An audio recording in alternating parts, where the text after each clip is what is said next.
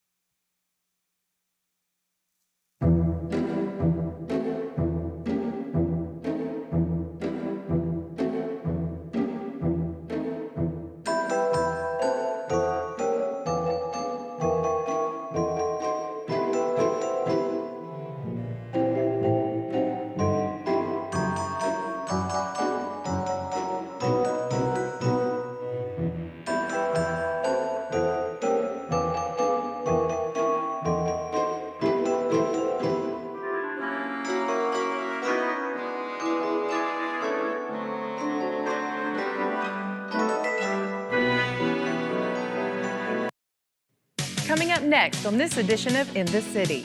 MTSU unveils the first phase of a multi-million-dollar athletic facilities upgrade. Also, the first phase of TDOT's Highway 99 widening is completed with Phase 2 starting soon. Plus, the Benevolent Cemetery gets a new historical marker. And Murfreesboro was blessed to be one of the stops of a replica of the Vietnam Veterans Memorial called The Wall That Heals. We'll tell you all about those stories and more coming up right now on this edition of In the City.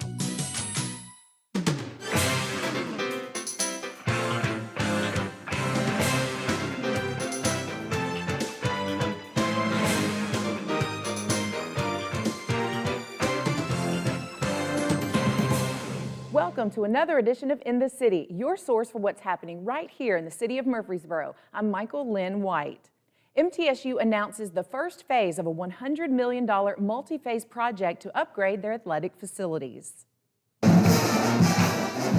With $66 million in hand, MTSU will soon start the first of a multi-phase project to upgrade the athletic facilities, starting with football. That will include new locker rooms and much more. So we're going to build a 3-story building for our student-athlete performance center, new weight rooms for all of our athletes, a new training room, equipment rooms. After about 3 years of silent fundraising, this project is now public as they move into Phase 2, which will mainly include the renovations to the Murphy Center. It will bring more events to the city, and certainly the city will benefit with more tax dollars coming to it. So it truly is not only a win for the university, but a win for our city, which in turn will keep the taxes down for our residents. Currently in the design phase being led by an MTSU graduate, it will be about a year before construction begins. And the hope is this entire project will be complete by the 2024 football season. So people draw their impressions of the university when they drive by,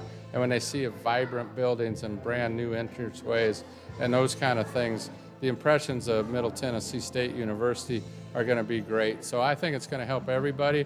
It's going to help Murfreesboro. It's going to help Rutherford County. I'm so excited about this project. Can't wait for the construction to begin. No tax dollars were spent on this project, and they are already $10 million in of a $15 million goal for the second phase. For CityTV, Michael Lynn White. The Tennessee Department of Transportation has completed Highway 99 Phase 1 widening from I-24 to Cason Lane, with Phase 2 from I-24 to Old Fort Parkway beginning soon. The Tennessee Department of Transportation recently finished Phase 1 road widening of Highway 99 from Interstate 24 to Cason Lane. It was a difficult project, obviously with the amount of traffic that the state had to deal with during the construction. I will say the state was really good working with us on keeping left-hand turn lanes in at signals and some of these side streets, just trying to maintain traffic. That wasn't originally designed in with the project by their consultant, but we pleaded with them to include that just so we could keep traffic moving here as much as possible. New Salem Highway, State Route 99, such an important route to the city of Murfreesboro, heading all the way out to Rockville and then all the residential areas that it serves here. But we're really pleased with the finished product. We believe the state did a good job with it. It's a little different than some of the projects that we build. It's got the 5 lanes, which is pretty typical for ours, but it also has a shoulder on it, which is, the state does that a little bit more on their projects. Comes in handy later in the future if you ever want to convert the shoulder to another lane. So then you've got 7 lanes going in each direction. But that was some back and forth with us during the design, and we liked that aspect of it, and really happy with the way that it turned out. It did take a little bit longer than what they had anticipated, mainly to do early on with some of the utilities, some time to get in and to get out of the way. Included some bridges along, which obviously those always take a little bit longer to complete, but they really did a good job with it. So we're excited to finally have this phase of it opened. So Phase 2 will actually start around Middle Tennessee Boulevard and will actually extend to Old Fort Parkway. If everything looks good with it, we hope that they'll start work after the first of the year on it. And it's about a 2.5 year project. It is tough. It's a very congested area. If you can't avoid it, if you've got another route to take, and if you're just commuting home, we would encourage you to do that and just give them the space to do the work. Phase 3 will start at Cason Lane and it'll go out to Veterans Parkway. It's a little bit more open. It doesn't have as many of the bridges and stuff that they had to build with this, and they actually had some stream work to do with this project as well, which that always takes a little bit of time. So we're hoping that once they get that started, that it'll go a little bit more quickly than this one did. We're excited to finally have this phase of it opened, and then looking forward to the next phases that they're still working on. The African American Heritage Society unveils a new historical marker for the Benevolent Cemetery.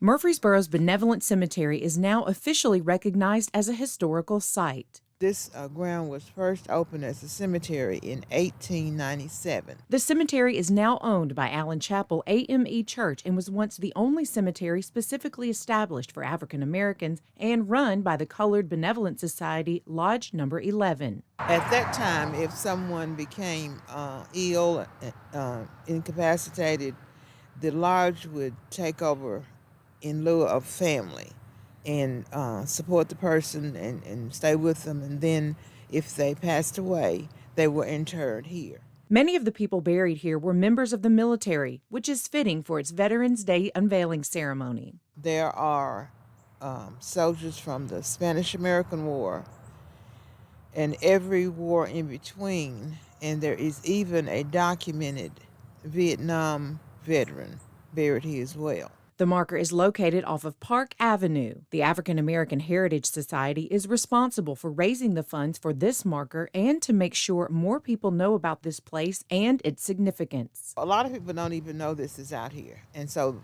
that the African American Heritage Society's main goal is to educate. That's our mission. Organizers tell us the reason events like this are important is to make sure the history of these places is never lost. We want the younger generation to understand our history. And if we don't share it now, while those of us that are seniors are still around, it might not get passed on. The African American Heritage Society continues to raise money for historical markers like this to remember and preserve the rich history of our city. For CityTV, Michael Lynn White. Murfreesboro was the last stop of the replica of the Vietnam Veterans Memorial that honors all fallen military personnel in the Vietnam War. In 1996, a replica of the Vietnam Veterans Memorial in Washington, D.C. was built. This replica was designed to travel to communities throughout the United States. It's called The Wall That Heals, and Murfreesboro's Barfield Crescent Park was its last stop for its 2021 tour. It is a tribute to the more than 58,000 men and women who died during service in Vietnam. And this display will actually make 26 stops throughout the year. We are the last stop for the 2021 tour. So after we are done here on Sunday, we'll load up, go back to DC where it'll sit for the winter before beginning next year's tour in March. I am a veteran. My husband's a veteran. And last year we were just talking that we wanted to do something for our community, bring our veterans together. I knew about this from previously working with it before and said, let's bring the Wall That Heals to Murfreesboro. Over the last year we spent working on it and made it happen. There's Vietnam veterans here in the area that can't travel to DC. They can't go to see the actual wall in Washington. So having this come here for them is healing for them because they finally get to put a hand on the name of someone maybe they served with, maybe they were with when they were killed in action. We give a lot of information about the wall. We help people demonstrate name tracing so they can go to the wall and trace the name of a loved one that they're looking for. And then a lot of it is just being there for what people need. This is a really emotional experience for a lot of people for an obvious reason. And so we ask them to kind of respectfully make sure that if that person needs anything from them, that they're available for that person when they need to be. In talking with those that have come out so far, we've had a lot of Vietnam veterans, as you can imagine. We've also had a lot of younger people coming, parents bringing kids, grandkids coming. We've also had a lot of just community who don't really know a lot about what it is. They want to come out and see it. But what we really see is our veteran community coming out and wanting to be a part of the healing process and to be here for the veteran that may just need somebody to stand beside of them. If one single veteran walks away from this wall and feels truly welcomed home, or they feel like they've been healed by being able to be here, then all of it's been worth it. After many years of discussion about one of Linebaugh Library's services combining with Rutherford County Archives, it now becomes a reality. Linebaugh Library's Historical Research Room, which focuses on Rutherford County history, has moved into the Rutherford County Archives building, which focuses on government records and history as well. Both form a one-stop shop for local historical resources. In 2008, John and I started talking because Linebaugh needed more space. So we were thinking, okay, we take that whole room and we put it over here in the archives. Well, there wasn't space. So we're thinking, okay, we have to add on. Well, money wasn't going to happen. And then when the new judicial building was built, they had to build John extra space over here. And I said, you know, we should be able to make this work. And we started talking again and realized that we had a lot of common areas, like this area where we're in now. John had this size. This was about the size of where we had our tables and chairs and research area in the room. And so when we started incorporating rather than just plopping it as a separate piece, we realized it was going to work. We were sending people over here, and John was sending people to us. And we sent Lisa Ramsey over here. She was upstairs. She was a supervisor at Linebaugh, and along with the staff at the archives. Really a win-win situation because each brings their own specialty to the table. And so it's a great collaboration. The Rutherford County Archives is a building a lot of people might not have seen before, so the director gave us a tour. So Rutherford County Archives, we've been in this building since 2006, and we're part of Rutherford County government. Our job is to keep all the permanent and legal records of the county. So if people come here, we have divorce records, property records, various types of court records. We also have history of the county go back to 1804 since we have all the oldest records of the county. All right, let's take a small tour of the county archives. When people come in, they are greeted here at the front desk so we can see what they need. Sometimes they just need a quick file. Sometimes they're here to do research. This is our research room. We're happy to have the new library edition here for our patrons. Here you'll find the historical books of the county as well as the region to do research. But this is a nice place to come and sit and do your research, look at our records, as well as get into the library's collections. We do offer several databases at our disposal. We, for example, Ancestries.com or newspapers.com, where our patrons can come in, sit down at the computers, and do that kind of research. This is our conservation lab where we do hands-on preservation work with our historic documents. Our staff and students are able to come in here to work on various projects, be it old newspapers or old county records, where they have to be cleaned and then mended, as well as refolded and put into acid-free boxes and containers. We have a new vault to keep all of our microfilm as well as our photograph collections and historic negative collections. So when people come to the archives, we can pull a vast amount of microfilm records, be it census or military records. This is where we keep a majority of the county records. This is where you'll find records from 1804 to almost the present. The various courts and county offices that we represent by keeping their records. So it's our job to preserve these records. It's mandated by federal, state, and local laws that some things are kept forever, and that literally means if we have the paper, we keep it forever. Most of this stuff is digitized and or microfilmed for emergency backup, but it's our privilege to keep the records of that document the citizens of our county. One of the more exciting collections we have is the Daily News Journal. We had the honor and privilege to get their bound volumes of newspapers from 1938 to 2012. These are available online as well as on microfilm, but when you come to the county archives, we're able to pull these out for patrons to look at, which is kind of exciting. We're happy to announce that we have a brand new addition to the building. It is to help us streamline records management with the various county offices. This new addition is 2 stories, so we do have a lift to get pallets of records from the first floor to the second floor. So please come visit us at the Rutherford County Archives. We're located at 435 Rice Street, right here in the heart of Murfreesboro. We're open Monday through Friday from 8 to 4. You're welcome to look us up online. Give us a call. We'll be happy to talk to you. Live theater is back at the Murfreesboro Center for the Arts with their first show inside the theater in over a year. After over a year of no live shows inside, the Murfreesboro Center for the Arts is back. The same show that just 2 weeks from opening night was shut down because of COVID is now here with the beloved story Little Women the Musical as it lights up the stage for the first time in over a year. This is our first time welcoming people back into the building, and it's very exciting, and we're just going to keep going. We're rehearsing Elf, we're rehearsing Matilda. Here we go. Charlotte Myrie Sheely, who plays Jo March, returns as the lead, this time with her father playing the role of Mr. Lawrence. It's been really fun for both of us. We've had kind of different experiences walking into it because the show was cast almost 2 years ago, and I was cast in that original production, and we lost a few members now that we were finally able to put the show on. But it has all worked out because my dad was able to step in and fill in one of the roles. If you've never read Little Women or seen it on stage, there's a reason it's been around since the 1800s. It's truly an inspiring and fun story for everyone.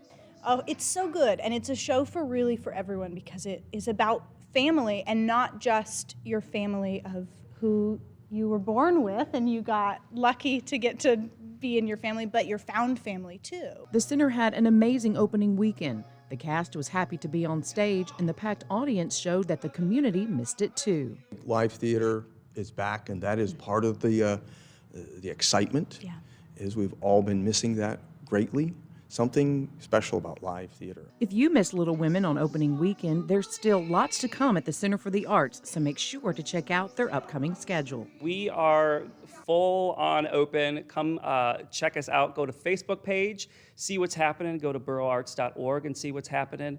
But there is something almost every weekend, except for Thanksgiving weekend, through the end of the year, happening at the Center for the Arts. If you want to come see a kids show, if you want to come see Little Women, if you want to come see Elf, all kinds of things happening. So please check us out.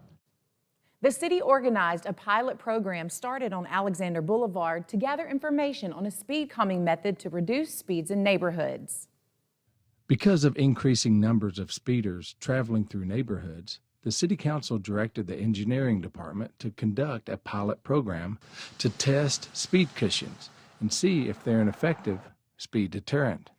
Speed cushions are humps that include wheel cutouts to allow large emergency vehicles to pass unaffected. The information was shared with the City Council at a workshop meeting. Late 2020, Council wanted us to test speed cushions. So because Alexander had already qualified for the program, we went ahead and installed the cushions on Alexander in February of 2021. Then in July of 2021, we sent out the surveys to residents to collect their feedback. And then we also went back out and collected traffic data. So this is the volumes on Alexander pre-speed cushions and post-speed cushions. As you can see, the volumes greatly decreased, indicating that people were avoiding the areas with the speed cushions. The good news is also the speeds decreased. From the surveys, we sent out 280, and we got about 120 responses. 2/3 of the residents that responded said that the pilot program was excellent or great. There was almost an even split between the people that responded that actually lived on Alexander versus just in the area. More than half of the people felt that the cushions are effective. And most residents didn't feel that noise was an issue. And 2/3 of the residents said that they feel like the cushions should stay. And we also give room for the residents to write a response, and all those responses were included in the packets that y'all received with the agenda today. A couple of the responses were concerned about emergency response, a delay in emergency response times. So I contacted Fire Station number 6, and we did a ride-along. So we did 2 passes down Alexander. We did one where we straddled the cushions, and then we did one where at least one wheel hit each speed cushion as we went down. So the first pass, it took 1 minute and 15 seconds, which equals about 33.6 miles per hour. The second pass, when we hit it with one wheel, it took 145, which equals about 24 miles per hour.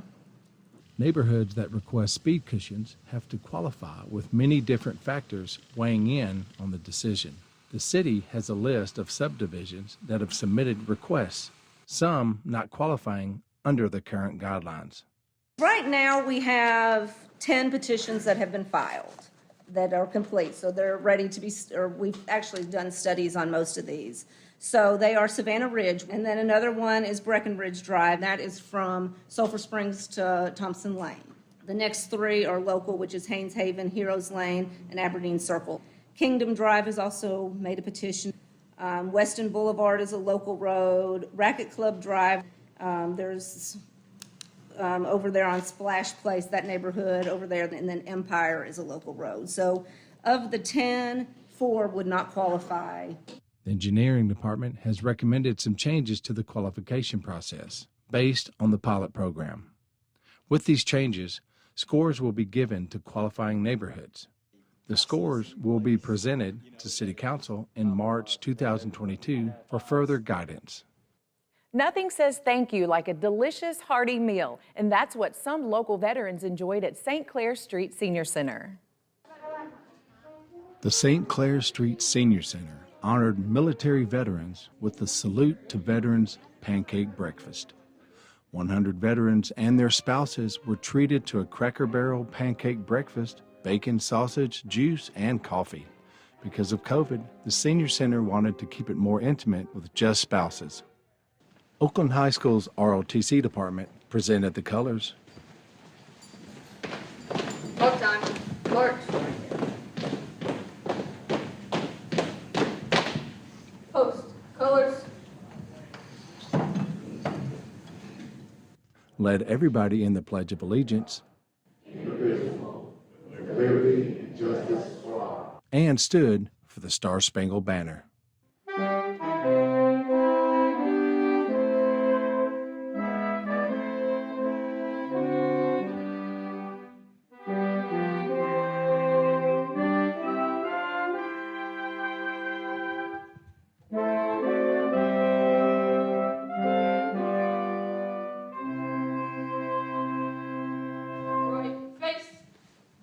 Forward, march.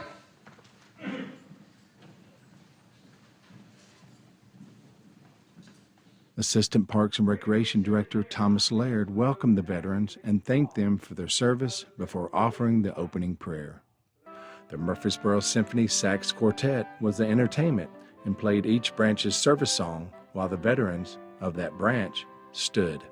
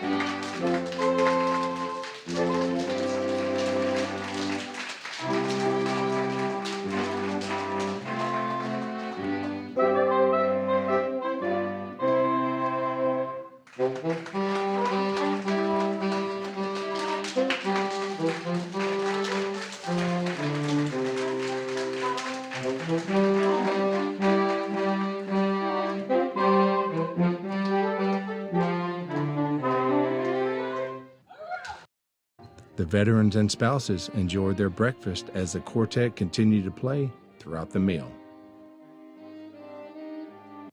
It's that time of year when your property taxes are due. Here's a public service announcement to explain the most convenient way to pay.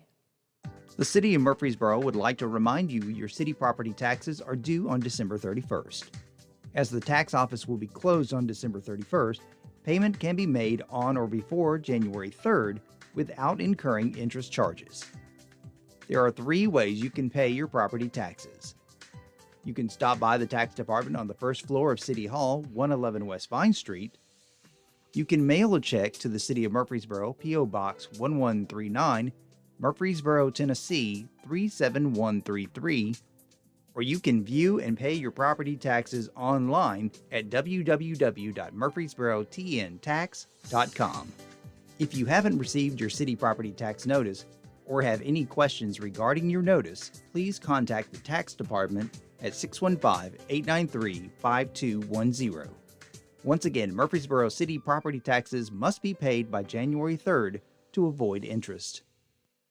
With lots of home cooking happening this time of year, the Murfreesboro Fire Rescue Department provides you holiday cooking safety tips. The leading cause of fires in the kitchen is unattended cooking. Be on alert. If you are sleepy or have consumed alcohol, don't use the oven or stovetop. If you are simmering, baking, roasting, or boiling, check it regularly. Remain in the home while food is cooking and use a timer to remind you that you are cooking. Keep anything that can catch on fire, oven mitts, wooden utensils, food packages, towels, or curtains away from your stovetop. If you have a cooking fire, just get out. When you leave, close the door behind you to help contain the fire. Keep a lid nearby when you're cooking to smother small grease fires. Smother the fire by sliding the lid over the pan and turn off the stovetop. Leave the pan covered until it is completely cooled. For an oven fire, turn off the heat and keep the door closed. The National Fire Protection Association discourages the use of outdoor gas-fueled turkey fryers that immerse the turkey in hot oil.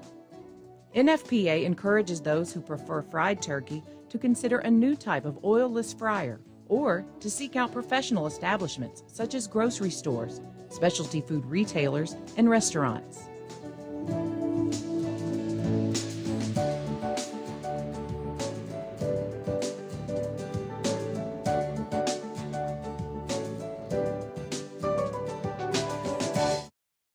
We are excited to share that we have partnered with Paws of Rutherford County to bring you a Pet of the Month each month here on City TV.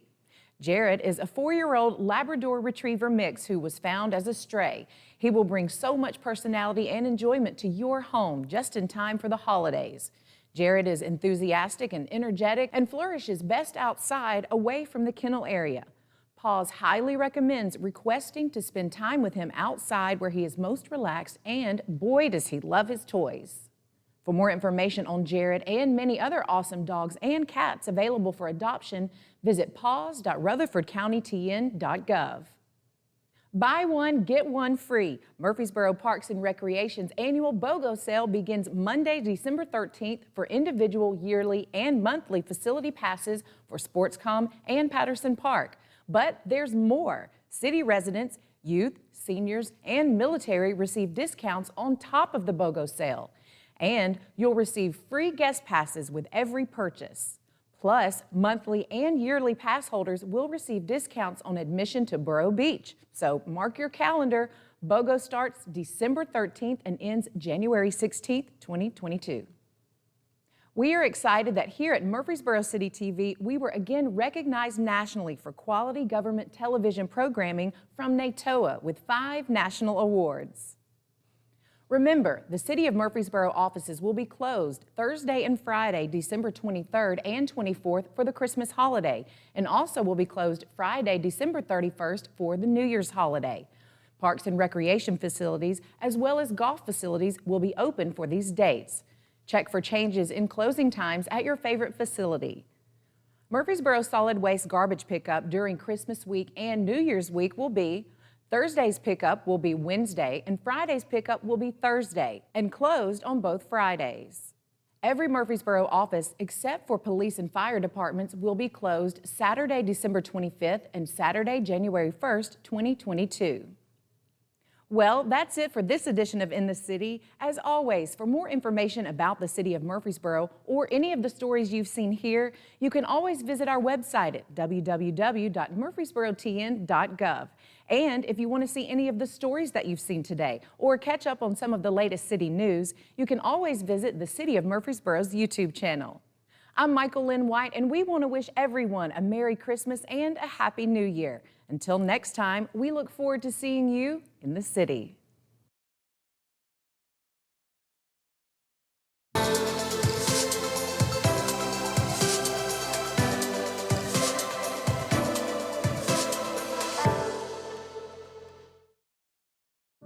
Hello, I'm the producer of Murfreesboro Storytellers, and this is our final episode.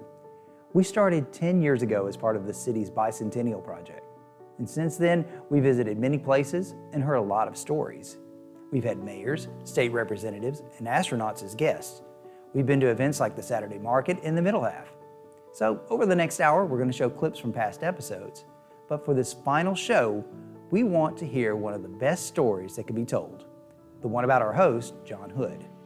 John has meant so much to our city and county, and we want you to find out more about his amazing life and career. So, for the final time, welcome to Murfreesboro Storytellers.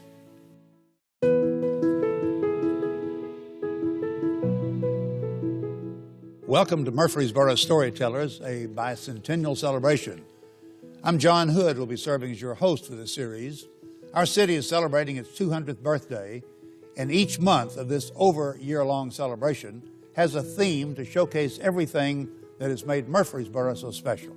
And our guests for this first program are Matt Murphy, local attorney, Pam Caius, community volunteer, and Jock Rucker, local attorney. As a matter of fact, Pam coincidentally is the wife of an attorney, so we have the bar well represented here.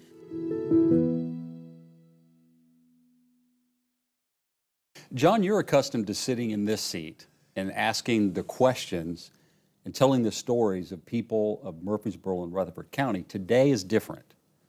We're going to tell your story, and we're honored to be able to do that because of all your years of dedicated service. And, you know, you're usually telling these other stories, but you're a story in and of yourself.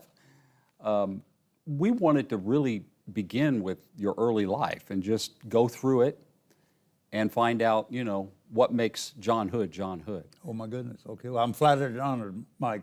Thank you very much. Pleased to be here. Let's talk about the first memories you have of Murfreesboro and Rutherford County. Well, the first memories I have, I guess I originally lived on Manny Avenue, where my father had a service station, also had a grocery store. And then when my grandfather died down in the old Jefferson community, my grandmother and an aunt who had never married moved to Murfreesboro to be with us. So my father had owned 2 lots over on North Church Street that he had been vacant for some time. And together, what came out of the farm they sold, they built a house. I think it was either $2,400 altogether or $48, 2 times $2,400, my aunt's portion and my mother's portion. And that's where I spent my early life and many years at 853 North Church Street. Now, at that time, most people were in Murfreesboro or Rutherford County were living in the rural areas. Like you said, there was movement from farms to cities, but your family was already in the urban area. Yeah, my family, from my standpoint, had always lived here. My father grew up in Milton community, where he ran a grocery store and an apothecary, a pharmacy. And then he moved to Murfreesboro and went into business here in the city later. What was Murfreesboro like at that time? Give us a flavor of what the community was like. Quite different from today, of course. My recollection of Murfreesboro at that time was all the businesses were on the square around the courthouse. And I remember on Saturday night, a lot of people would come to town and they would park on the square and visit. They usually knew most everybody or a lot of people, and they would have visit and have a time to shop. I lived on, as I mentioned, on North Church Street, and that was just, 8 blocks from town. I would walk to town when I wanted to come to Woolworth or McClellan's to shop for toys or items that I was interested in. And I went to Critchlow School, which was at that time where the Rutherford County Health Department is located, and went to Critchlow, which was right across the street from the old Central High School, which burned when I was, I believe, in the 8th grade. And then from there on, the high school classes were held at the Tennessee College for Women, which was on East Main Street, where the Central High School is now located, or on rooms at MTSU, or MTSC it was at that time. So Central High School burned? It did, right. What about Critchlow? Was it fine? Oh, yeah, it was fine. It was just later superseded by new schools and new offices and new locations. So how did you spend your time as a child? You mentioned going to Woolworth's. That was typical of that age because you're wanting to go buy something or find something to play with or some candy. Right. What else did you do? Well, there was I mentioned, I think it was a vacant lot there next to our house. My father had the 2 lots. There was a vacant lot on which we played ball at the time, baseball, softball, football, whatever it would be. And I was interested I guess I got interested in broadcasting at the time. My father bought me a PA amplifier and a microphone and a speaker, and I would do the play-by-play of the ball games that were going on a vacant lot there, and that's how I got started initially in being interested in broadcasting and radio. Now, play-by-play, are you talking about you were also participating in the ball games or just doing the play-by-play? No, I was just doing the play-by-play, yeah. I guess at times I was playing in the games too, but yeah. At what age was this? Early teens, I guess it was. And what kind of teams were playing? Just neighborhood groups. It was just groups out that lived around there and got together and played ball from time to time. So that was good of your father to think about that. I mean, he had some intentionality in purchasing that for you. Do you know how that came about? Did he just bring it home one day, or did you think about I don't really doing it? recall. I'm sure I asked him if he would, and he did, yeah. And so you think that experience that you had doing play-by-play, I assume baseball. I think it was mostly baseball. Led to a career in broadcasting. It did. It was my early interest in radio and in broadcasting.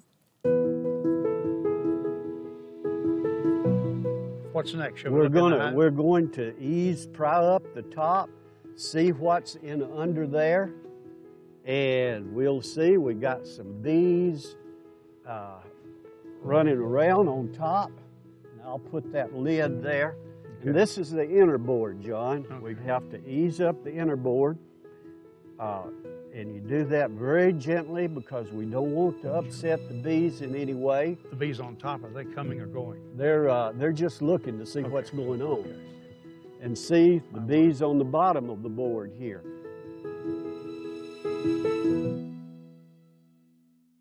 How did the GNS thing come about? Did you walk over to the radio station and say, I'd like to work here? Or do you remember that important event and how you got that job? I'm sure I talked to Cecil Elrod Jr., who owned and operated the station. I don't remember exactly how I did, except through the diversified occupations. I think it's what led me there, because that's what I wanted to do. So Ira Daniel, later superintendent of schools, was the director of DO, diversified occupations, and then he would contact an employer like WGNS, see if they were interested in having someone like me. And I was very fortunate they did. What were some of your first duties or assignments with the radio station?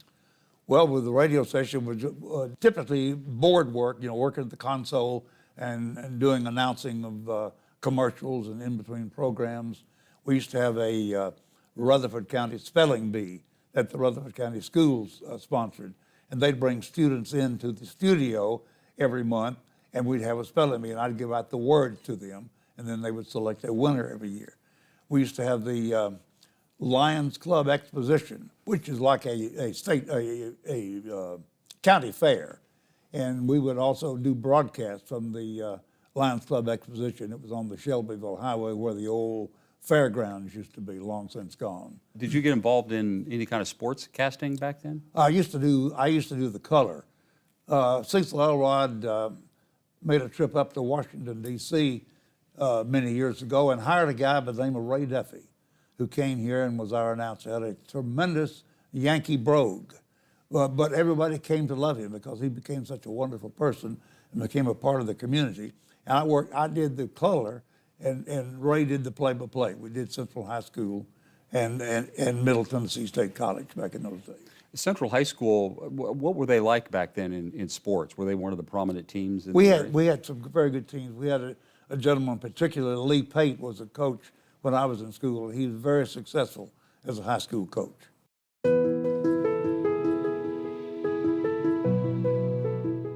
An inch of wood We're going to do the same thing. Okay. An inch of wood has about the same resistance capacity of a human rib. So I could tell you two things. One, if you can break this, you could break a human rib. But nobody's ever going to hold a human rib out. It's not quite that easy. Second, if you could break an inch of wood, if you took that power and put it in the tip of my chin, that's probably going to stun me enough for you to be able to get away. Because if you've ever been hit right in the tip of the chin, it drives that jawbone back into these nerve ganglion, and it can hurt. It's the old phrase, see stars, you're going to see stars. So let's do the same thing. Just come on and hit it just like you did the pad. Just come on through with it. All right. Oh, my goodness. Good shot. Way to go, man. The other thing we wanted to talk about were your Middle Tennessee years. So we're moving into the 1950s and talking about your choice, your decision to go to Middle Tennessee for your education. And I'm wondering, why did you choose Middle Tennessee? Was it really the only choice, or did you think about going to some other college? I don't think I thought about going anywhere else. It was here, and I'd known it all my life, and it was just the usual thing. You went through Central High School, graduated, went to college, and I was very fortunate to be able to go to Middle Tennessee State College at that time. And your undergraduate degree was in social science. Why social science? Well, really, working in radio, I would like to have majored in speech. At that time, MTSC did not have a speech major, and I wound up with a double major in social science. So let's talk about social science. What was that back then? Mike, I'm at a loss to be able to explain much about it. Political science, somewhat, was included in the classes, and just had a lot of good opportunities there to be able to learn about government, about people, and about the operation of a community like Murfreesboro. In addition to going to classes and studying the social sciences, what else did you participate in those days? Well, in high school, at Central High School, we had a program called Diversified Occupations, where you would go to school half a day and would work the other half a day. So I was very fortunate in my senior year to have Diversified Occupations and then worked at WGNS Radio at that time. So when I was at MTSC, I should say again, then I continued to work at the radio station even after the Diversified Occupations. So typically, with the college days, I'd go to school in the morning, work in the afternoon, the evening.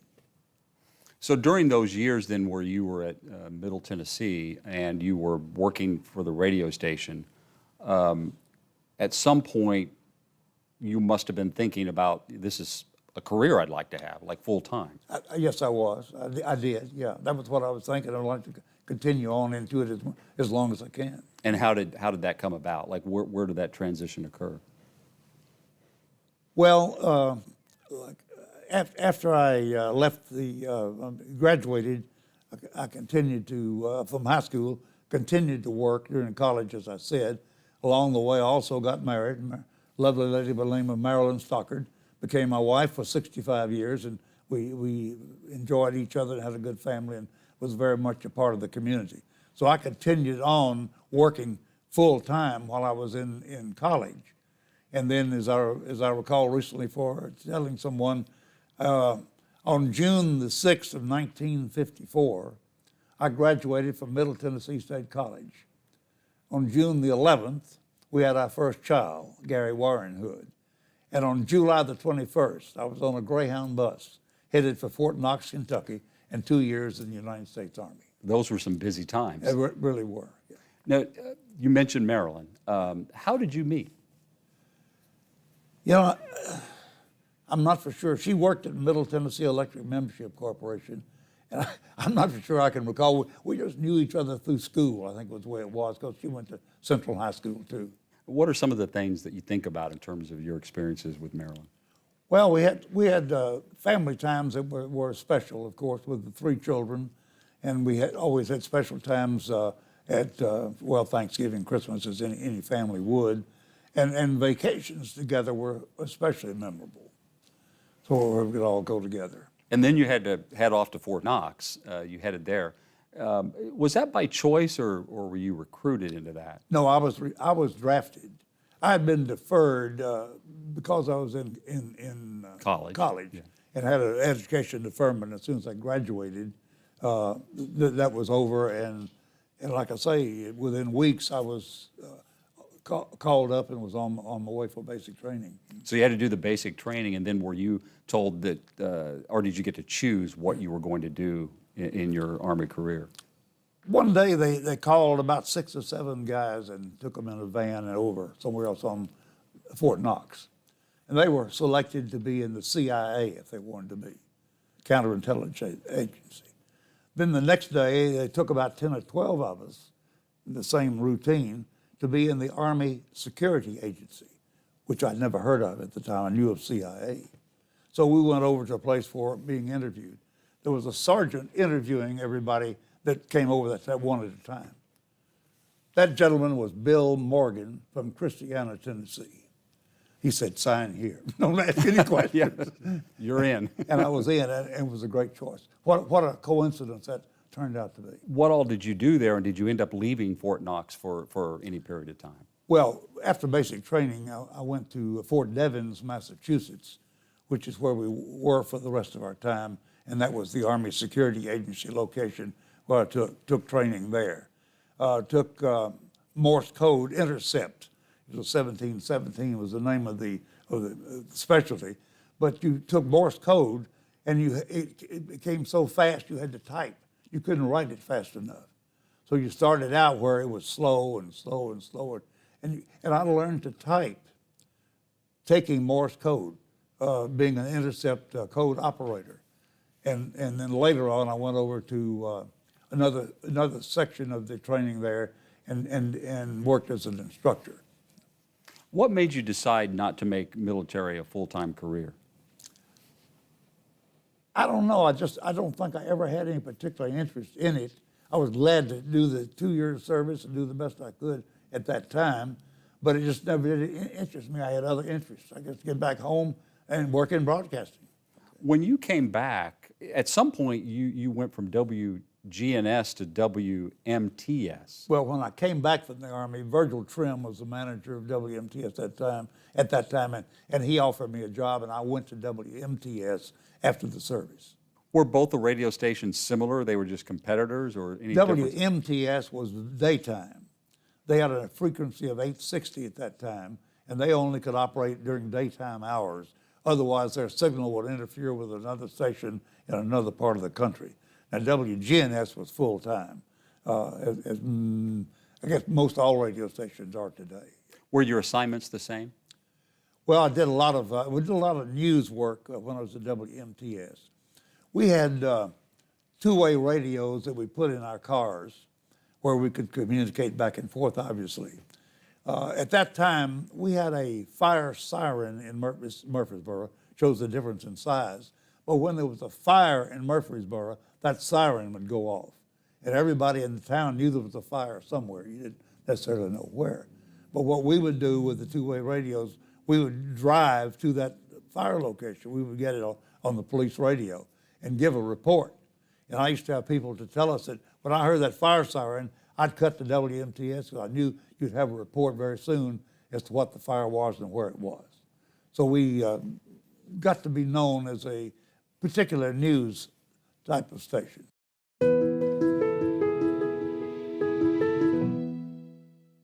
We traveled to the Wat Lao Buddhist temple located on the Old Nashville Highway to visit with Chanto Sereno.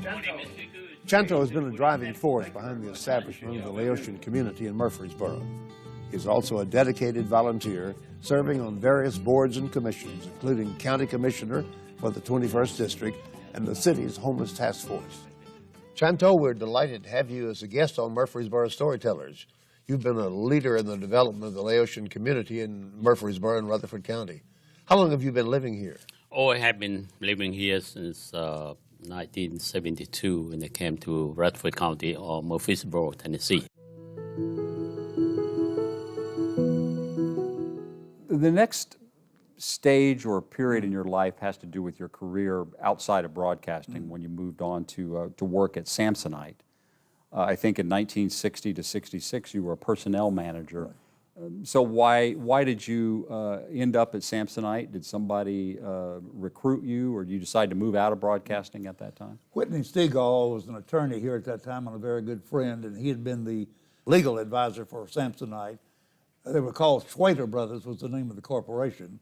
Schwader Brothers, that was a family name that formed it, and then the product name was Samsonite. And Whitney, and they wanted somebody for personnel, we'd call it human resources today, and Whitney recommended me for the job. I interviewed for it and was accepted. It was quite a change in my work experience, but quite an enjoyable change. So you started working then in personnel, and you hadn't worked in personnel before. You were in broadcasting, but you worked well with people, obviously.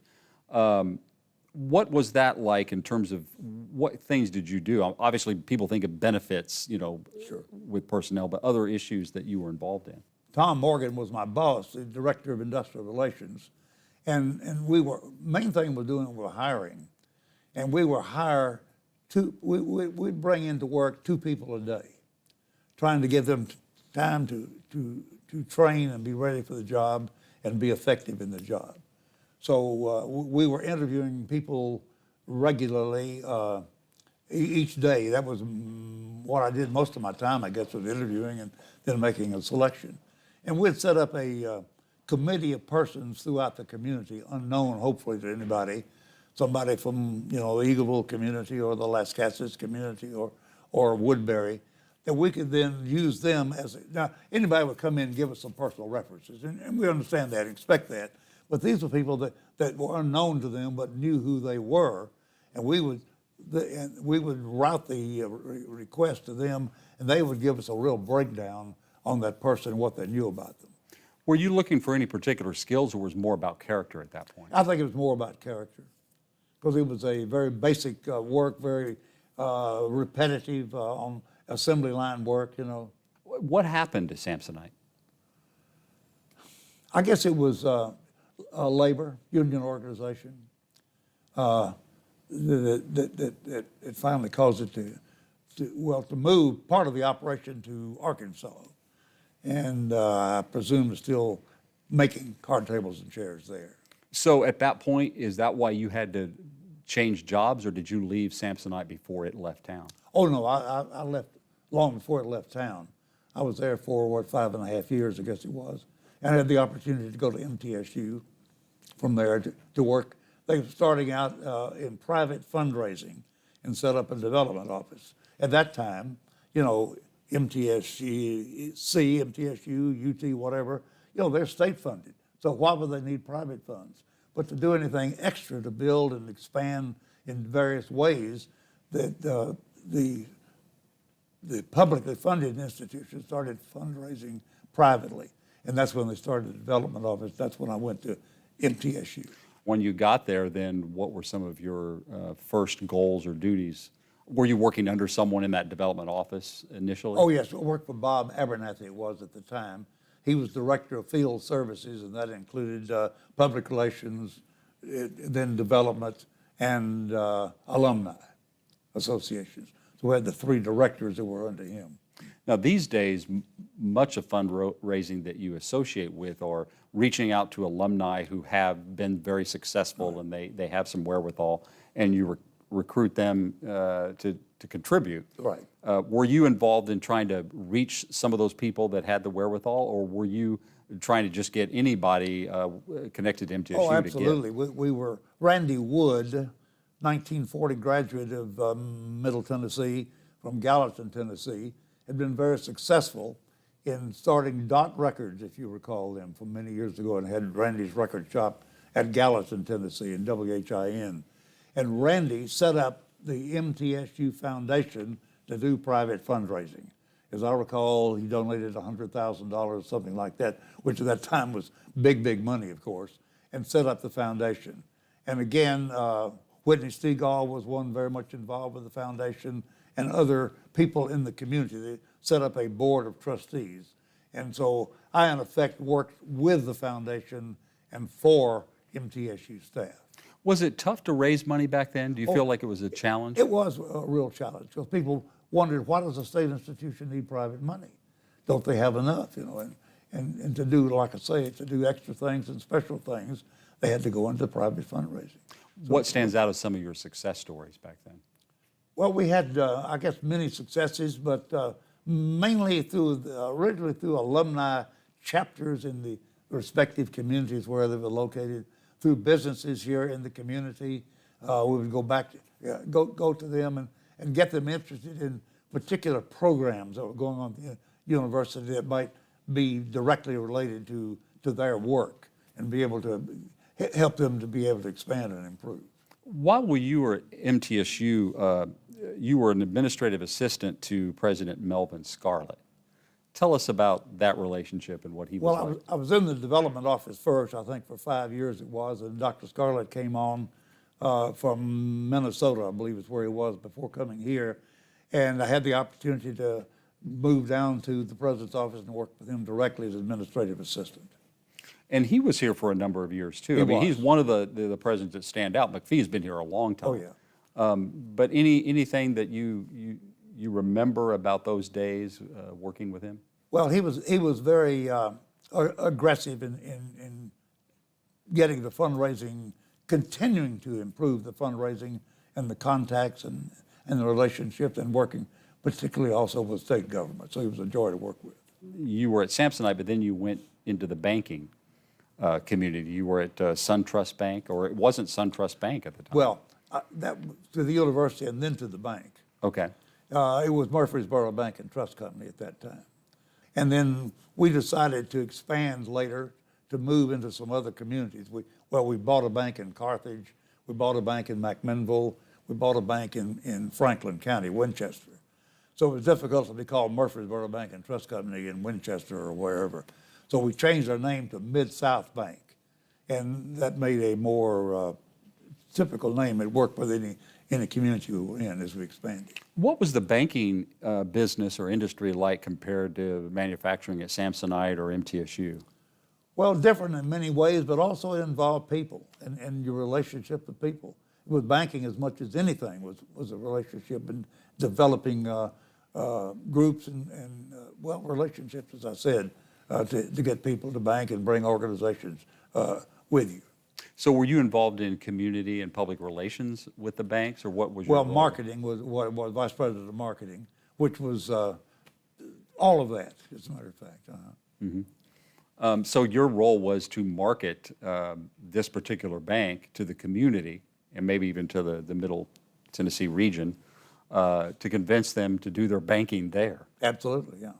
And we worked on getting newcomers. I had a good friend at State Farm Insurance who would always send me a list of people who were coming in once they notified the people in the house at State Farm. And I would be on the phone and call them in Vicksburg, Mississippi, or wherever they were, to introduce them to the bank and tell them I'd appreciate doing the banking when you get here. Love to meet you and work with you. We would do luncheons at the bank. We had a nice dining room. Well, it was a boardroom. Actually, we used it for a dining room as well, where we would bring in the newcomers, particularly at MTSU every year when new faculty was coming on board. We'd have a luncheon for the new faculty at MTSU and get their banking. In a community like this where development is growing and there are so many developers and builders in town, I mean, the banking business is critical, is it not? Oh, very definitely, yeah, very critical. So what kind of things were you involved with? Because it's one thing to convince some people, hey, do your personal business here. It's another for the bank itself. I mean, it's not just you, but the bank to convince some local companies or businesses to be able to put their money in your bank. Sure, we'll be regularly calling on the local businesses, retail, manufacturing, wholesale, whatever, to be able to encourage them to come and at least give us a portion of your business and eventually maybe all of the business. And then the next step from there is not just business, but to be involved in civic leadership or nonprofit organizations that help the community, those in need. And you've been involved in that as well. I have been, and back in those days, almost every bank had a member of their staff in a civic club, because that was one of the first things you did, the Exchange Club, the Lions Club, the Rotary Club, Kiwanis. Every bank would have a person would go to be a part of that organization, and so that way they had the good working back and forth. Now you don't find that nearly as apparent as it used to be. What have we lost from that, do you think, that sense of community and some of the people being involved? I mean, maybe it's because when you grow, you lose some of that personal touch. I don't know what it is, but Apparently you do, unfortunately, but it is so important, I think, that helps you to maintain that contact and that relationship, to be able to do things together for the community or for your business or for the bank. We actually have kind of a cool day for July, don't you think? Very pleasant, as a matter of fact. Now, this market runs from June through October, is Yes, that sir. correct? We open the first Saturday of June and we run through the month of October. So actually it's about 22 weeks. Okay. The hours are 8 to 12. We have 57 spaces. We opened the market with only 12 back in 2010. This is our 6th season. We have Tennessee farm-related products only. And that includes, of course, the great veggies, fruits, flowers, plants, eggs, honey.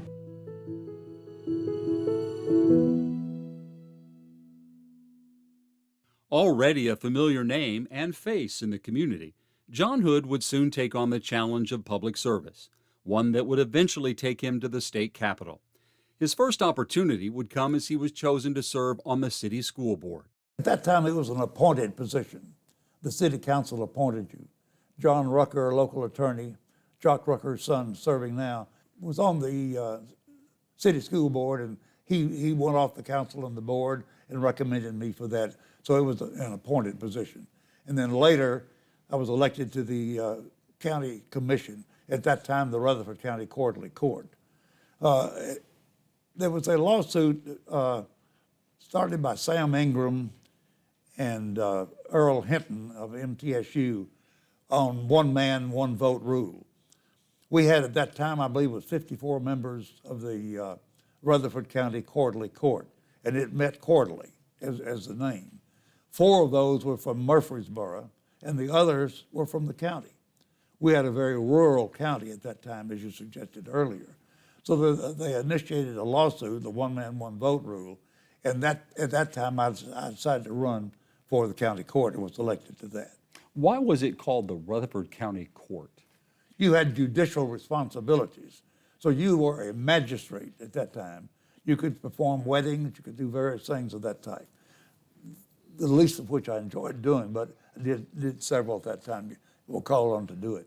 So that was the reason that it was called court, and they only met, as I said, quarterly. So we came in as new members. We said, I don't remember the budget of the county at that time. You only meet quarterly to operate the Rutherford County. So we changed it to be a monthly meeting and started meeting monthly. And it was meeting always at 10 o'clock in the morning. Almost everybody pretty well had a full-time job, not that you couldn't take off, but we said, let's make this an evening meeting. And we kept the July meeting in the daytime, which was always the budget meeting. So we started meeting monthly at night. And that time the county judge over the county court would pretty well run the court. He would call committee meetings, conduct committee meetings, and dismiss you. And then we were electing chairman. We said, wait a minute, as a chairman of the committee, why am I not serving as a chairman and operating the committee? So we changed all that committee structure and became a very working county commission and changed the name.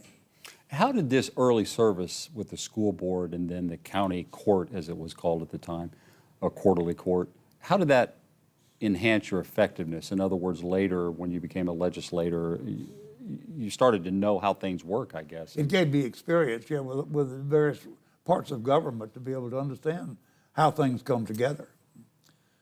What made you decide to run for the legislature? What was it about what you could do there? To me, it gave me another opportunity to be of service. It was just I guess something I'd had thought in the back of my mind all my life. My father was a sergeant at arms for the House of Representatives in my young years. I did not know that. Used to ride the Greyhound bus to Nashville every day to be sergeant at arms.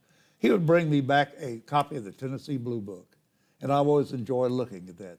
Never would I have thought that one day my picture and my bio would be in there too, along with the other members. It was just one of those things that's sort of in the back of your mind that you might like to do, and had the opportunity at the time to do so. And then when you got there, obviously, as someone who is dedicated to community service, you were trying to achieve some things or make some things happen, whether it be in education or child seat safety, or whatever it is. What are some of the things you wanted to achieve when you got there? Well, anything to improve education, improve the funding for education, and be able to approve new programs as they came available, which was through the State Department of Education, but the funding had to come out of the legislature to be able to make them to happen. One of the bills that I took pride in, we had a very low percentage of seatbelt wearers. You could not be stopped for not wearing your seatbelt. You had to be stopped for some other reason, and then you could be fined for it. But we changed the law so that you could be stopped for not wearing your seatbelt and set a fine for it. Prior to that time, we had about 68% usage of seatbelts. It went up to 85%, I think, after the bill was started. So the idea of that was not to collect fines, but to save lives. And hopefully, right, because if you increase the usage, you're going to reduce, hopefully, accidents and fatal casualties. Right. And that was successful. I mean, that did that. Was that modeled off of other states, or other states that were already probably doing that, right? I'm sure they were. I don't remember particularly. We just thought it was something that needed to be done for this state. During the time you were at the legislature, and then you had experience with MTSU, I don't know if you initiated it or how it got initiated, but you were a participant in it in the legislature, was the posters at the Capitol. I didn't initiate it, just enjoyed participating, but MTSU started it, and then it grew to other institutions in the state, where that they have students to do posters about the state, the community, the institution, and they have it on display for a day in the office building at the state capitol, at the legislature. And that's an opportunity, I think, for students to highlight their research and to show what MTSU is doing. What would you do as a legislature as a part of that? Well, I would always try to participate, attend, and be there. But I did not know we had that much undergraduate research going on, but it's amazing when you see those posters and find out the projects and the programs that the students are working on.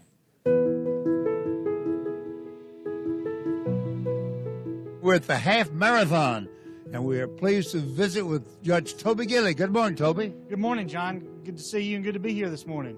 Are you a regular participant in this event? I have never missed it. This is my 12th in a row consecutively. Wonderful. This is a half marathon, right? A half marathon. How long will it take you to run it? I will finish it probably in an hour and 45 to an hour and 50 minutes.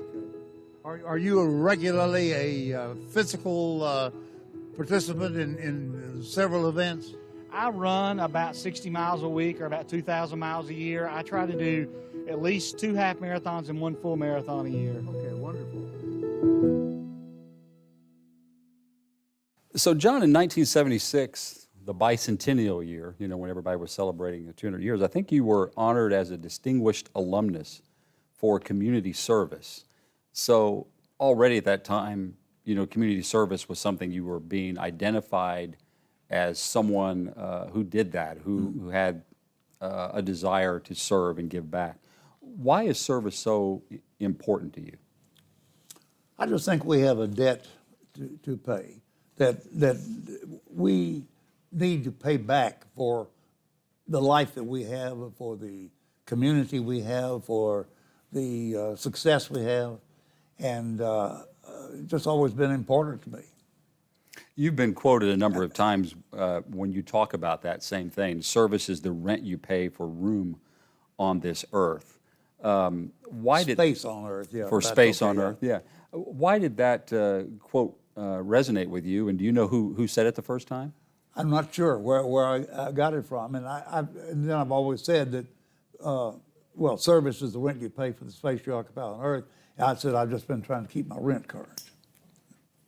And that's a great way to look at life. Yeah. I think, and now it's probably several people have been quoted as saying that, but if you look it up on the internet, you know who's credited with that? I wonder. Muhammad Ali. I did not realize Which is interesting, you know, that, I think he I had read had that that, one time. I've forgotten it. that Yeah. quote connected to him. And you were past president of the MTSU Alumni Association as well. So, I mean, a lot of people graduate from MTSU and they move on and they have careers and they may not even ever come back to Murfreesboro, but you stayed and you were involved in the Alumni Association. Right. What stands out during your period there in terms of things that you were involved in? Well, we were, of course, trying to encourage alumni to come back to the university for various events, sporting events, but cultural events as well, because I always had a very active theater arts program and come back for things of that nature, not just in the community. To come back for homecoming during football season and to be able to participate still in the activities of the university. And so we were always working to support anything that the university was trying to do to better the community. You mentioned cultural arts too, and I know you were involved with the Center for the Arts Board, and during those years you were trying to achieve some things and did. What stands out in that? Well, when Joe Jackson was mayor, the post office moved from where the Cultural Arts Center is now to on West Main Street at that time, I guess it was. So the building was vacant. It was built in 1909, as I recall, and the Post Office Commission at that time had architects that went to respective communities and designed the building to fit into the community. You know, they didn't just have one standard design, so they send this to Murfreesboro. So we had a very unique building. So he said, you all find something that would use the building. So we had the Cultural Arts Commission, and so he asked us to do that. So we got together and decided we would convert it into the Cultural Arts building that it is now. We had a group of citizens in the community were involved with that. We had two ladies that went to the Christy Houston Foundation, which, you know, came about from the hospital sale of many years ago, and got a grant for $500,000 to convert the building. The problem was we didn't know what it would take to convert the building. We had not had any estimates. It turned out we needed $900,000. So what we did, we went to the city and to the county and got $200,000 from each and made the $900,000 to convert it. And so that brought about the building to where it is today. Are you pleased with that legacy, that it's stayed in the community and that, you know, it seems to be very successful? Children's theater at that facility. There are performances all the time. Of course, COVID slowed it down a little bit, but you know, that's one of the things that is important to this community. Oh, it is, absolutely. I've been very pleased to see it continue to flourish. It's a very small venue, but also it's very effective for the productions and the events that take place there. The Exchange Club has been around a long time. 1951. 1951. So where were you in 1951? I was in school, I believe, at that time. But you were a charter member of the Exchange Club. Bill Allen and I are the two final living charter members of the Exchange Club. And again, we mentioned John Woodfin in the interview. Mr. John came to me and said, I've got a gentleman I want you to meet and get acquainted with him. He's here to organize a new club called the Exchange Club, and I want you to know him. As a result of that, I met the gentleman and joined and became a member. I went back to my home with my mother and my aunt loaned me $25 for the joining fee for the Exchange Club. You mentioned Bill Allen, and there may be some people listening or watching this that don't know Bill Allen. Veteran of World War II and of Normandy beachhead, right. Right, and then I think he was on a ship that was hit with a torpedo. He was. So he's someone that you were involved with in the Exchange Club early on. Oh yes, from day one. In addition to being a charter member, I had the privilege of being national president of Exchange in 1980-81. You also served as president of the Chamber of Commerce, which, you know, you've been involved in these nonprofit organizations like the Exchange Club, but the Chamber of Commerce is involved in that recruitment and getting business to come here. And then in addition to that, I guess after serving in that role or around that time, you were asked to do ribbon cuttings and groundbreakings, and for a long period of time, you've gone to all of these events. We have an organization known as the Chamber Diplomats that go forth to do ribbon cuttings, groundbreakings, and events in the community. And I've been a part of that group for about 26 years. It's just a real pleasure to go out and meet the new people coming into the community, learn about their new business, and be able to spread the word about them. You know, one year we had, I think, 128 ribbon cuttings and groundbreakings. Not nearly as many since the pandemic, but we still have a lot of that happening every week. Which is great, the Which is growth of the wonderful. community. One of the things that stands out in my mind, you know, I've only been here since the early 2000s as a reporter and then involved in, you know, some of the political aspects, public Right. affairs for the Department of Safety. And I go to some events. You know, I was at MTSU as a reporter there. Right. And I see you everywhere. And that's just the places when I'm there. So probably 3/4 more are the places that I'm not there, but I know you're there. You are a fixture at all these places. And it just like, it's amazing your commitment and your dedication to serving your community in that way. And we've talked about the quote and everything, but the other aspect of that is that's work. Like you've got to be ready, get there logistically, wherever it is, and you know, there's probably times where you're not feeling quite up to it, either health-wise or just like I'd rather be doing something else, but you're there. Well, I just enjoy it. I feel it's a way of paying back to the community, as I say, and being involved and getting to know and meet new people. And you work with Kelly Beam on a lot of these groundbreakings. Oh, yes, absolutely. Right. Yeah, she does a great job. Yeah, we have usually 70, 80 volunteers in the diplomat group. They don't all make every event every time, but we'll have 30 or 40 people at a typical ribbon cutting. Why is it important that we celebrate that? I think to let these people know we're welcoming them to their community, we want them to be a part of the community, that we want to be able to help them to be successful. And then the Rutherford County 911 building, which is out there on the west end in the growing section of Murfreesboro. I think you were involved in another commission with it because you now have, your name is on that building, right? Well, I'm on the Emergency Communications District Board. Still to this day? Still to this day, I'm treasurer. And I've been on it initially. I worked with the folks organizing it in the beginning back in the 80s, I guess it was, 80, 90, 1990, 1985, somewhere along in there, to have a referendum of the citizens of the community to organize the 911 organization. So we had a referendum. At that time, it was the highest percentage of positive votes to set up a 911 organization for the community. And I think one county has succeeded it since that time. So what do you credit that with? Or what do other people credit that for, the success in that? I think people are aware that they needed an emergency system like that to be able to handle emergencies when they happen. That's redundant. Before, you know, you had a number to call for the fire department, a number to call for the police department, a number to call to a funeral home to get an ambulance and whatever. We didn't have public ambulance service at that time. What was it like when someone came to you and said, we want to name this building after you? Well, very, very flattering. I'm just honored to have that to happen. And then I think there is a street. There's a John Hood Street in town. And there, actually, I think there's a photo of you outside that street sign. That's at Rockvale Meadows, as it is. A developer called me one time, and somebody representing the developer said, we want to name a street for you at Rockvale Meadows. I thought, oh, come on, my goodness. But anyway, they did, and it is there.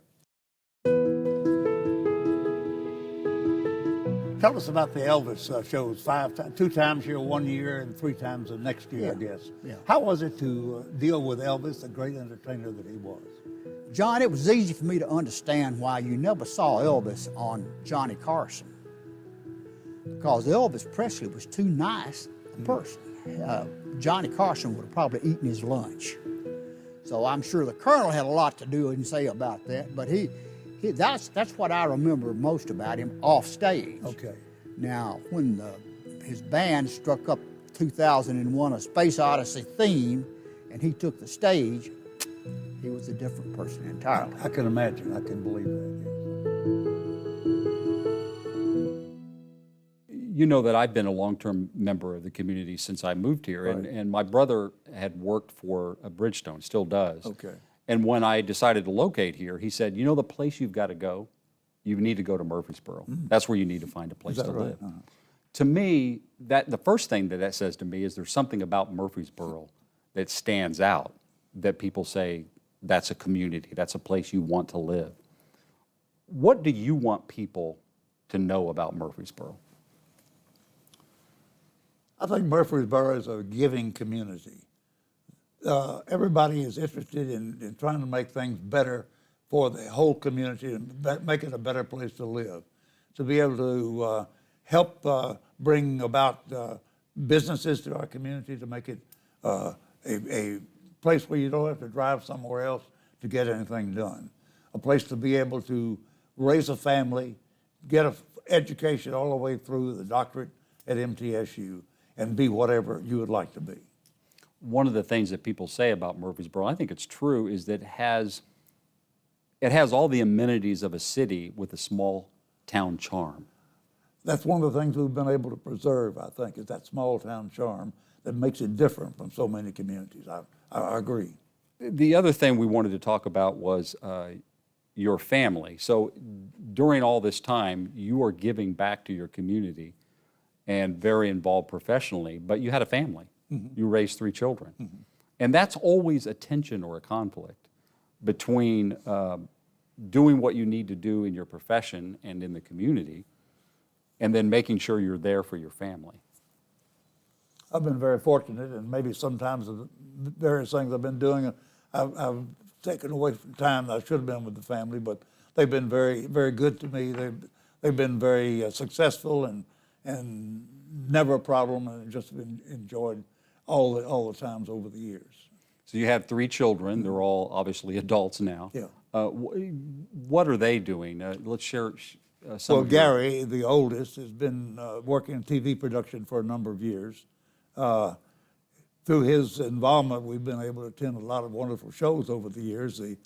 The Oscars at one time, be able to attend the Kennedy Center Honors for a number of years. And you mentioned the picture with Dolly Parton, and that was made at the Kennedy Center Honors, I think, with Gary and with some other people there at the Kennedy Center. Gary has recently moved to Florida and semi-retired, partly due to the pandemic and the lack of work in the television industry like it was for a while. Our daughter Rebecca lives in Franklin. She's married to Tom Hagan. They have a daughter, Kristen, is married to Josh Waters, whose family is in the trucking business.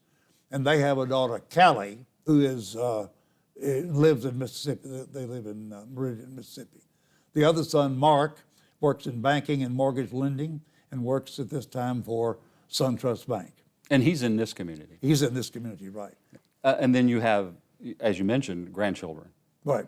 We have the 4 grandchildren. Gary has twins. Rebecca, I mentioned, has the daughter, Kristen, and then Mark has a son, Robin. Obviously, you've had some time to think about what you want your legacy to be.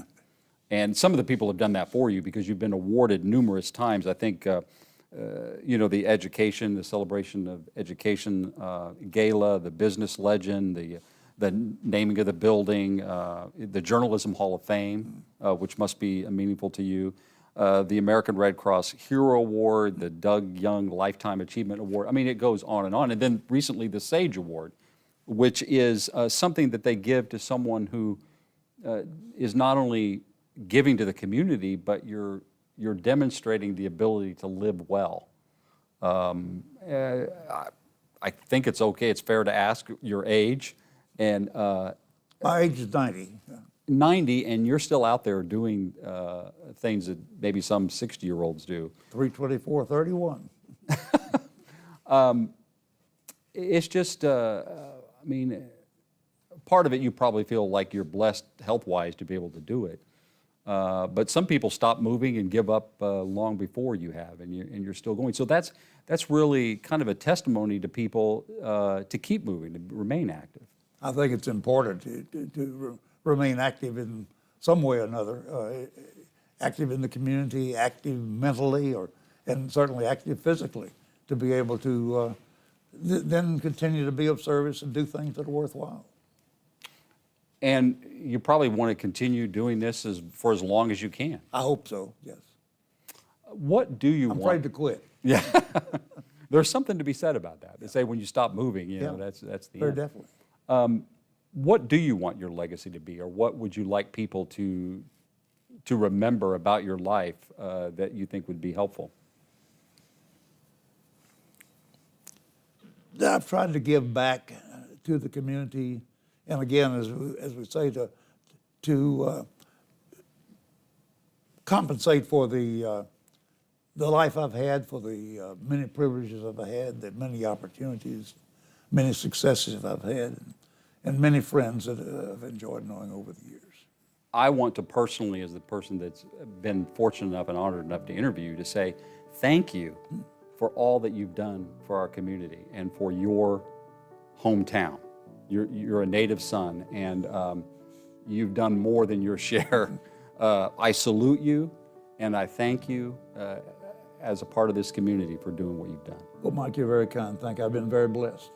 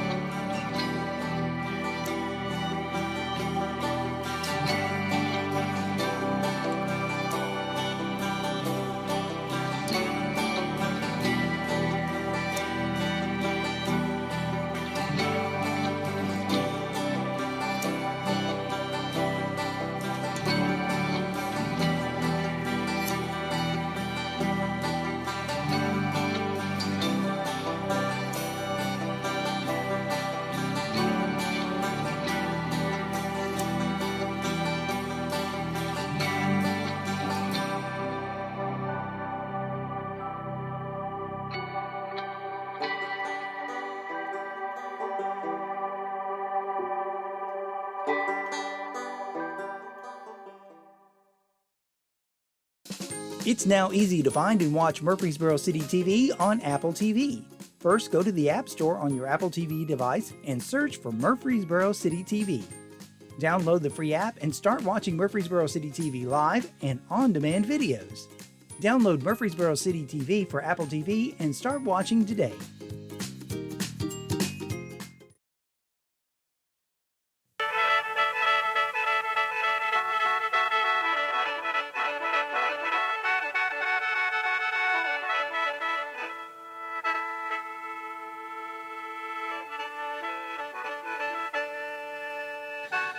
สบายดีทานผู้ติดตามชมรายการภาคสลาวธรรมะทินอัดพื้นแผกที่นี่สถานีโทรทัศน์23ออกอากาศภาคสลาวทุกวันคือแต่ละอาทิตย์คือภาคเสาร์และภาคแรกเริ่มแต่เวลา9 โมงถึง 10 โมงเป็นต้นไปรายการนี้นะครับอนุเคราะห์และส่งขอจากแผนกโทรทัศน์23ของเมืองมูฟิสโบรเพราะว่าคณะจัดการข่าวนำข่าวมาเสนอทานเป็นภาคสลาวเพื่อให้ทานมีการเข้าอกเข้าใจเกี่ยวกับข่าวและเหตุการณ์ต่างๆที่เกิดขึ้นภายในท้องถิ่นและแห่งอื่นๆอันดับต่อไปขอเชิญทานติดตามข่าวจากเขตการปกครองของรัฐเฟิร์ดข่าวแจ้งว่าในมอมานีทั้งเจ้าหน้าที่มีอธิบายเกี่ยวกับเรื่องการขับรถในวาระที่ว่าลูกหลานของพ่อเขาออกไปหาขอขนมในโอกาสฮาโลวีนหรือวันขอขนมเป็นประเพณีหนึ่งทั้งนี้ก็เพื่อความปลอดภัยทางเจ้าหน้าที่จึงออกเวลานั้นเพื่อให้การขับให้มีระมัดระวังและอันนี้เป็นอย่างดีนับว่าเป็นข่าวดีอันหนึ่งข่าวจากเมืองมุกสโบข่าวจากว่าในมอมานี่ทั้งเจ้าหน้าที่โดยแผนกนำประปาได้มีการ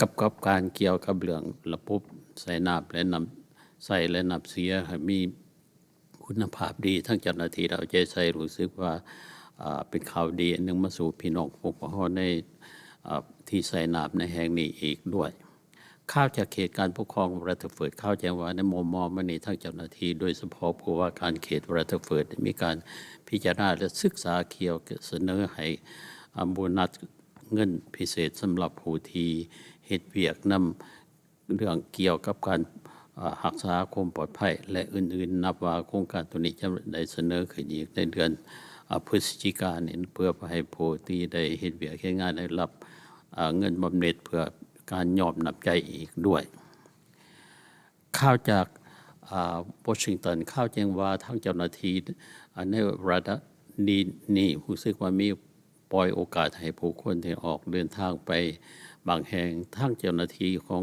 รัฐบาลของสหรัฐอเมริกาไปขอร้องให้แต่ละคนที่เดินทางไปต่างถิ่นขอให้มีความปลอดภัยและเพราะฉะนั้นก็เกี่ยวมีการซักยาและป้องกันเพื่อบ่ให้มีพยาธิอันนึงเกิดขึ้นอีกด้วยนับว่าเป็นข่าวดีที่ทุกคนอย่าไปสำไรเพราะมีการเตรียมและแก้ไขให้ซักยาให้ครบถ้วนทุกสิ่งทุกอย่างทั้งนี้ก็เพื่อความปลอดภัยของตนเองและคนอื่นข่าวจากมหาวิทยาลัยน็อกซ์วิลล์อยู่ที่น็อกซ์วิลล์ข่าวแจ้งว่าในมอมันนี่ทั้งเจ้าหน้าที่ได้มีการศึกษาและพิจารณาเกี่ยวกับให้เงินผู้พนักงานที่เฮ็ดเวียกเฮ็ดงานต่ำสุดนั้นเพิ่มขึ้นให้เป็น$15แทนที่จะลดจากนั้นทางเจ้าหน้าที่มองเห็นว่าการสำคัญเพื่อการใส่ใจและแห่งอื่นๆอีกด้วยทางเจ้าหน้าที่ได้ศึกษานี่เป็นอย่างรอบคอบอย่างดีข่าวจากเขตการปกครองของรัฐเฟิร์ดข้าวจะว่าในม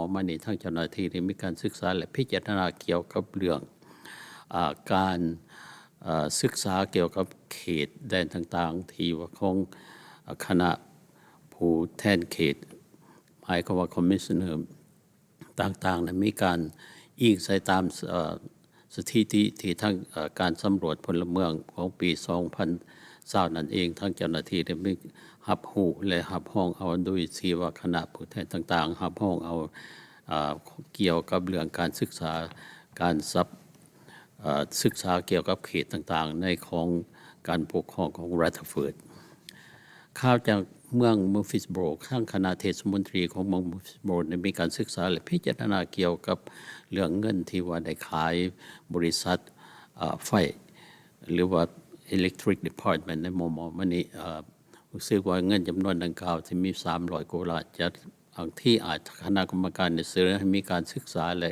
ตั้งคณะกรรมการเพื่อพิจารณาเกี่ยวกับการใส่เงินแบ่งเงินจำนวนนี้อย่างดี ข่าวจากเมืองฟิชโบรข่าวแจ้งว่าทั้งเจ้าหน้าที่คณะเทศมนตรีของเมืองเมืองฟิชโบรได้มีการพิจารณาและศึกษาเกี่ยวกับเรื่องดินจำนวน19 เอเคอร์เพื่อใส่ให้เป็นบอนสถานที่ฝึกซ้อมและการกีฬาต่างๆนะสำหรับโรงเรียน Providence อันนั้นว่าเป็นข่าวดีมาแก่ลูกหลานของพวกเขาข่าวจากเมืองสมือนากรมตำรวจของเมืองสมือนาได้มีการพิจารณาและศึกษาเวลาที่มีการเผชิญวันนาสโนนายเอาหูซึกว่าเห็นผู้คนออกไปร่วมสมทบหลายและทั้งเจ้าหน้าที่ของตำรวจของในเมืองนั้นก็รู้สึกว่าดีอกดีใจมีหลายคนปุ่มรุ่มกันอย่างดี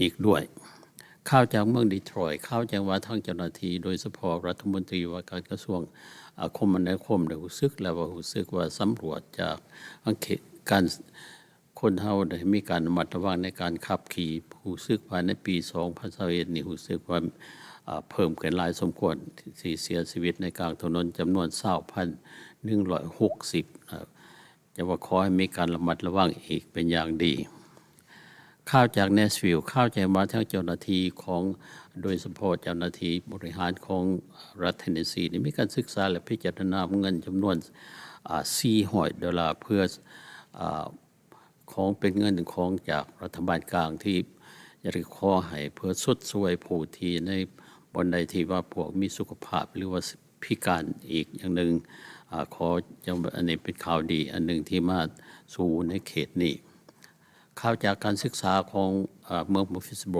ข่าวแจ้งว่าทั้งเจ้าหน้าที่โดยเฉพาะผู้ว่าการเขตการศึกษาของเมืองมูฟิสโบรมีการศึกษาและพิจารณาเพิ่มเงินจำนวน$2 ล้านเพื่อสุดสวยเพิ่มอาหารที่ว่าให้ลูกหลานของเขาไปทำไปเรียนมีการกินอาหารอย่างใดสมบูรณ์ดีนับว่าเป็นข่าวดีอันหนึ่งมาสู่พี่น้องเขาทุกคนประกาศขอให้ทุกคนเขาอยู่ในความปลอดภัยโดยเฉพาะล้างมือและใส่น้ำสบู่ล้างมือเพื่อให้ความร่างกายของเขามีความสะดวกและสะอาดอยู่ตลอดเพื่อเป็นจากบ่ให้มีพยาธินับว่าเป็นข่าวดีอันหนึ่งกับอีกอย่างหนึ่งการใส่จะจุดไฟหรือบนใดบนหนึ่งจะขออนุญาตอีกเพื่อให้เป็นการถูกต้องตามและความปลอดภัยจบข่าวภาคสลาวของคณะจัดการข่าวจะนำข่าวมาเสนอนี่ให้ทานผู้ติดตามและตลอดมาขอขอบอกขอบใจทานทุกท่านและขอให้ทานอยู่มีความสุขและสุขดีถ้าหากอยู่ในการเป็นปัว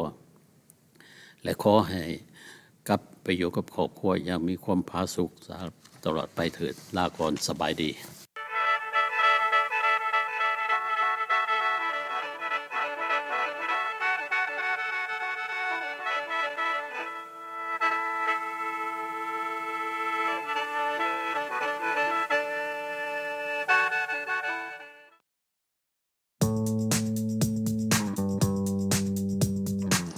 Hey Rutherford County, remember when you were in school and you learned about the 3 R's, reduce, reuse, and recycle? Well, we have 3 new R's for you. Recycle Rutherford Right. Our citizens have taken a lot of initiative to do better on their recycling, but we can do a little bit more, and we want to give you a few tips to do things the right way. For starters, what items are accepted by our facilities? Aluminum items to include beverage containers, clean and dry cardboard. Clear and colored glass, including clear beverage containers, food jars, and liquid, wine, or liquor bottles. Plastic food or beverage containers, shampoo bottles, medicine bottles, detergent bottles, and cleaning bottles. Mixed paper to include newspapers and magazines, brown paper bags, and printer paper of any color. Finally, we accept tin cans, metal lids, copper and steel, and aluminum. Items must be clean, dried, and bagless. Placing individual items in the recycling containers cuts down on sorting times at facilities. It also decreases the potential for a recycling load to be deemed contaminated, meaning it will just wind up at the landfill anyway. So what items are not accepted at our facilities?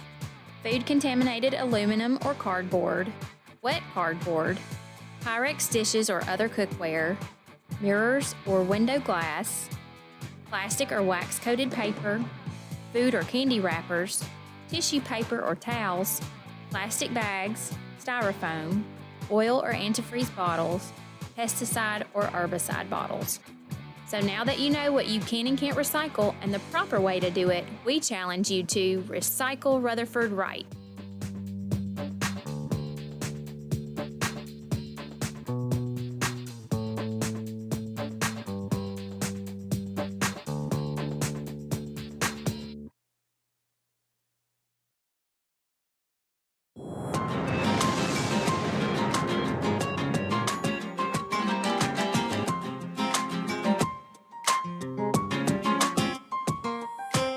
Bienvenidos a Murfreesboro en español. Yo soy Doris Gijón y a continuación les traigo noticias y notas para la comunidad hispana en la ciudad de Murfreesboro.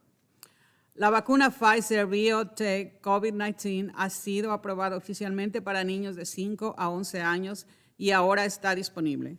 La Clínica Médica de Murfreesboro informa que esperan que el Departamento de Salud les envíe la vacuna en un futuro muy cercano, y ya están permitiendo que los residentes del área llenen el formulario de solicitud de vacunas. Al completar el formulario a través de su sitio web, estará en su lista de contactos para programar una lista para que su hijo reciba la vacuna. El Departamento de Salud de Tennessee compartió que los Centros de Salud de Control y Prevención de Enfermedades, CDC, aprobaron la vacuna Pfizer COVID-19 para niños de 5 a 11 años. Si bien los niños pequeños a menudo tienen enfermedades más leves que los adultos, los brotes en este grupo de edad son comunes. Pueden perturbar la vida familiar y hogareña y pueden conducir a la propagación en la comunidad en general, incluidos aquellos con alto riesgo de enfermedad grave. Se anticipa que esta vacuna estará ampliamente disponible en todo el estado en los próximos días a medida que aumente la distribución de la vacuna en todo el país. Muchos departamentos de salud locales en Tennessee pudieron vacunar a niños de 5 a 11 años empezando el 4 de noviembre. Los padres que busquen la vacuna Pfizer para sus hijos deben visitar vaccines.com para conocer la disponibilidad. Al programar una cita, los padres de personas menores de 18 años deben seleccionar un horario para cita para vacunar para la vacuna de Pfizer. Los padres también pueden llamar a su departamento de salud local para verificar la disponibilidad y programar una cita.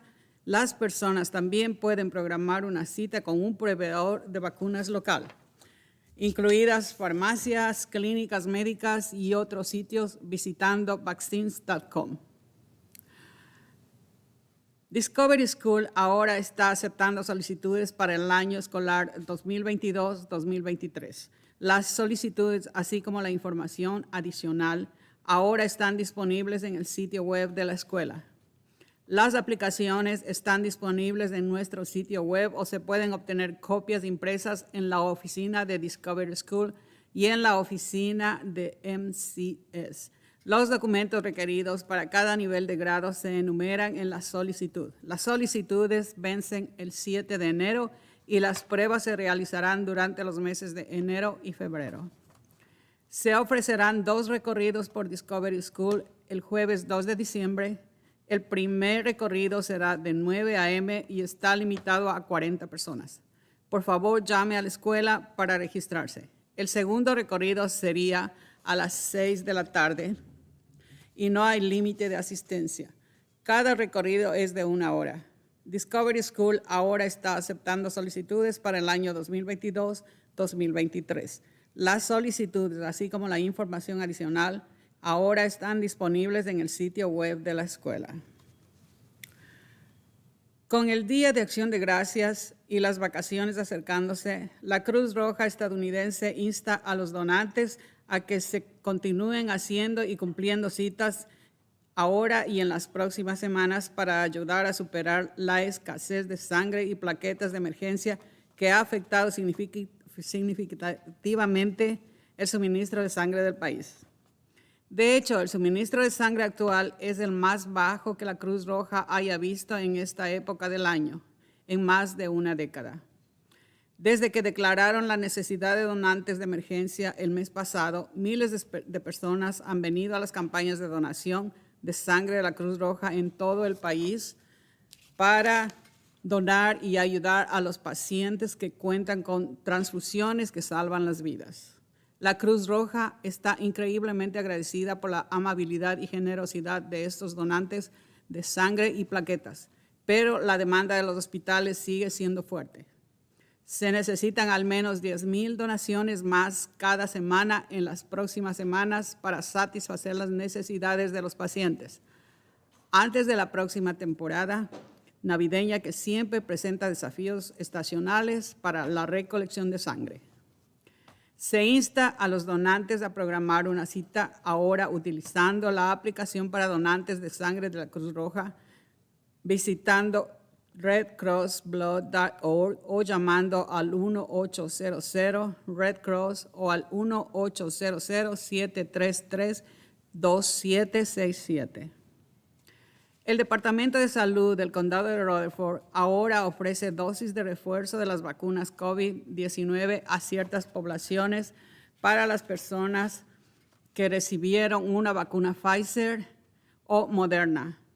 Los siguientes grupos elegibles para la vacuna de refuerzo a los 6 meses o después de completar la serie inicial: 65 años o más, mayores de 18 años que viven en entornos de atención a largo plazo, mayores de 18 años que padecen infecciones médicas subyacentes, mayores de 18 años que trabajan o viven en entornos de alto riesgo.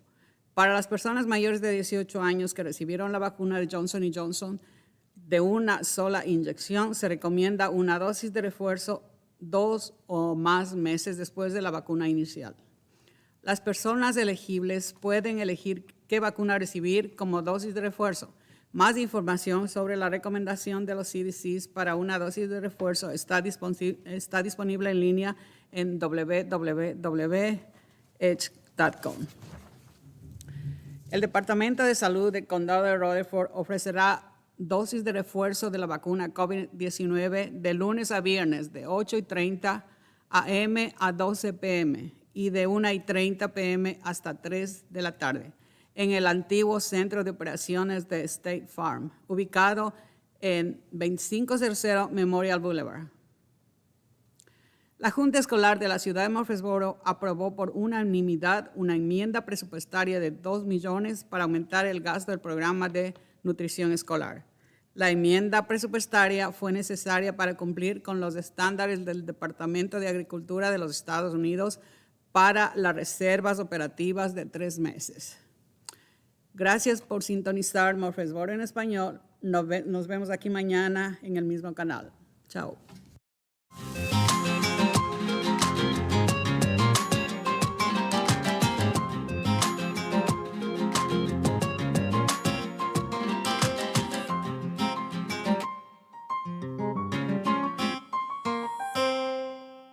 With the cold weather here, Murfreesboro Fire Rescue wants to provide some basic safety tips in case you decide to use a space heater.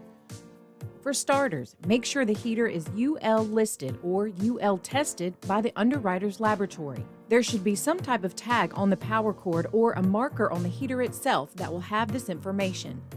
Make sure there is at least 3 feet between the heater and any combustible household items such as furniture, curtains, clothing, or toys.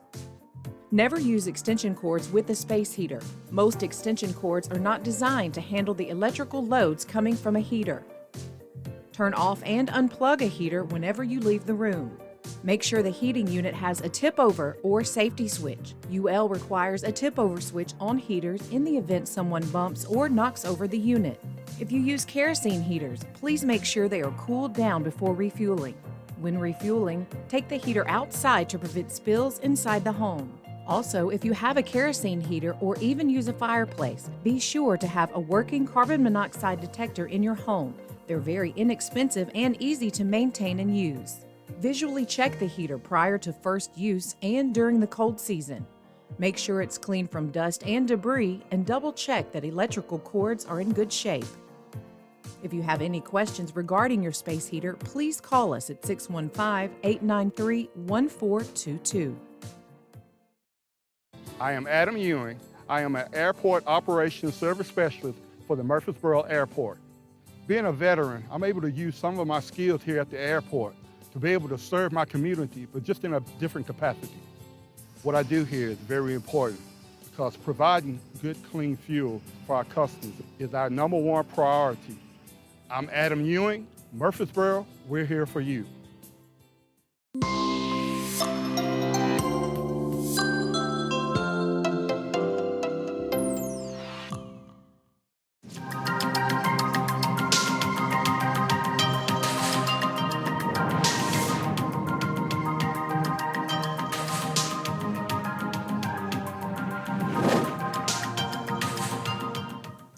こんにちは、マンフリーズボロ山本まりです。サンクスギビングが終わった途端にあちらこちらの家でホリデーのイルミネーションがつき、またお店などでもツリーが飾られ始めました。せわしい年の瀬が近づいてきていて、あっという間に今年も終わってしまいそうです。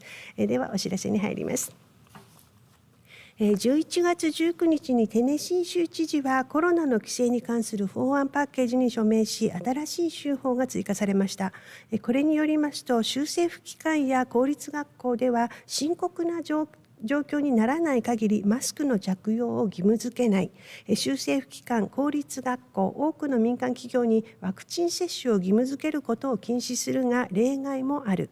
必要に応じて N95 マスクなどの提供を学校に求める。過去14日間に住民10万人あたり10万人あたり1000人以上が感染したという深刻な状況下でのみ、州政府や公立学校に14日間のマスク着用義務を課すことができる。その他、コロナのワクチン未接種が理由で離職した人は失業手当の受給を認めるとか、コロナで入院している患者の家族は陽性であれば1人に限り面会を認めるよう要請することができるなどがあります。細かくは各自で確認してみてください。ただしこの州法は連邦政府の方針とはかなり矛盾する点があり、今後も変更なりが予想されておりますのでご注意ください。また病院などは連邦政府規制の対象となっているため、例えば MMC マンフリーズボロメディカルクリニックでは E メールなどを通じて、最近ビル・リー州知事はテネシー州の企業施設内でのフェイスマスク着用義務に関する州法に署名しました。マンフリーズボロメディカルクリニックは地元の医師が経営する企業です。私たちのような医療施設はこの新しく可決された州法からは免除されております。私たちの組織は医療施設に設けられた連邦規制の対象となっています。そのため連邦政府の規定に基づき2歳以上の患者及び来院者にはワクチンの接種に有無にかかわらず引き続きフェイスマスクの着用が義務付けられています。私たちは患者の方々、従業員、そして医師の安全を守るためにあらゆる予防策を講じていきます。ご理解のほどよろしくお願いいたします。今後マスクに関する方針の変更があった場合には改めてお知らせします。との配信を行っています。少しややこしいのですが、州と連邦政府との方針に相違が発生しています。コロナの新種株も出てきていることですし、今後の推移を見守るとともにどうぞお気をつけてお過ごしください。次のお知らせです。コロナワクチンのブースター接種についてです。11月19日に FDA の許可が下り、テネシー州でもコロナワクチンのブースター接種の対象が12歳以上のすべての方となりました。保健局では予約なしのウォークインで接種が可能です。また、ウォルグリーンやクローガーなどのグロッサリーストアの薬局でも接種が可能となっております。どうぞご利用ください。それと現在の州内のコロナの状況についてです。この収録を行っているのが11月30日なのですが、前日の11月29日のデータによりますと、州内でこの日1日だけでコロナにかかった人の数は1694名、死亡者は51名、入院患者は30名となっています。これまでに州内でコロナにかかった方の総数は130万9931名、死亡者は1万6967名となっています。また私たちの住むラダフォード郡では11月29日にこの日1日だけでコロナにかかった人の数は35名、これまでに郡内でコロナにかかった方の総数は6万3420名、死亡者は578名となっております。どうぞご注意ください。次のお知らせです。アメリカでは秋口にコロナによる経済的影響からの回復に向けて大きな節目を迎えていたということです。経済分析局のデータによりますと、2021年の第2四半期の GDP はパンデミック前の水準を上回っていたとのことです。スマートアセス社がアメリカで最も急速に成長している都市を発表しています。2021年のアメリカにおける上位のブームタウンを特定するために500の大都市について人口の変化、失業率の変化、そして GDP 成長率、企業成長率、住宅成長率、世帯収入の変化の7つの指標について最新の入手可能なデータを調べました。その結果、私たちの住むマフリーズボロが全米で急速に成長している都市500の第1位に選ばれています。また7つの指標のうち6つの指標で上位 20% に入っていたということです。マフリーズボロの5年間の人口変化率は 19.62% で第8位に、5年間の住宅数変化率は 21.15% で第18位に、そして2021年8月の失業率は 3.4% で52番目に低く、年間の平均 GDP 成長率は 3.71% で97番目に高く、5年間の企業設立のは 15.95% で35番目に高く、5年間の世帯収入の変化は 38.29% で66番目に高かったということです。次のお知らせです。そろそろホリデーが近づき、プレゼントやカードを送るために郵便局を利用される方が増える時期です。郵便局ではサンクスギビングの祝日から1月1日までの間に130億通の手紙やカードと9億個のパッケージを含む合計120通の配送があると見込んでいます。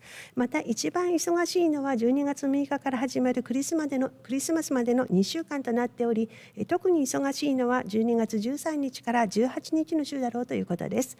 郵便局では混雑を避けるために利用者に USPS.com の利用を呼びかけています。このサイトでは出荷ラベルを印刷したり、プライオリティメール用の無料段ボールも注文でき、郵便代の支払い、無料のピックアップの申し込み、そして配送状況の確認などが簡単にできるようになっております。クリスマスに合わせてのカードなどの投函の目安についてですが、アメリカ国内宛てにカードを送る場合には、ファーストクラスメールを利用した場合には12月17日までに、プライオリティメールを利用した場合には12月18日までに、プライオリティメールエクスプレスを利用した場合には12月23日までに投函してください。それから25日までに日本に郵便物が届くようにするには、ファーストクラスインターナショナルパッケージサービスを利用した場合には12月6日までに、プライオリティメールインターナショナルを利用した場合には12月6日までに、プライオリティメールエクスプレスインターナショナルを利用した場合には12月13日までに、そしてグローバルエクスプレスギャランティードを利用した場合には12月20日までに投函するようにしてください。またアメリカ国内向け、そして海外向けそれぞれのクリスマス柄のフォーエバースタンプもすでに発売されております。ちなみにこのフォーエバースタンプとは、金額の記されていないフォーエバーと書かれている切手のことで、郵便代金が値上がりしても所持している切手は追加料金を払わずに使用できるというものです。次のお知らせです。マーフリーズボロのダウンタウンの中心にあるラダーフォード郡のコートハウス、裁判所なんですが、こちらはこの地域に影響を与えた多くの出来事の中心となってきました。そしてこの地域に関する新しいミュージアムがコートハウスの中に11月21日に正式にオープンしました。このコートハウスはアメリカの南北戦争当時からあり、州内でも6つしか残っていないアンテベラム様式の建築となっており、現在も使用されている貴重なものとなっています。この新しくできたミュージアムでは、この土地にもともと住んでいた現住のインディアンから南北戦争を経て現在までのラダフォード郡の歴史を見ることができます。また第二次大戦で連合軍の総司官を務め、日本にも駐留したマッカーサー氏のご夫人は、彼のご婦人はマーフリーズボロの出身の方で、彼女のウェディングドレスも展示されているということです。ミュージアムは月曜日から金曜日は午前8時から午後5時まで、土曜日は午前10時から午後5時まで、そして日曜日は午後1時から5時までとなっております。お知らせは以上です。12月に入り、今年も残すところ1ヶ月を切りました。年の瀬が近づいてきていて落ち着かない時期ですが、コロナや風邪などに気をつけてお過ごしください。では失礼いたします。こんにちは、マーフリーズボロ山本まりでした。ごきげんよう。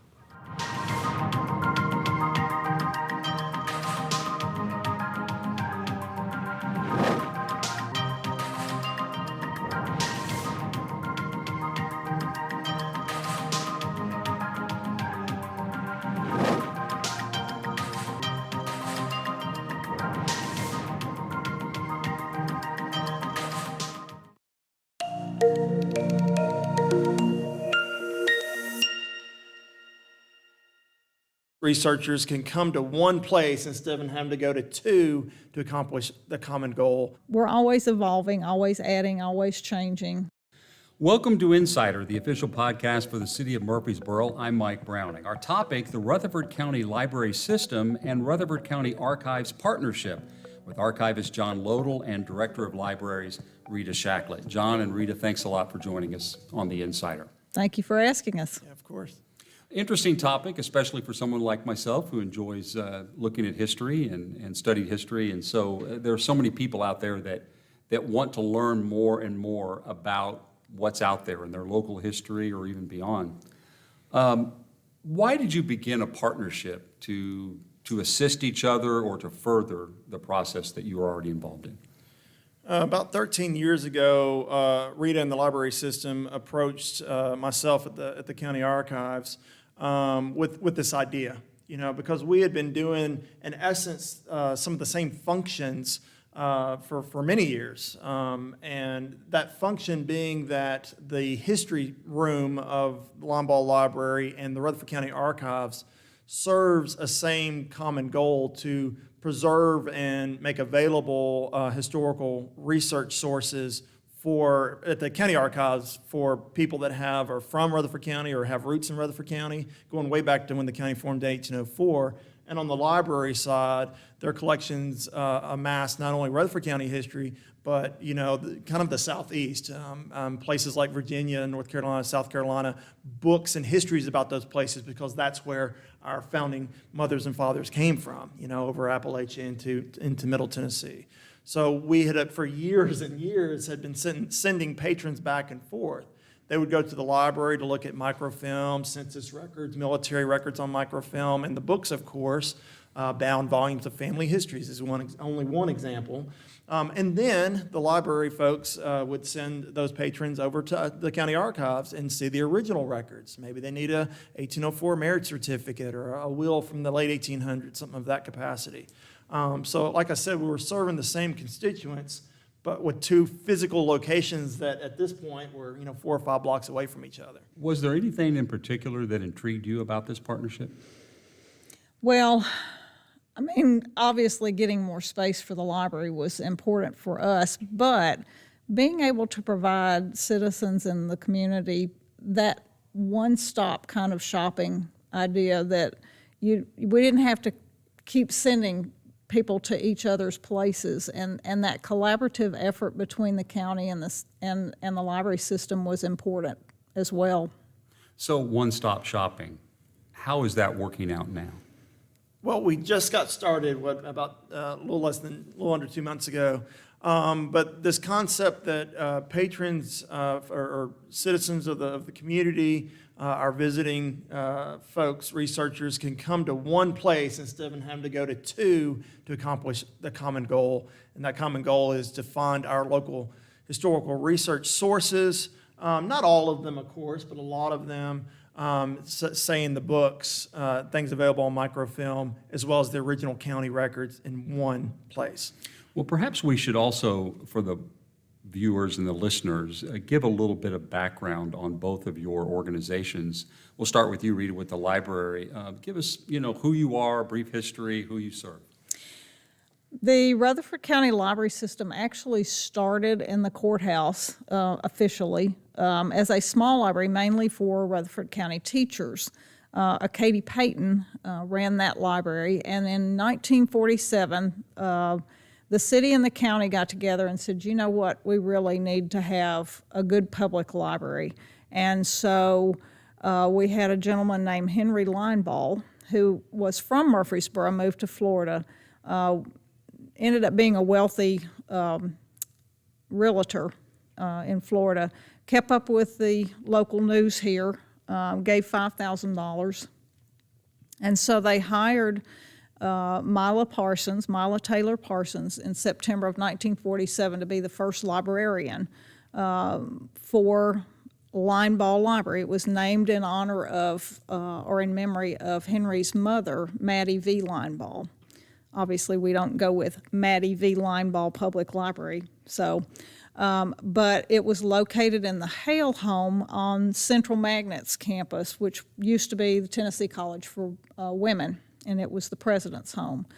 And so they opened April 1st of 1948. In the 1960s, we added a Smyrna branch. Mila worked for us until 1962. And when we added Smyrna, it became the Lineball Library System. And in 2004, we added MGL Library. In 2005, we added the Eagleville branch. We have since added the Technology Engagement Center on Hobgood's campus. That was about 4 years ago. Now we have the Historical Research Center, which is located inside the archives. And so we have tried to expand and offer all kinds of services to the community, and each of those branches do different things. And Mila actually started that shelf, that one little shelf, with Tennessee authors, Rutherford County authors in history, because she felt that was important. And this was back in the 50s. And it since grew to be the Tennessee room when we were at the old post office, which is now Center for the Arts. And then when we moved in June of 1992 to where Lineball Library is now, we called it the Historical Research Room. And now we have moved that out to the archives. So, you know, we're always evolving, always adding, always changing. And we changed our name to the Rutherford County Library System in 2017 because that better reflected, you know, that we serve the county. And John, what about the archives? The concept of the Rutherford County Archives started in the very early 1980s, about 81 or 82. I won't name any names because there's so many important people over the legacy of the archives history that I don't want to forget anybody important. But in essence, some local citizens working with county government officials and some MTSU professors saw a need that the county government records, the oldest records of the county, weren't being the best well cared for because of the nature of trying to keep up with all the contemporary records. And, you know, in essence, what typically happens, even at your house, the older stuff gets pushed into the attic or a basement, and the newer stuff is right there at your fingertips, right? And so with this idea that the county needed to start taking better care of the records, the county government allotted a small closet, literally, in the historic courthouse. That closet evolved to bigger spaces over the next few years until 1997 is a monumental year because that was the year that Rutherford County government did some restoration work on the historic courthouse. The courthouse hadn't been touched in several decades in terms of preservation standards, and so they did a lot of work to revitalize the courthouse and move some things around and do some painting in that nature. And at that point in 1997, they allocated 3 rooms on the 3rd floor of the courthouse. That was also the year that the county teamed up with Middle Tennessee State University, who provides 2 graduate assistants from the history program to help, quote-unquote, staff the archives. In 2006, the county realized that the archives was serving a good function for county government, but needed more space. Also needed some official staffing. So they allocated $1.2 million to build the building that we're in today over at 435 Rice Street, and I was hired as the director. So the building and I came together 15 years ago, this past August.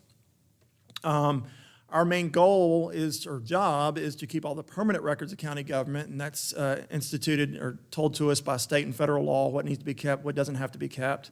But luckily, we had a couple major courthouse fires back in the 1800s, but the records didn't burn. Whether they threw them out the window or they were being stored off-site, we don't know, but we do have most of our paper records back to 1804, the marriages and the wills. Which and is the birth. remarkable because in a lot of places, fire is what destroyed a lot of those records. Exact fire, tornadoes, natural causes, whatever. And we've been very blessed in this county that we have our original records. So in the 2006 building, as I call it now, we've been able to preserve those records as well as work to make backup copies. They, a lot of those records are digitized. They are put on microfilm for preservation, backup, security, et cetera. In the past 2 years, under the administration of County Mayor Bill Ketron, we've been able to physically expand the building. So we went from a 10,000 square foot building to now we're 20,000 square feet with a brand new addition that just opened. And the new addition allows us the space to really further streamline records management as well as the archiving aspect out of the county archives. We are an office division of county government, one of the 20 some odd of county government, and we work with almost every office with their records management and obviously archiving. So the new addition, we were able to hire a full-time records manager to help this process, and we work with the courts and the county clerk's office and most of the other offices on a daily basis to make sure that we're properly managing. The office is doing a great job of managing records, but properly getting out of the office as quickly as possible when it becomes an aspect of archiving the older records. We're mostly talking about history here when we're talking about the library and the archives, although I know the library does many modern things and provides technology. What are some of the more noteworthy historical, either documents, materials, print or digital, that both of you have? Well, we have a lot of family history. Some are just typed up and in little folders that they have given us. We've tried to get many of the church histories because we have a lot of older churches in our community. We have a lot of yearbooks from MTSU, from what used to be Central High School, Riverdale, Oakland, Siegel, Blackman, Eagleville. We have census records, we have pension records, we have passenger lists, cemetery records, microfilm of newspapers. We have databases with Ancestry.com and many other things like that. One of the nice things that I think we brought to the table was we have an 1892 map that's framed that came out of the courthouse, and it shows landowners in Rutherford County. And John had a laminated copy on his wall, but we had one of the, I think there's only 2 original copies left, I believe. And we have one of those that was given to us by a man that had it in his office. Would that be one of the older maps that you have? Probably. Yes, it's the 1878, what's called the D.G. Beers map, that being the company of the map maker. But yeah, it's one of the oldest maps you can find of the county, and it's phenomenal that the library had an original copy, because originals are very rare. You can find them all day long on the internet, digitized copies, but this is actually an original frame copy. So it in itself is an important artifact. Yeah, and we had photographs and things too that we sent over as well. Well, other than that map, what are some of the things at the archives that someone could go and research or see that maybe they don't know about right now? So just to kind of reiterate what I said before, we have all the original records back to 1804 of Rutherford County at the archives. So what that means for our local historians, researchers, students, genealogists that visit out of town or locals is when they come to the county archives, they're not looking on a screen at microfilm or Ancestry.com or something like that. We bring out the original records. We can make copies of them. We can digitize them, scan them, whatever means to make them a copy of it. So it's exciting to come to the county archives for that capacity, to actually, sometimes not literally, but almost literally get your hands on the original documents. But we also, the archival record is a treasure trove. We have all the court records of Chancery Court, for example, back to 1845, Circuit and Criminal Court almost back the same length. And so those are a wealth of genealogical information, as well as sometimes legal information. We have property tax records back to the 1870s. Obviously we get a lot of historians, genealogists, but sometimes it's a legal matter. We've had people that had to trace their ownership of a piece of property back to the 1800s because no deed could be found. And they could trace that because they paid their family paid property taxes on it. And we've done that numerous times in court proceedings. When campus school, the Homer Pittard Campus School needed to be restored several years ago, the county and MTSU couldn't remember the original agreement, who actually had to pay for the physical restoration on the outside of the building. Yeah. We had to go back to the late 1920s, circa 1930 records to see who was in charge of what or who was responsible for what. I won't give the answer on air, but anyway, so we've done that. The county archives, we've also worked, my students, my staff now over the years have worked with all the other historical organizations and entities in the county on research collaboratives, usually leading to exhibits. So for example, we work with Oakland's Historic House Museum or the Sam Davis Home or Discovery Center, where they want to do an exhibit on a specific topic.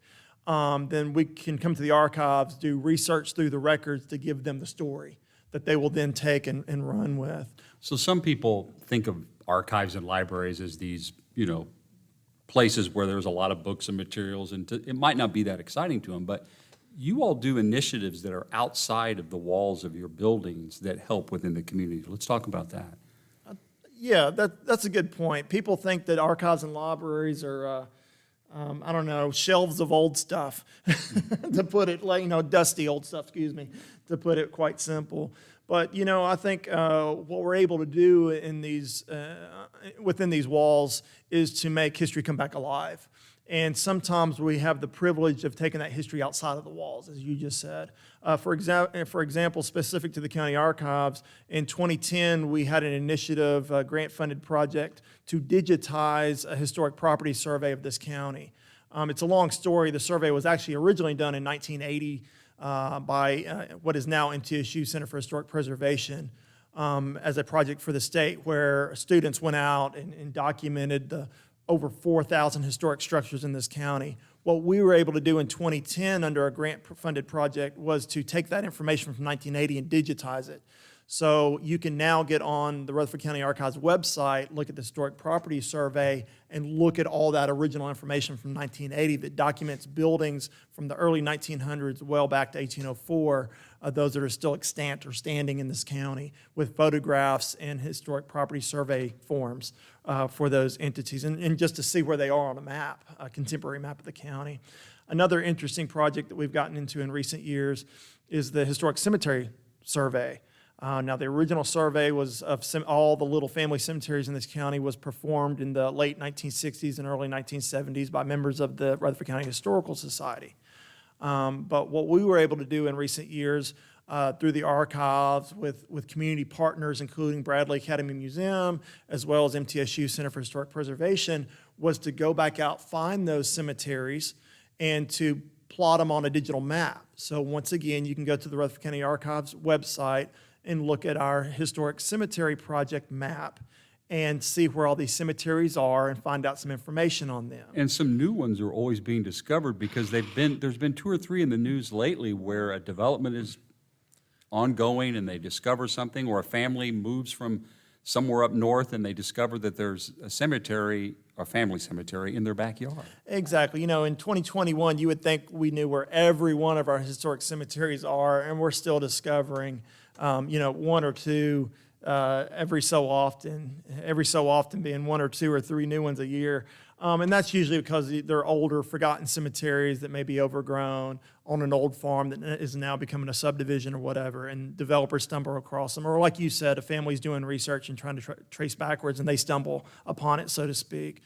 So we have documented over 800 cemeteries in this county, believe it or not. But yes, we're always finding 1 or 2 more. Now, this kind of thing, Rita, takes a lot of labor Right. to do the work of digitizing, for example, materials, but it also takes specialized knowledge. A lot of people don't realize what kind of knowledge you have to be a librarian or an archivist. It does, and Lisa Ramsey is the staff person that we sent over to manage this collection in the archives.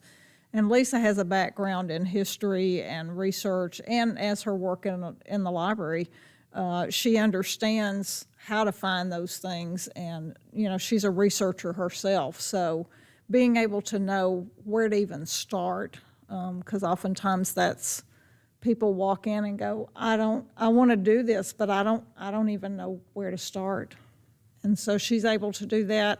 And the genealogy group that we have that used to meet at the library now meets at the archives, and they're really good about working with beginners to help them get started. And so having that background and knowing where to start is often the biggest stumbling block for anybody. John, when the research room was moved over to archives, and I assume it's all distributed now, because the thought was originally that maybe you would put it in one place like it was before, but that wasn't how the process evolved. Exactly. When we started this discussion between the library and the archives, literally 13 years ago, the idea from day one is we would almost literally pick up the research room in essence and drop it into our research room where the patrons can sit up front. The problem was that their research room, all the 11,000 rolls of microfilm and the 5,000 books, which they had all together in one room, would not physically fit our space that was allotted for the research room. And so with the new addition that came to the archives over the past 2 years, we were able to take some space and build a microfilm vault.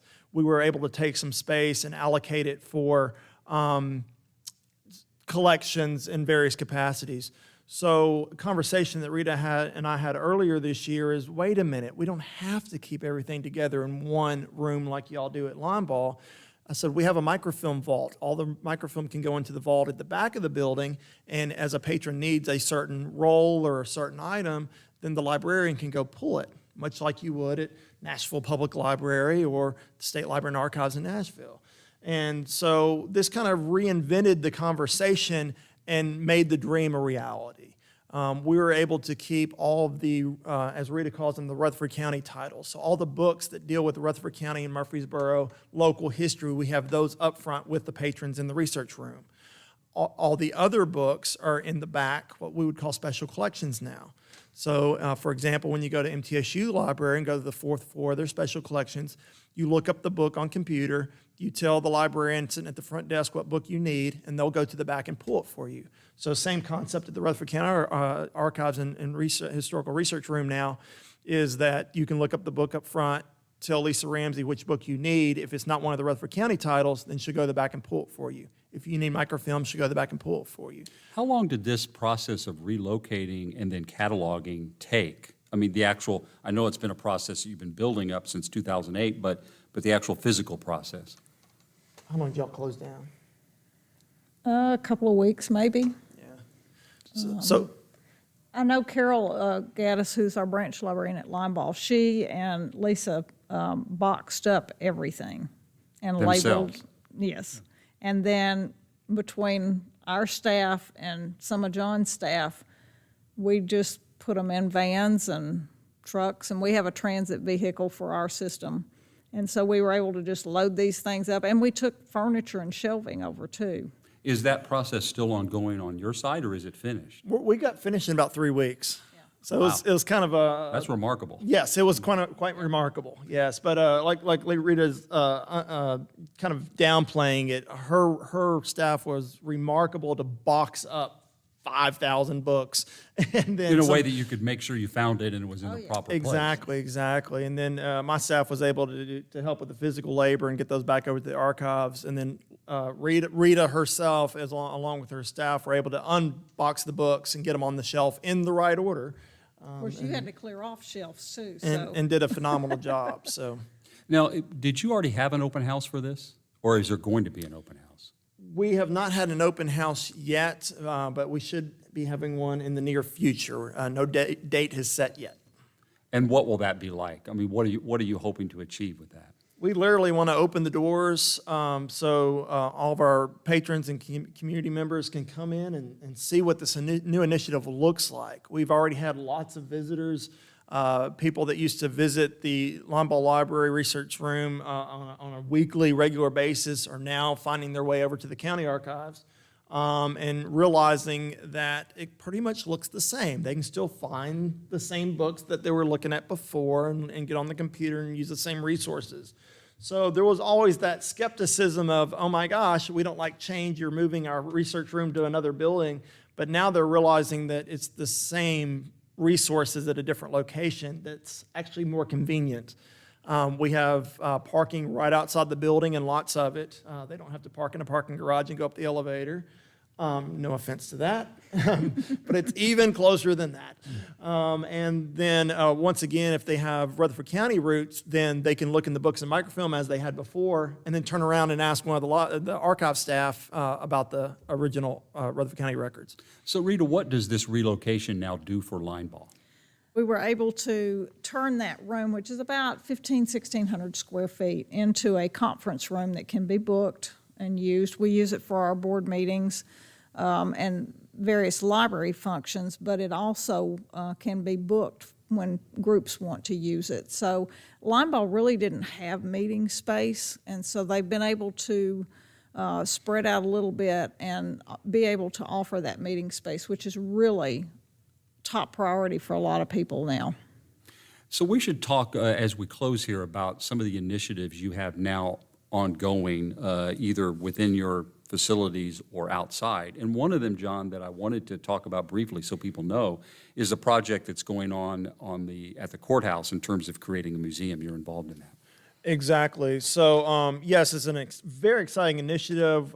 We have not sent out any press releases yet because we kind of want it to be done before we open it up. But let's go ahead and tell everybody that County Mayor Ketron has started an initiative to install historic museum exhibits into the historic courthouse, how appropriate, on the square. And so what that entails is we've been able to reallocate 5 rooms. That's half of the first floor of the historic courthouse. And we are reinventing those as museum space for the city and county. And we are working, it's a partnership. Mayor Ketron reached out to our state historian, Dr. Carol Van West, who is also professor of historic preservation as well as director of the MTSU Center for Historic Preservation. So who best to lead this initiative? And with some of his students and staff, along with myself and a few others, we have been researching, designing, and are getting ready. We're actually currently installing those entities, these exhibits and interpretive ideas into this space. There's going to be a lot of community partnerships there. Again, I don't want to name everybody, but obviously our local museums, our local DAR chapters, Bradley Academy, all of us are working together on this initiative to make sure, we want to make sure we tell a full and complete story of this city, this county, all the cities in the county, from our earliest days to almost the present. So it'll be a museum that will be opening in the next about 6 weeks. We hope to have it open right before Thanksgiving. There will be press releases to that regard. We will be having an open house the week right before Thanksgiving. So keep your eyes to the news for that. That's exciting. That is very exciting, and we hope it's a living museum. So we will open with some certain artifacts and some certain interpretive stories, but we want that museum to keep moving, to keep changing over time as people bring us their stories and their items that they want to share. And Rita, what about the initiatives that the Rutherford County Library System and Lineball are involved in? Well, we are currently trying to find ways to branch out into the community so that we're more accessible to more of the public, because we have a bookmobile, although right now we're in the process of having to buy a new one, but we still take our vans and stuff out to service some of the more rural areas, the nursing homes, places like that.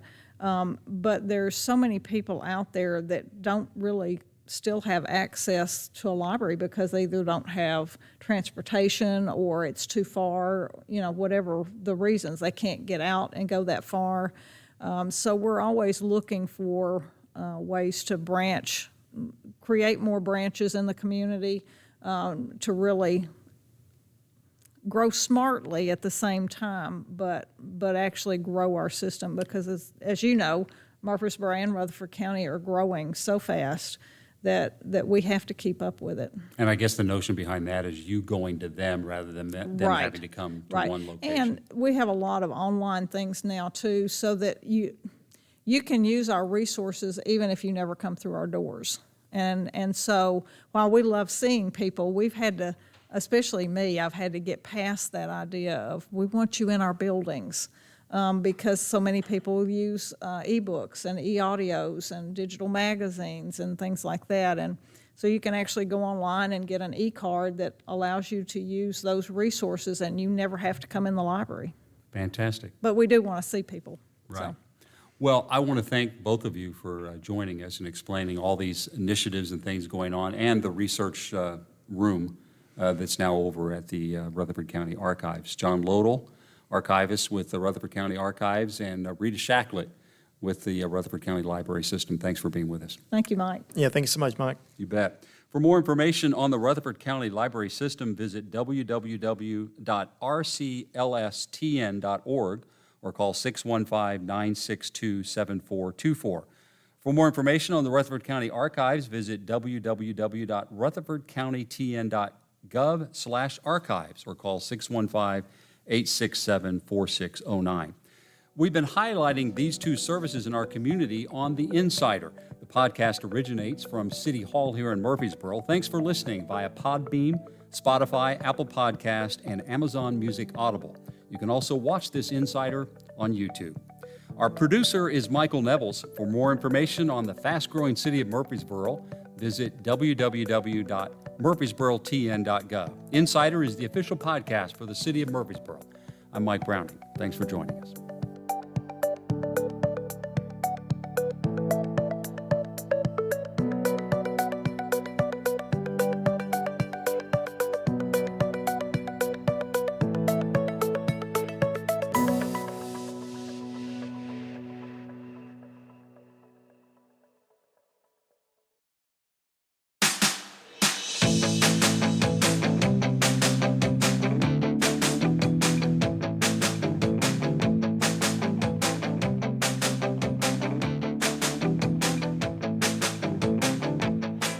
Hey everybody, welcome to City of Murfreesboro Parks and Recreation's total body class today. So we're actually going to do two 30-minute classes for you back to back. So you can do them back to back and get you a full hour, or you can do one and then another at another time. So you're going to have a little bit more options today with what we're going to do to help you be able to be active at home. First class that we're going to do is going to be about a 30-minute, no equipment needed workout. All right, so hopefully you should be able to do this at home, no problems, because you don't really require any equipment. Now we are going to be doing some interesting moves, so if you do want to modify with equipment and you know how to do it, feel free to do so, all right? As always, don't do anything dangerous. So if I ask you to do something, or if we do an exercise that doesn't feel right, it doesn't feel good, it makes you hurt, then stop. Please stop, okay? I'm here to help you, not to hurt you. So pay attention to your body, listen to your body, and do what makes you feel good. Don't do anything that hurts yourself. If you don't understand any of the moves that we do, then modify, do something else. I really don't care. I want you up, I want you moving, I want you safe. And however you achieve that, then do that.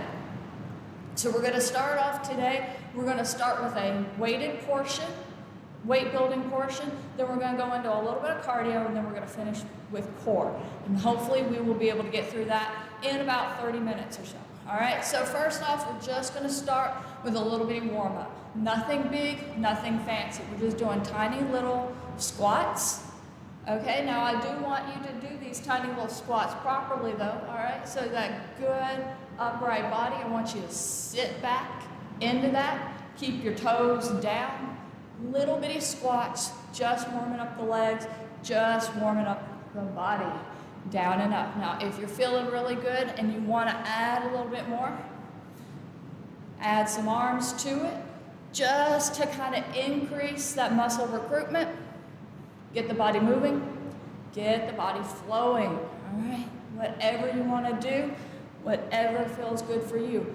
As we do this, if you want to go a little bit deeper, touch the floor, reach up. Still making sure that's a good, safe, proper squat. If you want to add a little bit more, touch, lift up on the toes.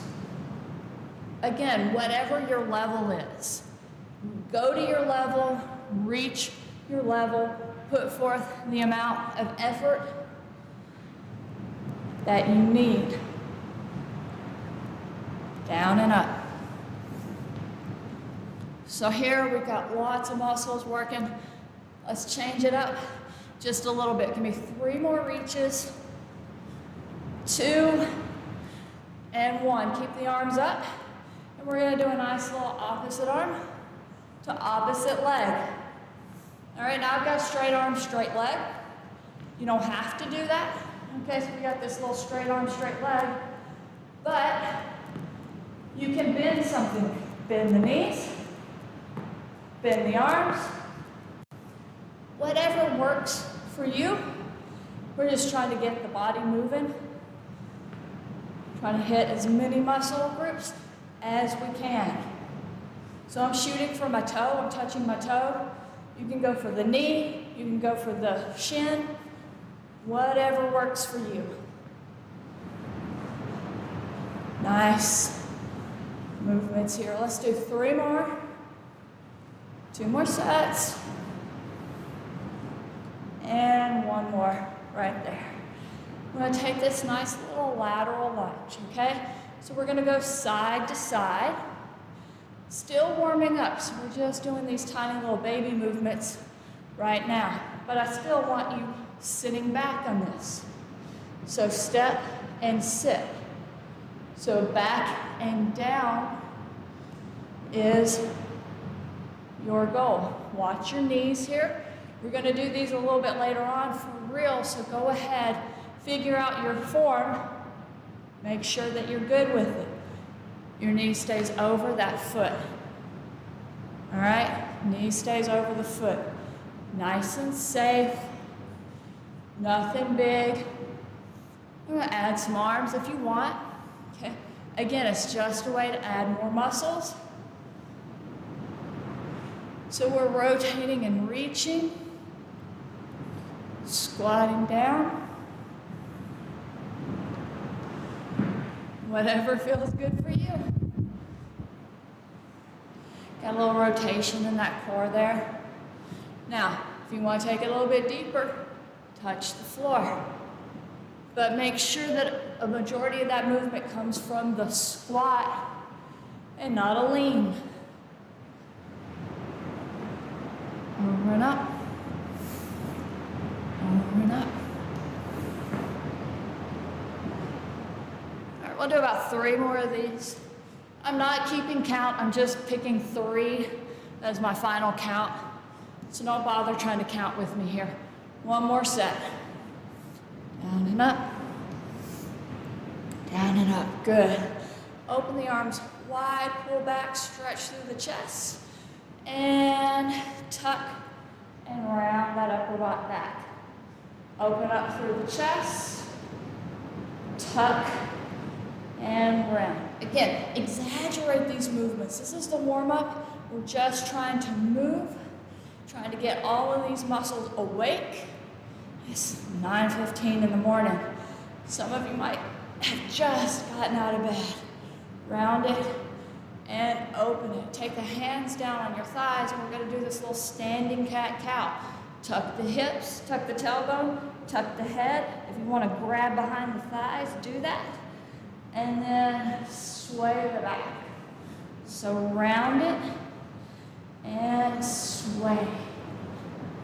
Round and sway. Give me 3 more of those. Really exaggerate those movements. And 1 more.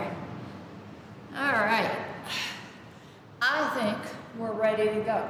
Now, if for whatever reason I'm moving too fast for you and you need to warm up a little longer, right now it's live. But in the future when you're doing this again, you can do a little bit of warm up before you start the video. That way you're really good and warm. But we're working with time constraints here. So we're gonna go ahead and continue on. But just remember, modify if you need to.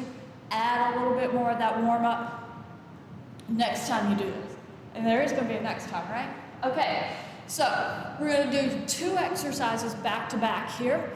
3 sets of 10 for those 2 exercises. I'm going to show you what they are, then we're going to go through them. So the first exercise that we're going to do is one of my favorite ones, nice little plank and dive, okay? So you're going to come up on your hands and knees, nice good posture here.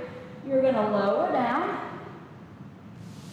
release and lift up, get a nice little back work, pull it back in, and straight up. Okay, now you can modify by coming to your knees. Perfectly fine there. You can also modify just by not doing that lift. Okay? Maybe your back doesn't like it. So if your back doesn't like that little back bend, that extension, don't do it, okay? Definitely don't do it. The next exercise after that is a serratus press. So we're gonna come into this plank, knees or toes, doesn't matter to me. And you're gonna push through the upper back, open it up through those shoulder blades, and then lower down. Press up and down. Hitting this muscle right here, that serratus. Excellent for the posture. All right, so we're gonna start. We're gonna do 10, 10, and I'll give you a little 5 to 10 second breather, and then we'll do those 3 times, all right? So set yourself up for the plank and dive. Got 10 of those for me, all right? So lower all the way down, lift, pull it up, come up. Try to come up and down in a good straight unit. All right, we're just warming up, so we're just starting now. So you really should be able to give these all your energy. And you see I'm kind of kick-starting a little bit there with my knee. We're halfway done here. And that's fine.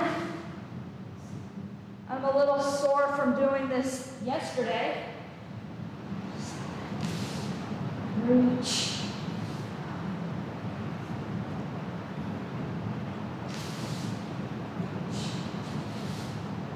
Two more sets, 2 more. 2. Modify whenever you need. Last one. Down. Up. Up. Push up. And we'll finish that up. Good. Now we're going to go right into that serratus press. So set yourself up into that plank. Okay? Knees or toes. Doesn't matter to me. Get that neck nice and long. Press up. 10. 9. 8. 7. 6, 5, 4, 3, up and down in between those arms. 1 more. Good. Relax for a second. Now, if you're confused about that serratus press, you really don't know what's going on or how to do it, then just hold the plank, okay? Don't waste time trying to figure it out now. You can ask me in the comment section for a little bit more explanation if you need to, but don't let that hold you up. If you don't know what's going on, modify, try something else. Block 2, back to those plank and dives, all right? 10 of them. So down and up. Remember, modify however you need to. Make this safe for you.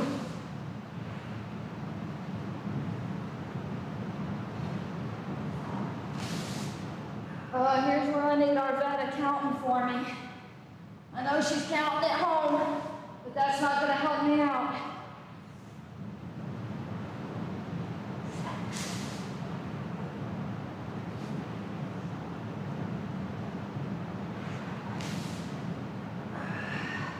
Modify whenever you need to. 2 more. 2 more. Down, up, down. 1 more.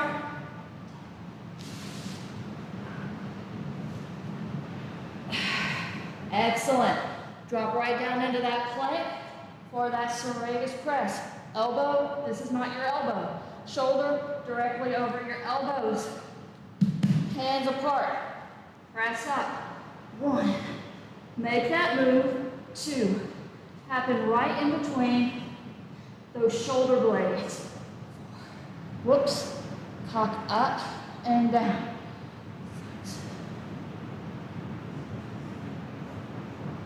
2 more.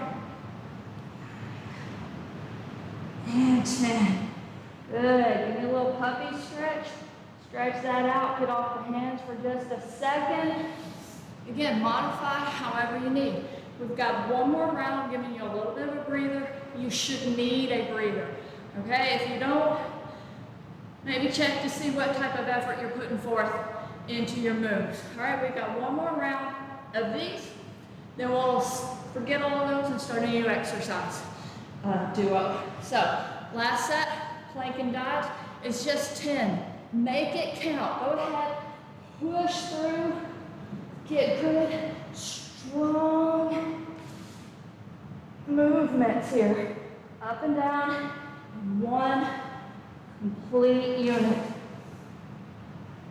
Remember, if that lower back is bothering you, don't do this, okay? Stay within your comfort zone. And go slightly outside of the comfort zone. I don't want you comfortable. I want you to feel challenged. But I don't want you hurting yourself. I sure hope that was 6. I'm sure somebody will let me know later.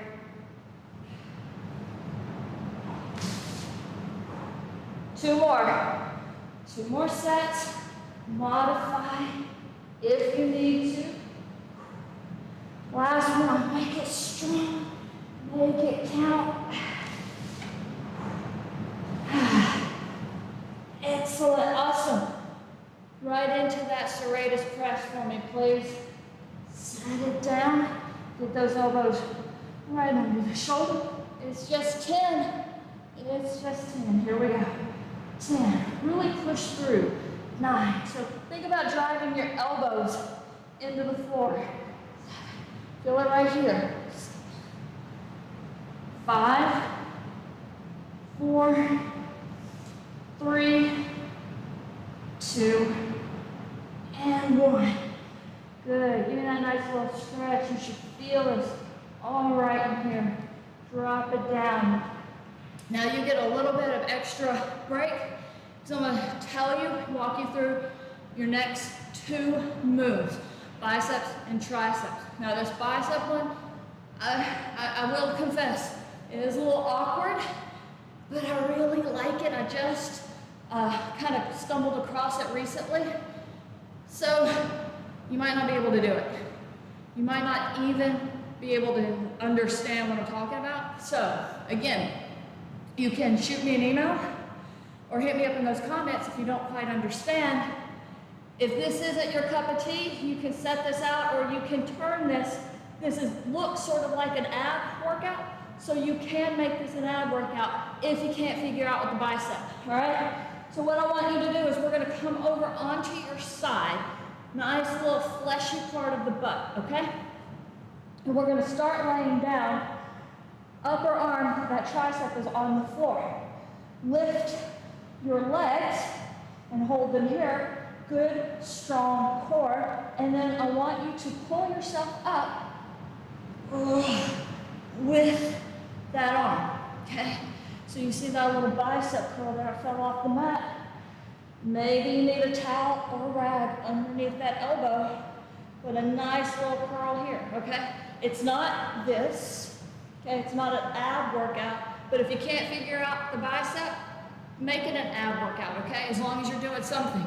Then your second exercise is gonna be a tricep dip, okay? So we're gonna go down and up. Now, you can do this on the floor, on the edge of the couch. As long as there's something stable, you can sit up on something higher. I don't have anything to offer a demonstration on, but you can do a dip on something else, or if you just don't like dips and you've got a weight, Give me a nice little overhead tricep, all right?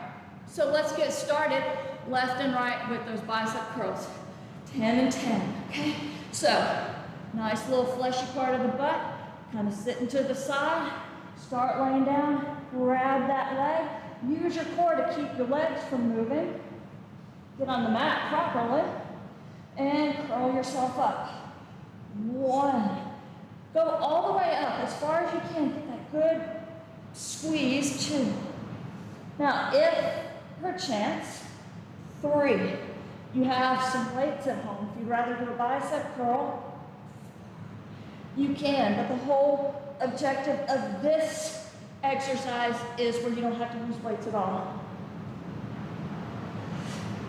Squeeze it. You gotta come all the way up. Nice curl. 2 more, 2 more. Then we gotta go to the other side. Last one, 10. Good. Quickly flip over to the other side, all right? This one's my worst side. Please don't make fun of me, okay? Everybody has a weak side. This one is mine, this particular exercise. Normally, I'm stronger on the left, but who knows why? So here we go. Curl it up. Oh, 1. That was horrible. 2. There we go. 3. Really make a point, make sure that you're contracting the bicep and not just using your core. Really try to keep your core out of it. It needs to be engaged. 2 more, I think. 1 more. And there's your last one there. Sit up. Transition quickly into that tricep dip, okay? Hands are back behind you. They're underneath your shoulders, underneath your elbows. You lift up as high as you're comfortable. Bend and straighten the elbows. 2. That core is engaged. Bend and straighten the elbows. Modify if you need to. 2 more. And 10. Good. Give you a little bit of a breather. I don't think we need that much.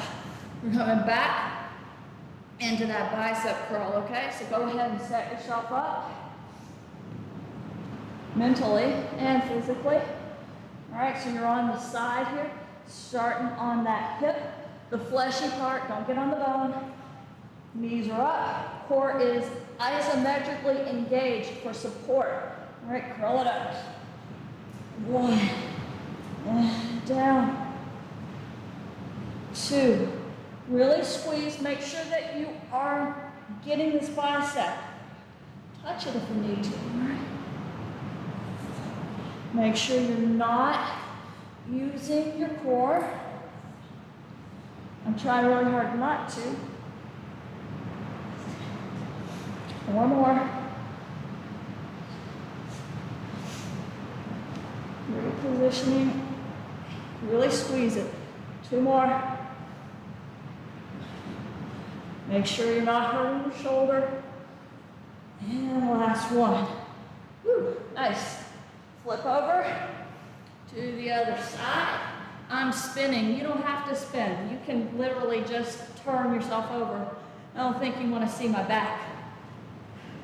So set yourself up. Fleshy part of the glute. Knees up. Core is tight. Curl it up. Now see there, I use that core just a little bit. It's okay. It's a new move. We're learning. All the way down, trying to get a relaxation.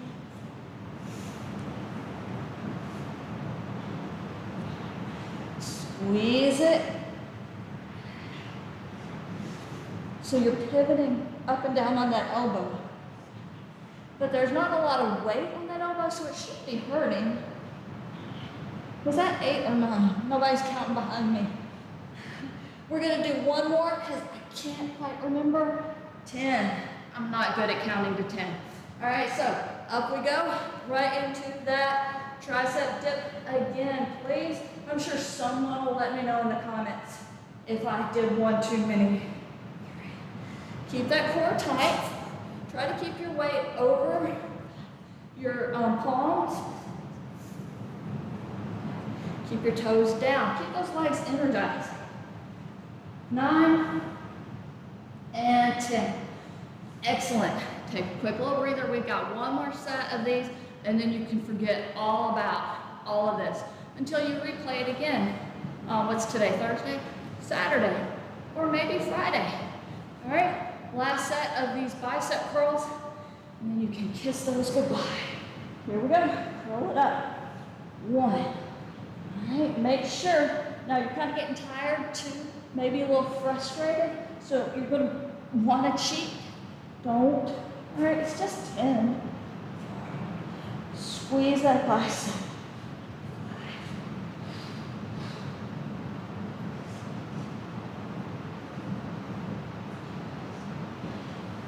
Feel it. 2 more. All right. Last one. And 10. Good. Flip it over. Last set of these. All right. Pull it up. Oh, see, there we go. 1. I don't know why it's harder to, but it is. And you might see me kind of jerking a little bit. I'm cheating by pushing up with my back. Trying really hard not to, but your body cheats so well. 4 more.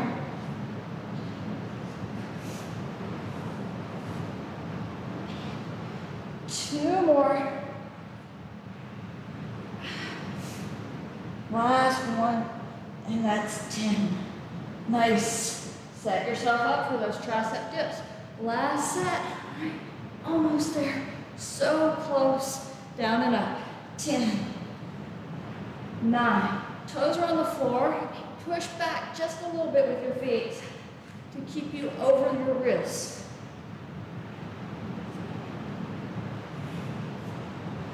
3 more.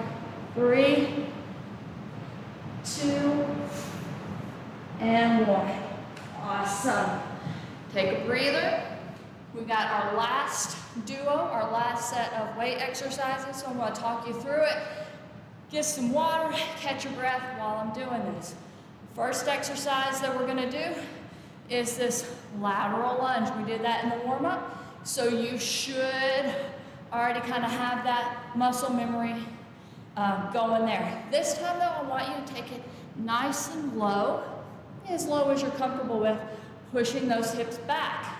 Then our second exercise is just going to be a nice little hip hinge for the glutes, the hamstrings, and the back. We're just going to hinge from the waist and come up. Stretching and contracting. And I'll talk you a little bit more through that when we actually start. Okay, so if you're ready, come on up. Join me. I know half of y'all are probably still on the floor. So come up, let's get started. Give me that lunge. 1. Now it's each way. Make sure that as you do this, you're hinging back. Okay, so set and sit. Okay, set your foot and sit back. So push that butt back.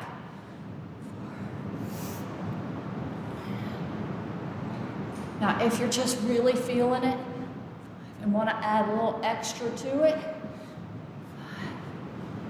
Why not? Add the arms.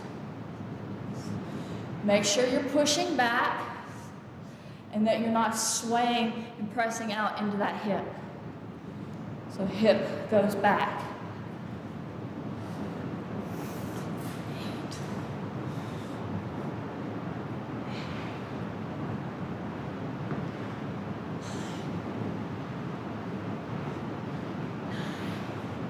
It's a little. 10. Good. Give me that hip hinge, okay? Seems to me I misjudged my time. So we're going to change something up. Because I said 30 minutes and we're not even done.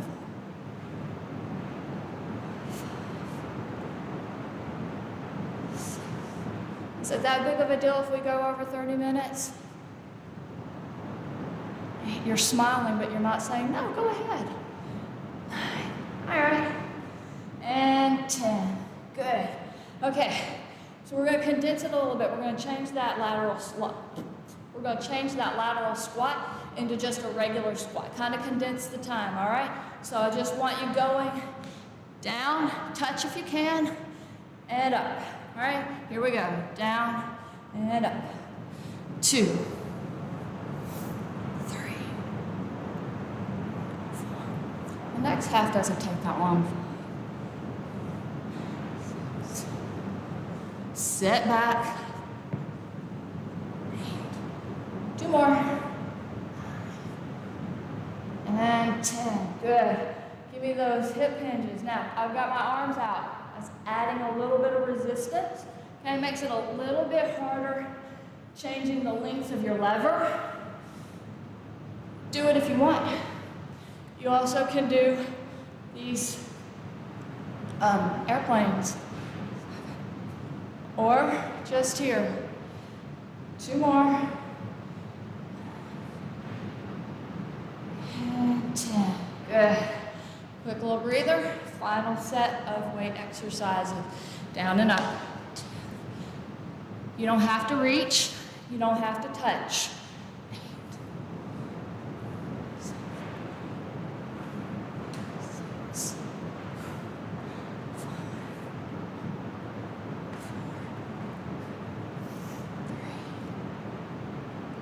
3. 2. And 1. Nice. Final set of hip hinges here. Okay, stretch and contract. As you come up, you should feel that glute contract. Your core is engaged. Your back is super long. If your arms are at your side, they're by your ears. 2 more. 2. And 1. All right, shake it out. We have our cardio next, okay? It's 3 exercises, 30 seconds each, 3 times. So that is, what is that, 4 minutes or so? So we're gonna run right into it, okay? So your first exercise is gonna be a plyo lunge, okay? Make sure when you do this, your feet are planted. You go as deep or as shallow as you want. Then we're going to go into speed skaters. All right? And then we're going to do mountain climbers. Yay! Okay? All 3 of those back to back for a good solid 1.5 minutes. And then we'll take a quick breather and then we'll do that 3 times. So are you ready for me here? All right. So let's go. Give me those plyo lunges. Now, you don't have to jump, okay? You can just step. You can step and lunge, whatever works for you. This is your cardio though, so put forth some effort, right? Whatever works for you. We're going into those speed skaters right now. Now, you can big step, okay? You can jump. I'm probably not gonna jump too much just because I don't want to trip. You can add on, throw that leg behind you, reach down, whatever you want to do. All right, and we got those mountain climbers. Take it down, oops, sorry, take it down, and you can go slow, okay? You can rotate, or you can go fast. I lost my clock, there it is. Go fast with me, come on. This isn't that fast. It's not that bad. It's only for 30 seconds. I know you can do that. See? You did it. Catch your breath. Get you a sip if you need to. We're starting up in 5 seconds. Back to those plyo lunges. Here we go. Okay? Now, you can go, whoops, as low as you want with these, as high as you want. Safety first, please. I'm gonna back away a little bit. I'm stomping right into the microphone.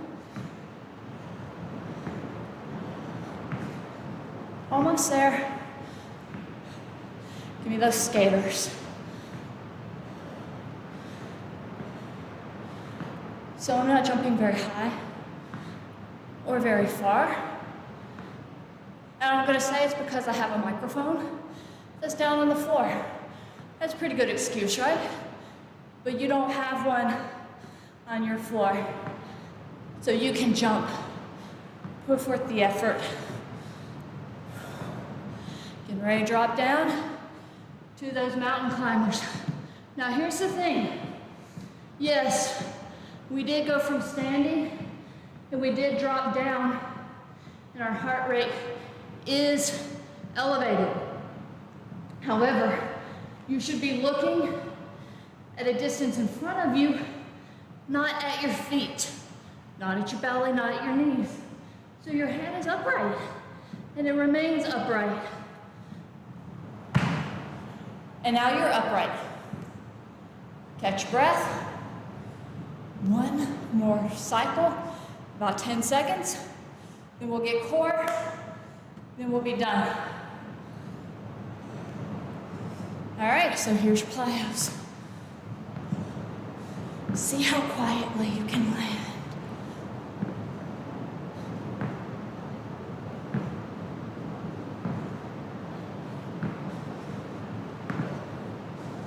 If you want to add some arms, add them. It's your cardio.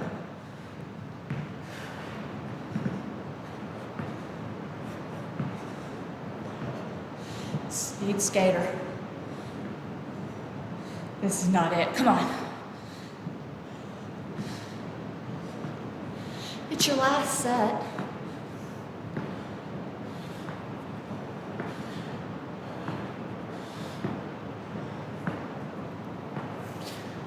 Land softly. No sense in shaking all those knickknacks. They're on the shelves around your house. Good. Mountain climbers. Ready? And go. It's just 30 seconds. It is just 30 seconds. Checking. Make sure my shirt stays where I want it to. Get your weight over your hands.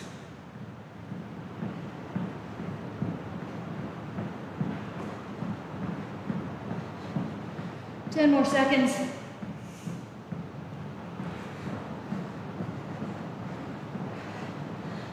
Good enough. Catch your breath. We're gonna come down onto the floor. We're gonna finish up with your core exercises, and then we'll be done, okay? No stretches here. I'm gonna ask you to stretch on your own when you get home. First exercise we're gonna do is the dead bug. This is a variation of the dead bug. Opposite arm, opposite leg, moving through the shoulder and the hip. Then your second move is gonna be this nice little double crunch. 30 seconds each. Take a little breather. We'll do those 3 times. I'm gonna find my clock. Set yourself up. Nice tight core. All right, opposite arm, opposite leg. Now shrink wrap that core, okay? Nice and tight. So imagine that you have one of those obscenely tight workout shirts on, and you just found out that somebody was gonna come and video you and post it to the world. So pull it in, tighten up, so that, and we don't wanna see your biscuit dough, all right? All right, one more side each way. Now give me those double crunches. Nice and tight. You want to think about that core shrink wrapping, quite literally, like you have on too tight of a shirt. So it's pulling your entire core in this 360 squeeze, all right? So nice and tight, pulling it in towards the middle and down. Don't suck that belly button in, we don't like that. And relax. So, nice, good engagement of all these cores, okay? Tighten that belly up, pull it in nice and tight. Here's our second set of dead bugs, down and up. Now, if your core is tight, your pelvis isn't moving, okay? So I have a lot of people like, well, what do I do with my lower back? You engage your core so that your lower back is protected. Your pelvis doesn't move. If your pelvis isn't moving, however your lower back is, whether it's flat or slightly arched, it'll be all right. And give me those double crunches. So don't think so much about smashing that lower back into the floor. Think more about controlling that core and keeping that pelvis, okay, your pelvis is moving here, but keeping that pelvis engaged and in control. We're almost there. Now hold it here, peak contraction, hold it, a little more, squeeze it more. Can you touch your forehead to your knees? And relax. One more set, and we're done. And I think I went over my 30-minute time by about 10. Up, here we go. Now move, so move through your shoulder and your hip. Your pelvis stays neutral, okay? So your pelvis doesn't move. And if your pelvis doesn't move, that means your core is engaged so that your back is protected, all right? So just pay attention to what you're doing. Keep that core shrink wrapped. Pull it in. Ooh. And I'm gonna tell you right now, I forgot what I started on that time. This seems like a good one. Here we go, double crunch. Squeeze it up. Think more about lifting the chest to the thighs and less about where the knees are going, okay? You really want this crunch. So it's more about what your upper body is doing and how it moves than what your lower body is doing. All right, we got 5 more seconds. And hold it here. Hold it, lift up a little bit more, and relax. Awesome. So that finishes this 30-minute class, and it wasn't 30 minutes. I want you to stretch afterwards. We're not putting that into this episode simply because we're trying to save time. So if you're done here, take a few moments, stretch the back, the chest, the legs, stretch everything out so that you're good and loose.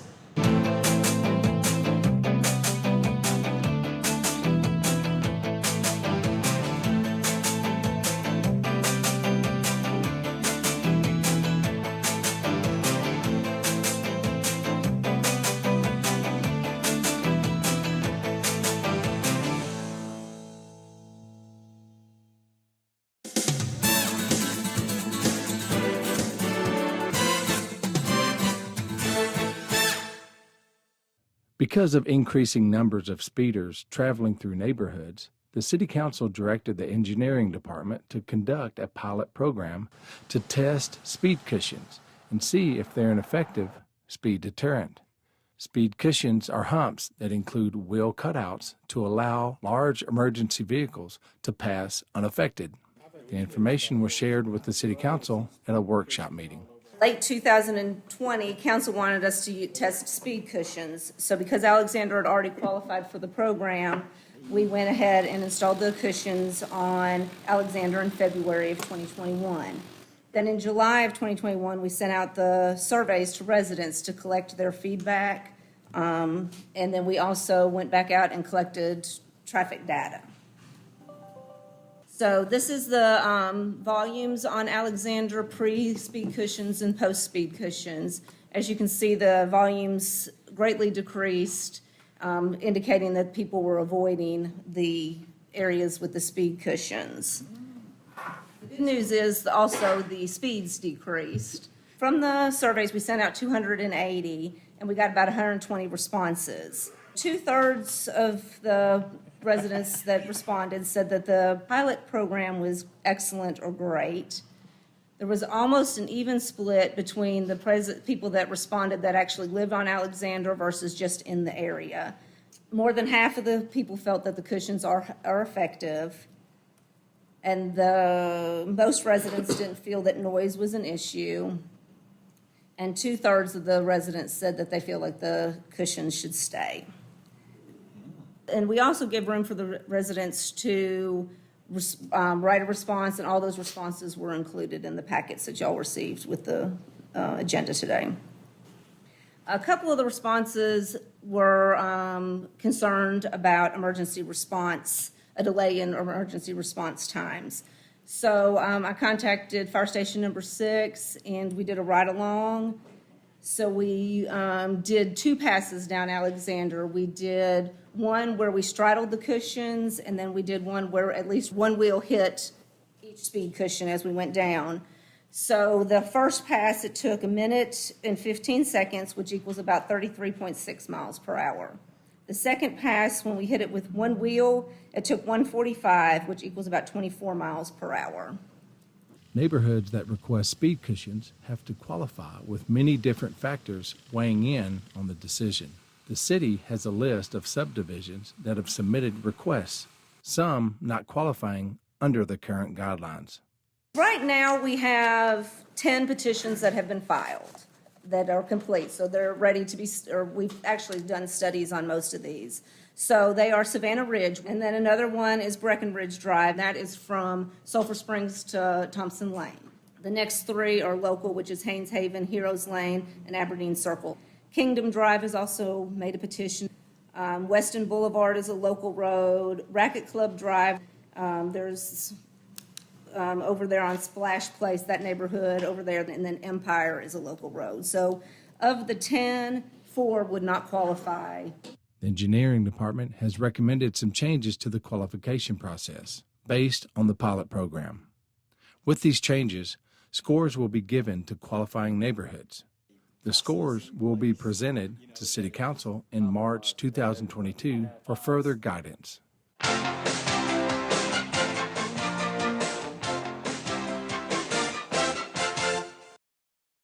911, where's your emergency? Police Fire Dispatch, Tiffany. 911, where is your emergency?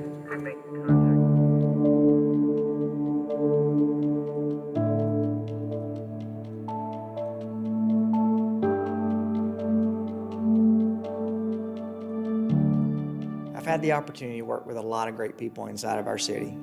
I get to work every single day with people who are dedicated, who are loyal to the residents, making sure that the services that are provided are there for the residents when they need that.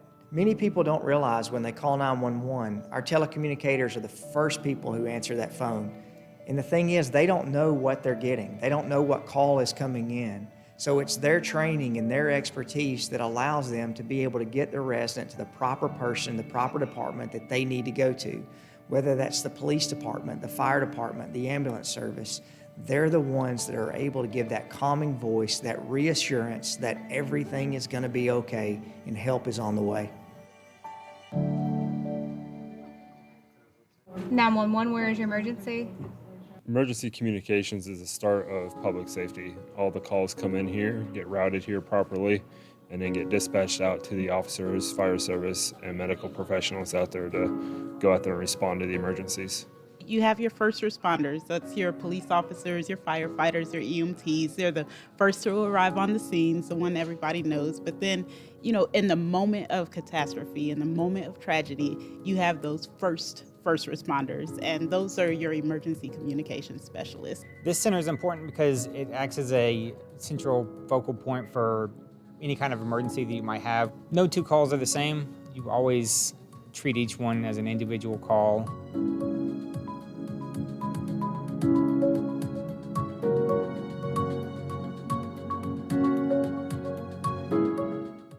See any cars around with them? Stresses of this position, there's lots of them. You get the hot calls that are coming in. You never know what line you're going to pick up or who's going to be on the other end of the line. You could have something as simple as somebody calling in an abandoned vehicle to somebody that just gets shot or a suicidal subject. So there's lots of stressors in this position. Officer and responder safety is a stressor for us. When people call 911, they don't necessarily understand why we ask all these questions, but that's the reason. Trying to make sure that our officers and responders go home safely each day. And just, sometimes staffing, like we're working extra shifts and it can wear and tear on the body. Some of the stressors I see with this are dealing with the emergencies that the public has, using your knowledge and training to deal with those problems, get a good resolution hopefully when we can, and trying to do that in a professional, calm way. Using your knowledge and training to do that can be taxing.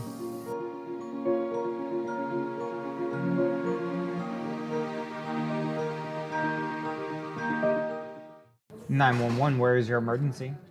Without teamwork, I don't think we could do what we do up here.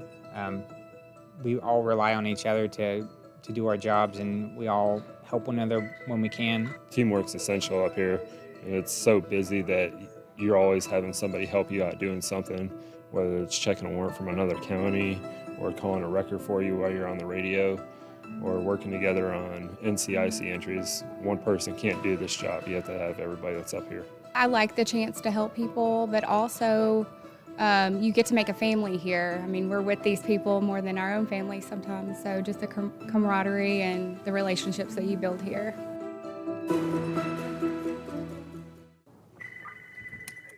Police Fire Dispatch Brady. I've wanted to be in emergency services my whole life.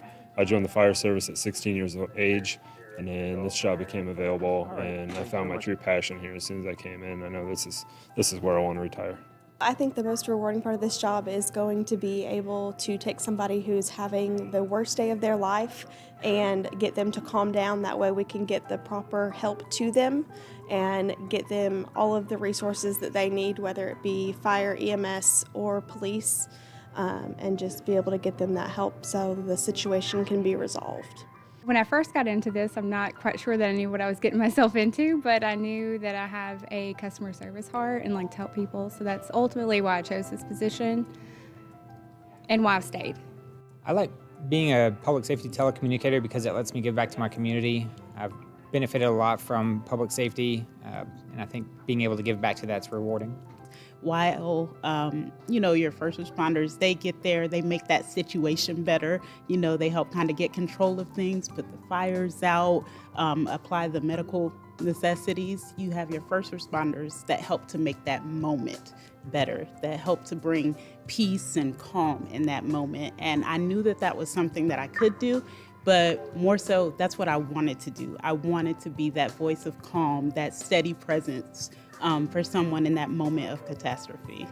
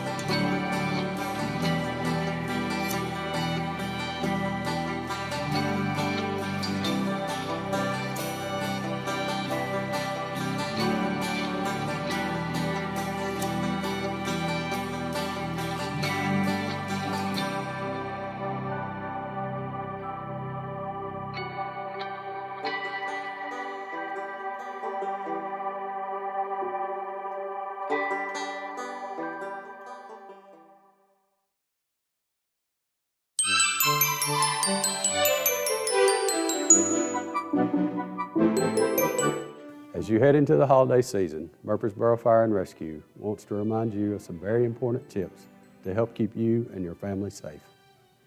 Decorating can be one of the most fun activities during the holiday season. Here's how you can do it safely. First, choose decorations that are flame resistant or flame retardant. Keep lit candles away from decorations and things that can burn, or choose LED candles as a safe alternative. Remember, some lights are only for indoor or outdoor use, not both. You should always replace any string of lights with worn or broken cords or loose bulb connections. Use clips, not nails, to hang lights so cords do not get damaged. Keep decorations away from windows and doors. Before you go to bed, make sure all lights are turned off and all candles are blown out. When selecting a Christmas tree, choose a tree with fresh green needles that do not fall off when touched. Before placing the tree in the stand, cut 1 or 2 inches from the base of the trunk. Make sure the tree is at least 3 feet away from any heat source and that it is not blocking an exit. Add water to the tree stand and add more daily. Never use lit candles to decorate a tree, and as mentioned earlier, make sure the lights are off before you go to bed. When entertaining guests for the holidays, some important things to consider are testing your smoke alarms so you can ensure they are in working order, educating your guests about your home fire escape plan. If you need help with either of these, you can contact MFRD and we will assist you. Keep children and pets away from lit candles and keep matches and lighters up high in a locked cabinet. Ask smokers to smoke outside and provide deep, large ashtrays for them. Remind them to wet the butts with water before discarding. Now we'll discuss cooking safety. The leading cause of fires in the kitchen is unattended cooking. Always be on alert. If you are sleepy or have consumed alcohol, do not use the stove or stovetop. Stay in the kitchen while you are frying, grilling, or broiling food. If you must leave the kitchen, even for a short period of time, turn off the stove. If you are simmering, baking, roasting, or boiling food, check it regularly. Remain in your home while the food is cooking and use a timer to remind you to check your food. Keep anything that can catch fire away from your stovetop. This includes oven mitts, wooden utensils, food packaging, towels, etc. Keep pot and pan handles turned in toward the stove to reduce the risk of knocking them off. Most importantly, if you do have a cooking fire, just get out. When you leave, remember to close the door behind you to contain the fire. Call 911 as soon as possible. We have covered a lot of holiday safety ground, but you may still have questions. Don't hesitate to contact us as situations arise. No question is a silly question if it saves your life. And from the Murfreesboro Fire and Rescue family to yours, happy holidays. A new addition to the lobby at the Murfreesboro Police Department headquarters building has been our drug disposal box.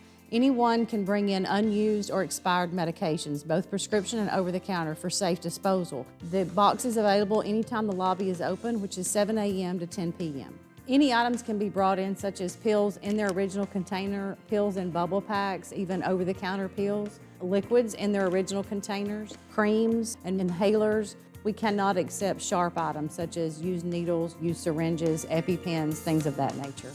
All items placed within this container are retrieved in a controlled fashion and taken to an incinerator. There, the containers and the medications are all incinerated, which keeps them out of the local landfills and the local water sources. If you're looking for somewhere to dispose of medications, both prescription and over-the-counter, we encourage you to bring them here and put them in this box so they can be disposed of in a safe manner.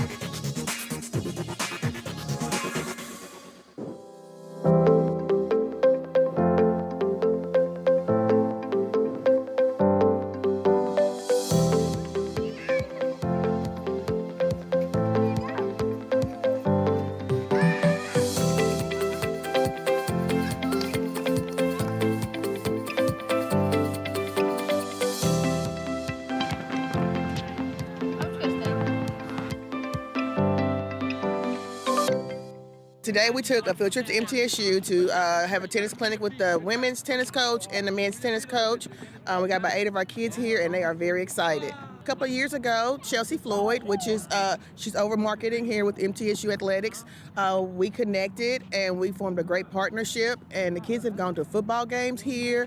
The basketball team has come and done clinics at Patterson, and Chelsea and Rachel Fullerton reached out to me and offered this great experience to meet with the women's coach and the men's coach, and it just kind of worked out. One of the things, the tennis programs, we don't bring in revenue, and so, you know, it's really important to engage the community. So from the get-go, we typically do, I'd say 4 or 5 clinics per semester when we've got the kids on campus, and it's really great to integrate the student athletes to give back to the community. It's really interesting. The teams are very diverse. They're from all over the world, and it's great interaction for the kids from Murfreesboro to get to meet a young man from Germany, then Denmark, the Netherlands, and these types of things. And I think it's a great way to bring culture and share the passion for tennis. It was a little bit my first time because I've never played tennis, but it was new to me. I learned how to hit the ball, and I learned how to swing the tennis racket. There was this girl, she had a beautiful Australian accent. It was really pretty. She taught the girls how to use a racket with both your hands. And the other girl, she taught us how to racket with just one hand. I liked it because we got to go on a field trip and everyone was so nice. A lot of the kids have not even been to MTSU's campus or experienced anything at the campus, so they're very excited, and just to expose them to the college, the university, and all the different sports that are offered, and just to let them meet kids that come from the same place that they came from. It's really exciting for our kiddos. Overall, with inner city kids coming in to play tennis, it's always great because we're really introducing them to a sport that they're not normally used to. Because it's not as prevalent in inner city normally. So it's always fun getting the kids out, and a lot of times we'll be able to find some hidden gems and those that actually take to it.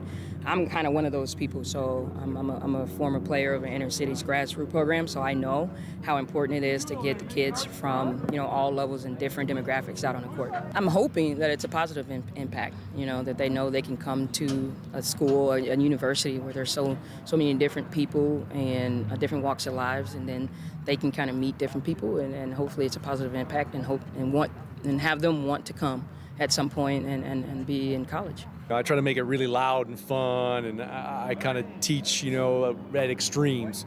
So one of the big things is my name's Jimmy, and so when somebody does a good shot, everybody does the Jimmy shimmy. We just kind of break it down, and I want them to have a great experience so that when they remember, how much fun it was when they came out here and crazy Coach Jimmy and was doing this and that, and I tease them if they miss a shot, they're gonna smell my armpit and all kinds of crazy stuff. Because I want them to think about, man, I want to go back to the court, and have that positive reinforcement when they're out here. In 2019, we started the Ball Kid program, which is actually for children that are in the 8th grade and younger, and they actually get the best seat in the house. We actually put 2 of them on each court, and they're literally at the net on court. And you know, we have a sponsor, so each kid gets a shirt. We actually have a lot of interaction. We ask the kids to come a little bit early so they get to know the players and whatnot. And then over time, the kids tend to have their favorites. And so it's really cool to have them out there. They stay for a little while. They don't have to stay the whole match, but mom and dad come, and it kind of keeps them busy and keep them around the game of tennis and build relationships again more with the community. We currently have an after-school program going on, and it's free. If you attend the program from 2:30 to 6, you can get into Patterson for free. We offer after-school snack. We offer homework help if you have it. We offer activities such as the one you see the kids doing now. We do special events and all kind of field trips. It's just a good experience for the kids to do, and parents, you can trust that your kids will be taken care of while they're here and supervised at Patterson. You can come in and fill out a registration form at our front desk, or you can call me, Crystal Ellis McFerrin at Patterson, or you can email me at cellis@murfreesborotn.gov.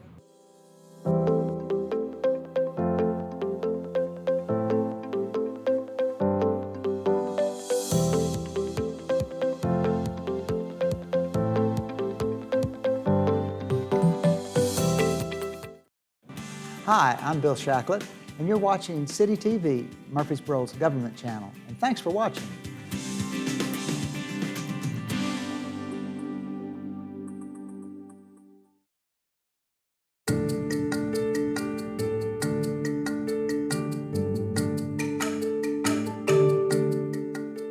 It's a name that's played many roles in our city. Bradley Academy has been a place for learning for presidents and the African American community in the 18 and 1900s.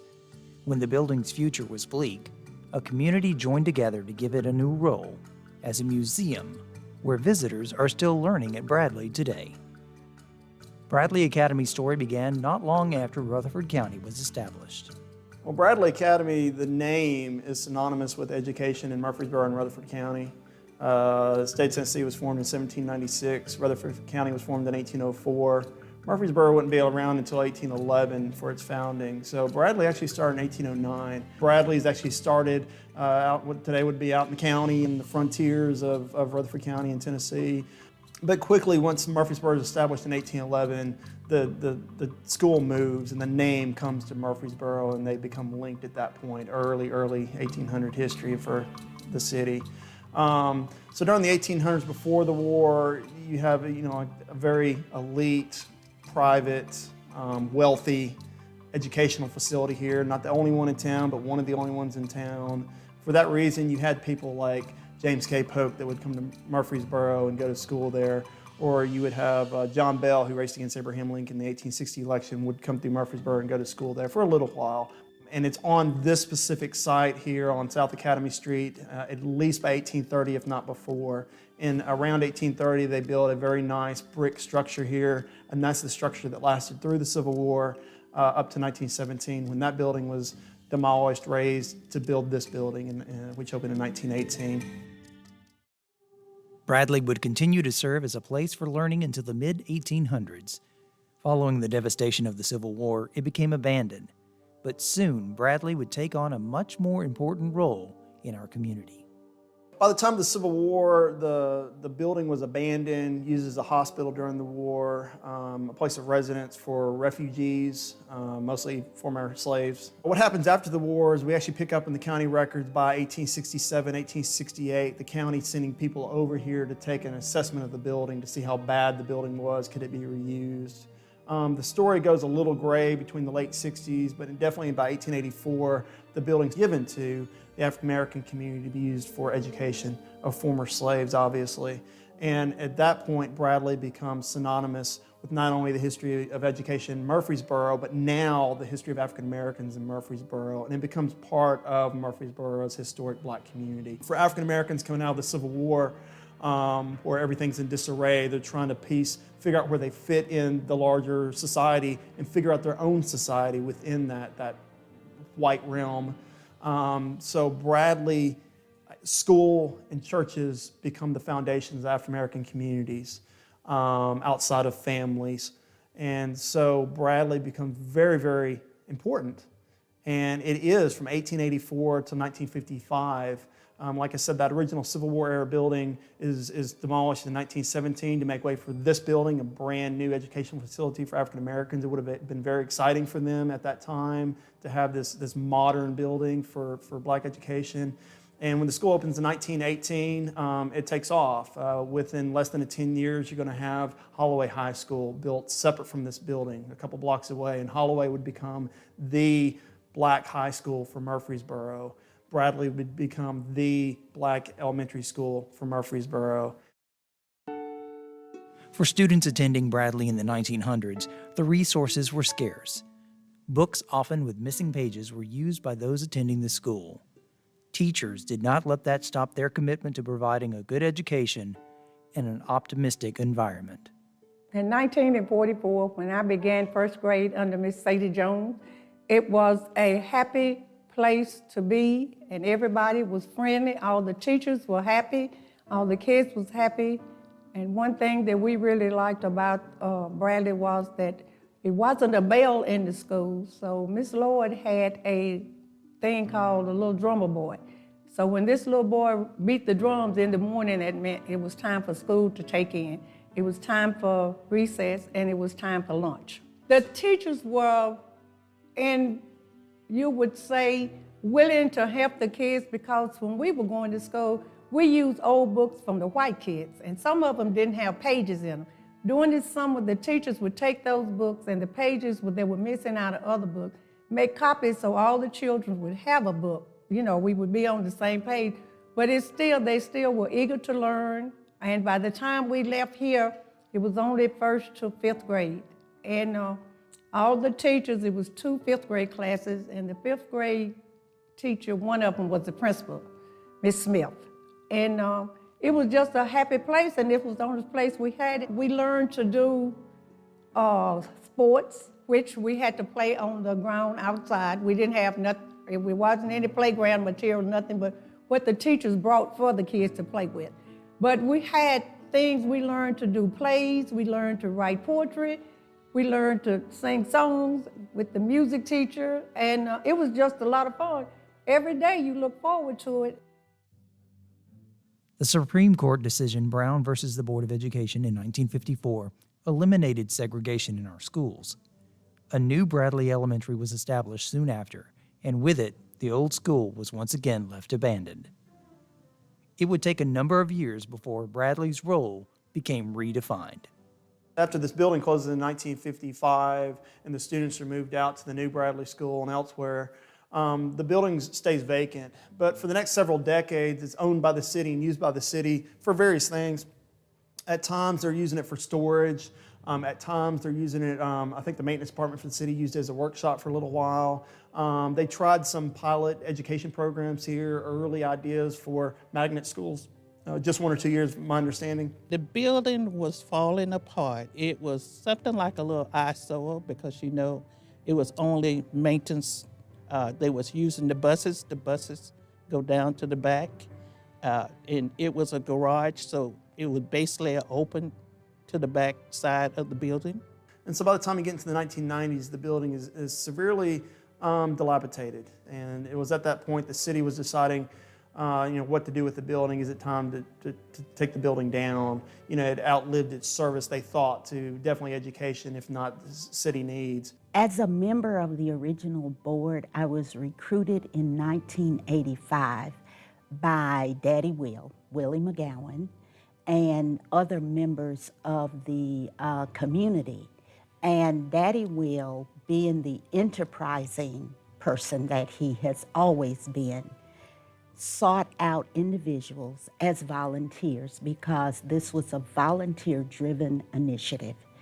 But he needed individuals who had a passion, first of all, for the quality educational experiences of the students who attended the school, but also understood that the project would take a significant period of time.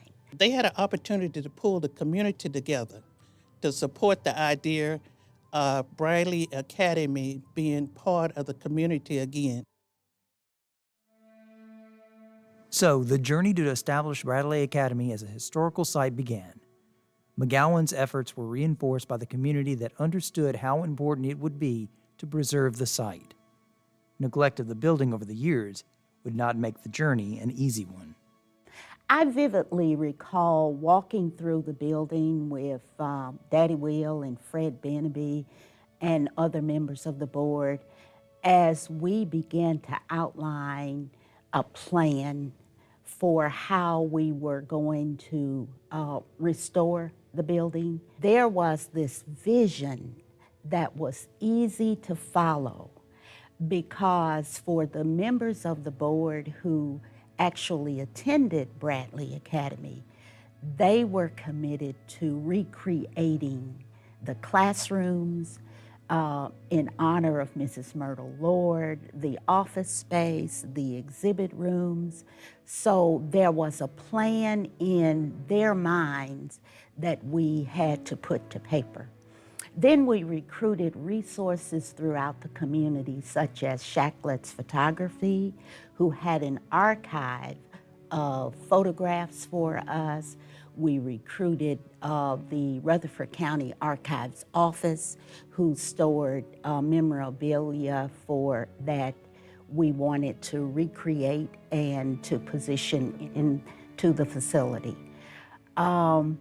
We interviewed a lot of students who actually attended this facility, and we hosted a multitude of events so that former teachers and former students could return and share with us all of the vivid, exciting memories of their educational experiences. They had to gut the whole building. We have pictures where they went all the way down to the foundation, and then they had to come in. One thing that they did do, and I really enjoyed, they saved the hardwood floors.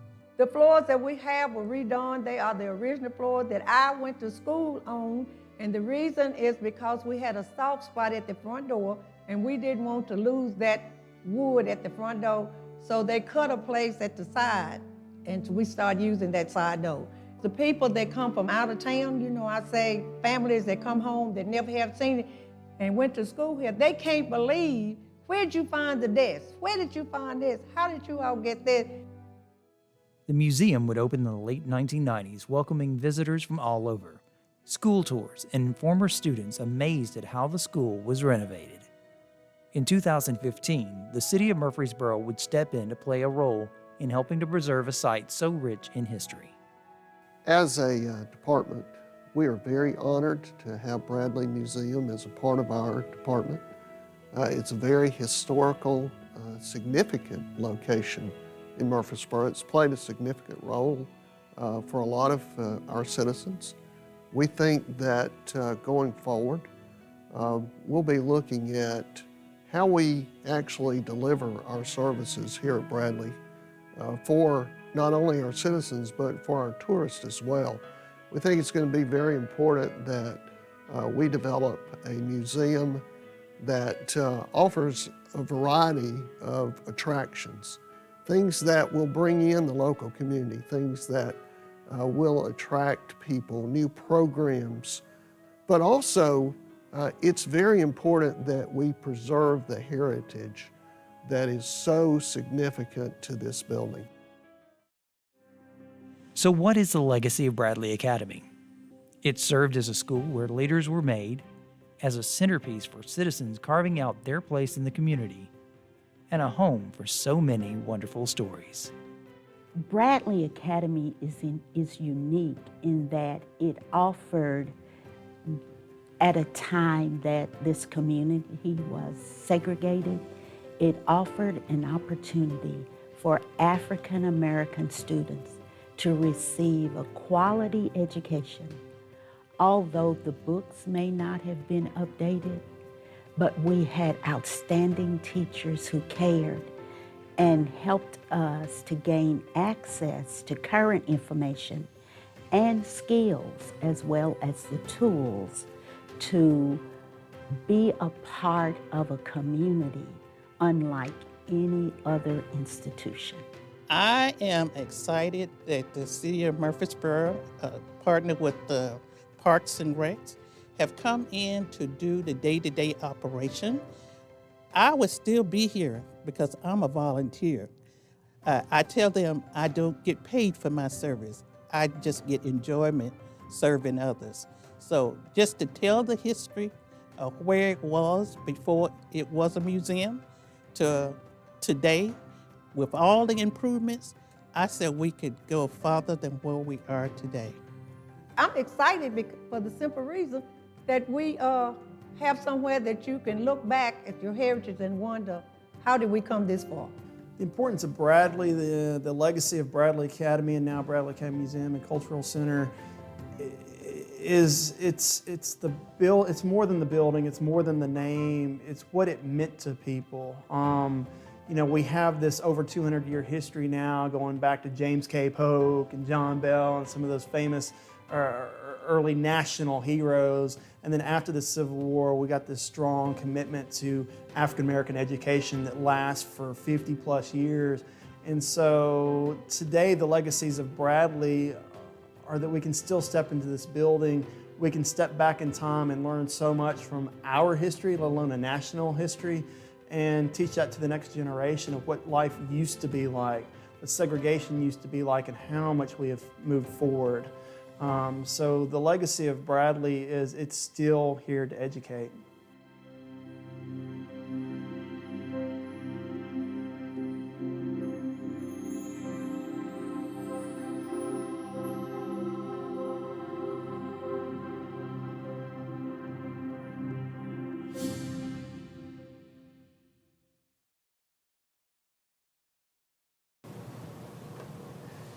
You know, I love technology, but I wonder what life was like without all the gadgets and the buttons.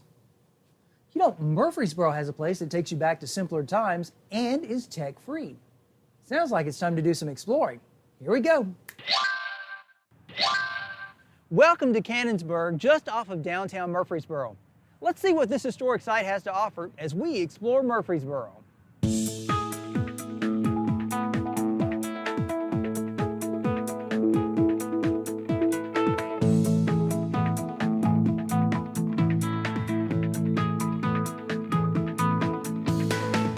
Cannonsburg Village is a recreation of what life was like in the late 1800s. It boasts a number of buildings that recapture that lifestyle, including an old schoolhouse, a grist mill, and a blacksmith shop. The origins of the village began in the 1970s in a national competition. The federal government was looking for ideas for the nation's bicentennial celebration. The city submitted an idea of Cannonsburg and was one of 16 projects all across the country chosen. They received $75,000 to bring Cannonsburg to life. Buildings and material throughout the county and the Middle Tennessee area were used for the project. So you may be wondering, where did they get the name Cannonsburg? It was the original name of Murfreesboro, named after Minos Cannon, an early settler and father of the first Whig governor of Tennessee, Newton Cannon. So what are we waiting for? Let's go inside and explore. For starters, this iron bridge is somewhat typical of what you would see in the 1800s over rivers like the local Stones River. The toll gate at the end is what one would have seen on the turnpike leading into the city. The first building on our stop is the grist mill. Materials used to build this came from a local feed mill. The best part of the mill is it's an actual working mill with the overshot wheel that moves. The machinery found in the grist mill is 150 years old and was from an abandoned mill in northern Alabama. Kids today have it easy. Imagine going to school here. I wonder where the air conditioning is. The schoolhouse was not an existing building as opposed to many of the others in the village. It was actually built with logs from a corn crib in the county. The telephone building next to the schoolhouse was patterned after one you would have seen in the Rockville area. The switchboard found inside was owned and operated by Ada Rowland. Rowland lived at the telephone company and provided call service 24 hours a day, 7 days a week. That's dedication. This is the University House, and appropriately named. This building was originally located on the campus of Middle Tennessee State University, and it dates back to the 1800s. This is the Town Hall. This was the hub of civic activity back in the day, where the town council would meet. What a comparison to today's City Hall, don't you think? This is a representation of one of the homes that you would see in the 1800s. It's the Lehman House, named after the family that lived here.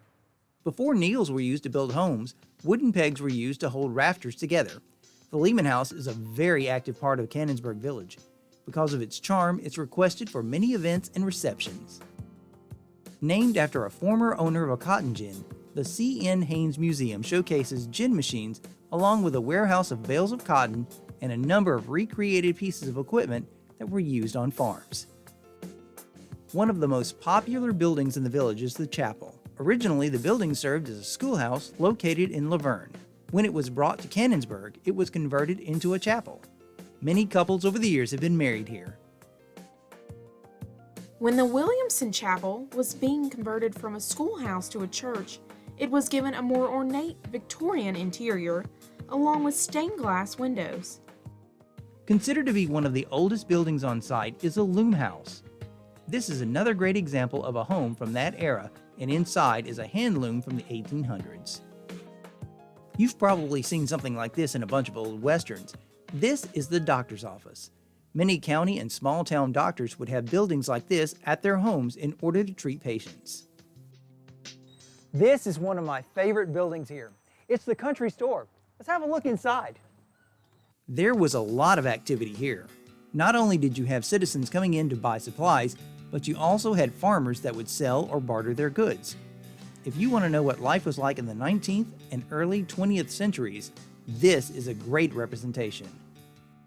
While most of the buildings here are only inhabited by visitors, this one is pretty active for a different reason. It's the blacksmith shop. Come on inside.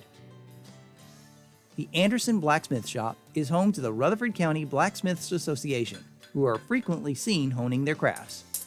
Blacksmith shops were a big part of life in the Middle Tennessee area in the 19th century. The Rutherford County Blacksmiths Association holds classes for aspiring blacksmiths twice a week at Cannonsburg. Did you know the world's largest cedar bucket calls Cannonsburg home? A design by the Tennessee Red Cedar Wooden Works Company, this promotional exhibit originally called Murfreesboro its home. It soon found its way to celebrity status as an exhibit in the World's Columbian Exposition in Chicago in 1893 and the Louisiana Purchase Expo in 1904. The bucket returned to Murfreesboro in 1976, proudly on display in Cannonsburg. After arsonists torched the bucket in 2005, the Rutherford County Blacksmiths Association rebuilt it in 2011 to once again stand strong. That's a big bucket. Murfreesboro is all about preserving its history. So while not everything at Cannonsburg is out of Little House on the Prairie, it's still doing its part to take care of the past. Take the Car Expo, for example. Constructed by the Stones River Car Club, this building looks like a gas station from the 1920s and houses a number of items from the past like vintage automobiles, old gas pumps, and even classic metal signs. If you're into old tractors, you'll want to visit the display next to the Car Expo, showcasing many tractors from those that were horse-drawn to those that run on gasoline. Not only do they preserve history here, the Murfreesboro Art League calls Cannonsburg home with a goal of preserving and promoting local artists in the community. Now, before I go, I should probably tell you about a few of the activities they have here at Cannonsburg. In addition to touring the village, Cannonsburg hosts Pioneer Days, Harvest Days, a Friday night concert series, Christmas at Cannonsburg, and the biggest event of them all, Uncle Dave Macon Days, which sees thousands of visitors every year in July. So that's it, except to say if you haven't had the chance to explore Cannonsburg, what are you waiting for? They're open Tuesdays through Saturdays, 9 a.m. to 4 p.m. from May 1st to December 1st. Call 615-890-0355 or visit the city's website at murfreesborotn.gov for more information.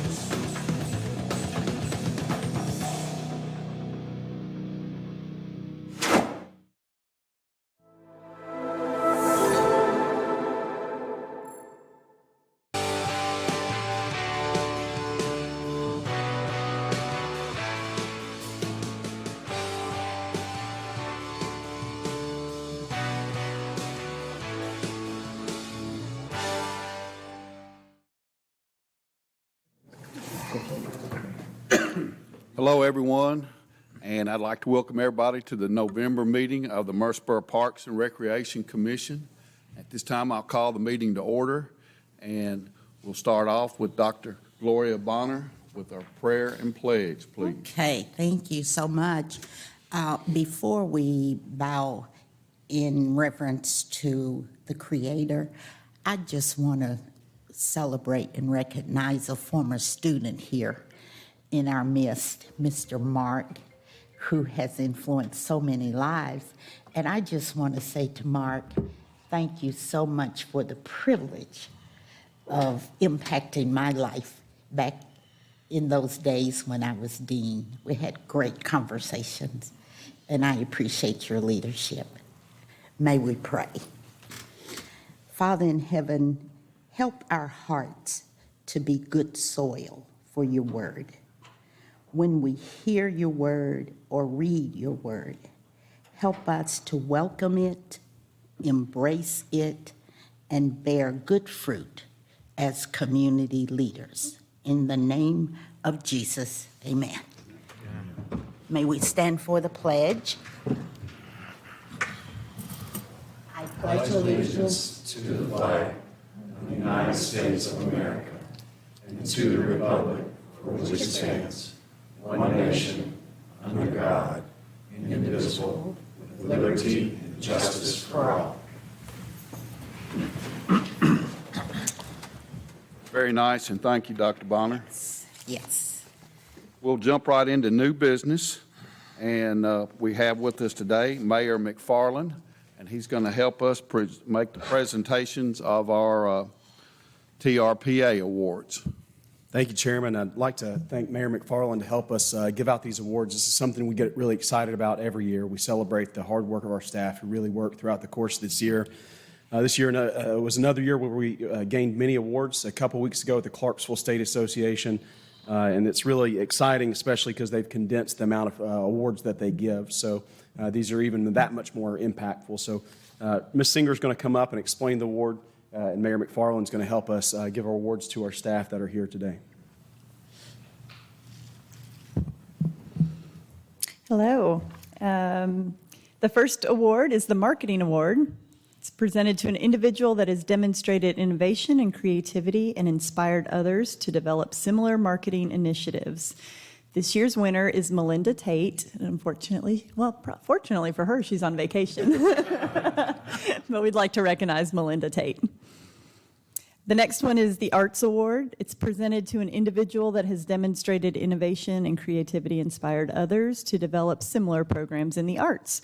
This year's winner is Priscilla Murray from McFadden Community Center for the Mural Project.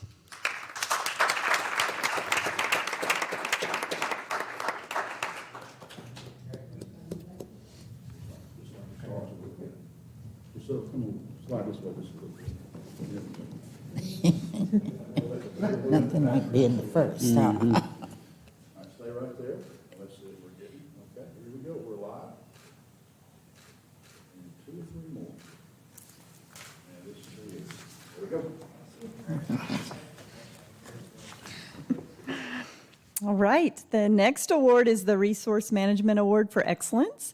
It's presented to Facilities and Parks Branch to one individual that has demonstrated outstanding achievement in the field of resource management. This year's award winner is Miss Kristen Hopkins.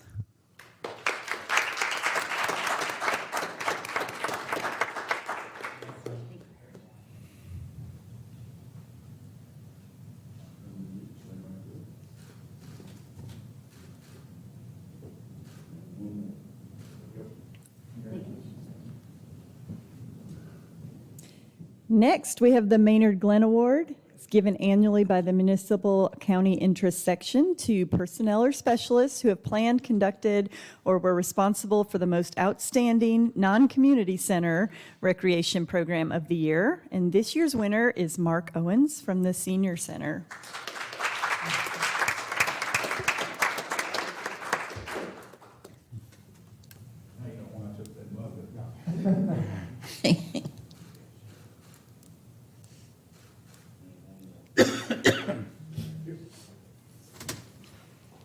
just like to thank Ms. Bonner for everything, the nice things you said, but for the record, you gave me a B.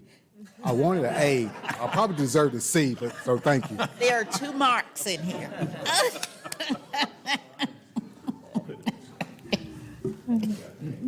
Right, the Wayne Hansard Award is given annually by the Municipal County Interest Section to the person who has demonstrated excellence in maintenance of parks, facilities, and grounds in a cost-effective and efficient manner for the safety of the citizen or the user group. And this year's winner is Mr. Jason Lowe from Barfield Crescent Park. He is also on vacation. It's a great week for vacation. The Donald H. Stanton Award is presented to community center staff determined to have planned, developed, and implemented the best overall statewide program. And this year, award winner is Patterson Park Community Center, Ms. Jernell Jenkins.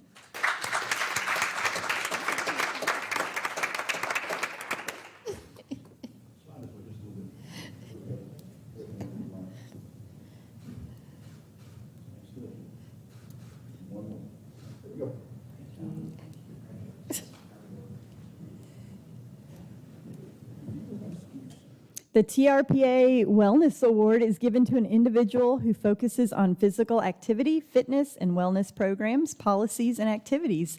This year, award winner is Miss Laura Grissom from the St. Clair Senior Center.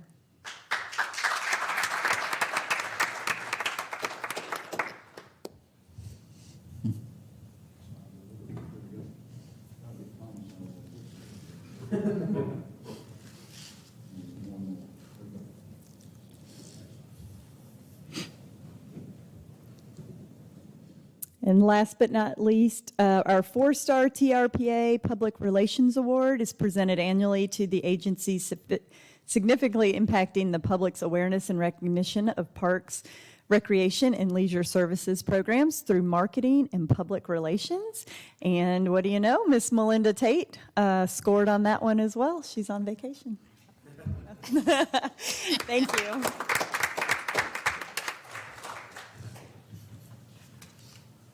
Thank y'all so much, and congratulations to all our award winners.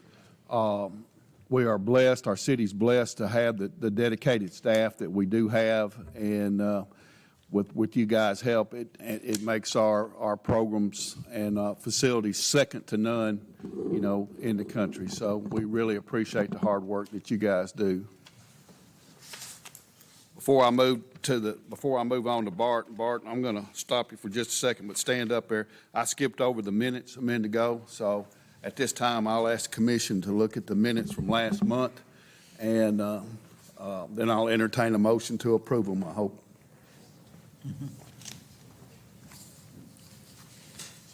Do I have a motion to approve the minutes? So moved as presented.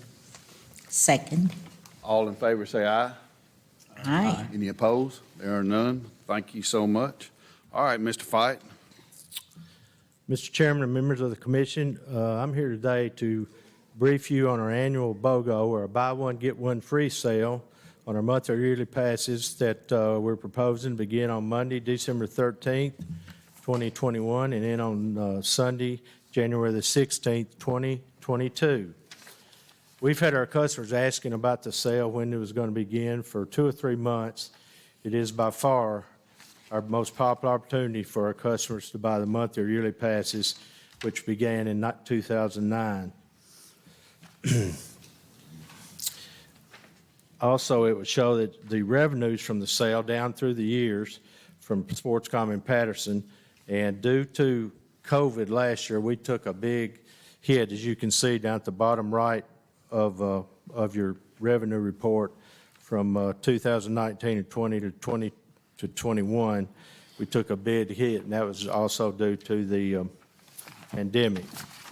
And I feel sure with most everything now trying to get back to normal in the coming months, our revenues will increase significantly with this very popular sale.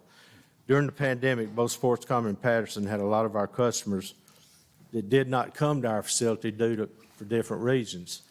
Both Patterson and Sportscom work with our customers on a case-by-case basis, and we credited their time back that they missed. And they were very appreciative of that. They've told us that over and over about how they appreciated us working with them on their time that they missed during the COVID pandemic.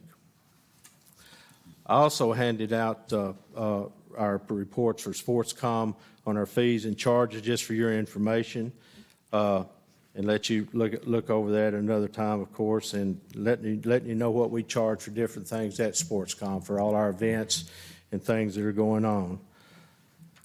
I also want to mention that this past fall, we had some programs at Sportscom facility. We had our Bacon Festival and also our Fall Festival, which were big hits on the grounds of Sportscom. Also, if you pass Sportscom on Saturday or even Sundays with the Miracle League and all our ball tournaments going on, some weekends it was hard to even find a parking spot. We also had the Puppy Plunge, which ended Burrow Beach season, as we had over 200 dogs jump in a pool at Sportscom. A few things that are coming up: we're having our Customer Appreciation Day on Friday, December the 10th, from 9:30 to 1 p.m. And I personally want to invite you to look at coming in 2022 with the Polar Bear Plunge on Saturday, January the 8th, as we're bringing back the Arctic Adventure from 8:30 to 10 in the gymnasium, where we'll have games, music, and refreshments, and then we all can go outside and jump in the warm waters of Burrow Beach. I personally want to invite everyone to show up. I expect to hear from you and reserve your spot. So that's all I have to say. You look over the revenue reports, and like you said, we took a hit last year, but we're going to be proactive and try to get it back on track this next coming year. Very good, Bart. Any questions for Bart or comments? Thank you so much. We look forward to a big BOGO sale here. Mr. Chairman, I think that we do need approval on that. We've started doing that several years ago. So, okay. All right. Requesting approval to host that sale one more time. Okay. I'll entertain a motion that we approve the buy one, get one free sale that Bart has just presented. So move. Second. I have a motion and a second. All in favor, say aye. Aye. Any opposed? There are none. Thank you, Bart. Thank you. All right, Mr. Gary Arbert, you got us a fee change at the tennis complex? Yes, sir, I do. Mr. Chairman, members of the commission, good afternoon. Currently at the Adams Tennis Complex, non-members pay a daily guest fee of $10 per day. Non-members are also able to book courts 7 days a week. What we would like to propose is to raise that daily guest fee to $15 and limit non-members to booking only Friday through Sunday. With that being said, what that would really do for our membership, it was greatly increase the value of those memberships. That's something every year we try to look for customer retention, membership retention, things we can do to make that more valuable each year, and we feel like this is a good move. Today, I would like to recommend the commission approval for this. It does say that it would go into effect immediately, but with more thought, we have decided that if it is approved today, we would like to implement this January the 3rd of 2022. That way we could get the word out to non-members, and it wouldn't be such a surprise when they come in tomorrow. But I'd be glad to answer any questions that you would have. Gary, question for you. If this would be implemented and I'm a non-member, can I walk in and use the facility if courts are available, or if I don't book one, I can't use it at all? Well, honestly, sir, there's not, Mr. Cunningham, I apologize. There's nothing available. It's very hard to get a court on those days. Okay. So what is happening is some of the non-members are booking the courts and they're pushing our members out. I got you. And so basically, if you came in with a member, you could absolutely come in and play. But as a non-member, you would not be able to book or use a court on those days. Okay. Thank you for that clarification. Yes, sir. How much is it to become a member? Membership rates for a family at $600 a year. For an individual, it's $450 a year. And for college students and youth and military, it's $250 a year. So the rates are very reasonable. So I guess as an example, if you bought an individual rate for $450, you would have to have 45 unique visits to pay for that. With this new proposal, that would drop that down to 30 unique visits. So it's really a large benefit for the member or to sell memberships or for someone to buy a membership. And do you know how many total members we have approximately? We probably, individual members, probably close to 900, high 800s. So the rest of the city population cannot access it under this proposal Monday through Thursday? They would not be able to, not unless they came with a member. All right, thank you. Yeah, I had a question too. Is that the cutoff Monday through Thursdays and then the differentiation from Friday through Sunday? I would assume the activity is more intense on through the weekend, Friday through Sunday. Just the opposite. How interesting. Okay. Just the opposite. Monday through Thursday, if you look at our court schedule, there's no availability, but traditionally on weekends, there's more availability. Has there been any discussion at all about expanding the facility? I think there has. I think that's something we would like to do in the future, but I don't know that that's going to be such a quick fix that it'll alleviate our problems. Probably something in 5 or 10 years. We've looked at different options, Mr. Cunningham. Right, what we deal with now is just a supply and demand. We're trying to boost the value of the membership so we can retain those members and provide the access that they're paying for, through their membership. We do have several other courts. We've got all of our outdoor courts that are free for anybody to come use anytime, most of the time. So we've tasked our staff to look at different ways to boost that value, and I think this is a good first step for us to be able to do that. What do you think the reaction is going to be to from the non-members that play there regularly? Well, I really hope that they want to become members, but I think you will probably have some pushback originally, but hopefully that will help alleviate our member complaints on not being able to get courts during the week, and hopefully the non-members will be able to come on the weekends and utilize those extra times. And you said you currently got, I hear 900? Close to 900 members. How many courts, Gary? There's 8 indoor courts, 8. But of course, sir? Sorry, go ahead.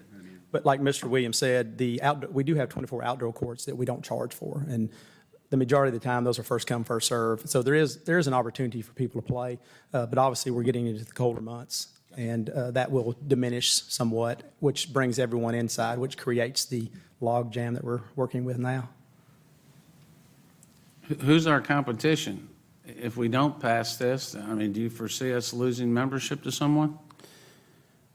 I would say, I'll jump in, Gary, I would say we risk losing the membership because there's no value to the membership if they can't get courts. There's got to be an incentivizing factor to have them to be able to get the access that they're paying, hundreds of dollars a year for.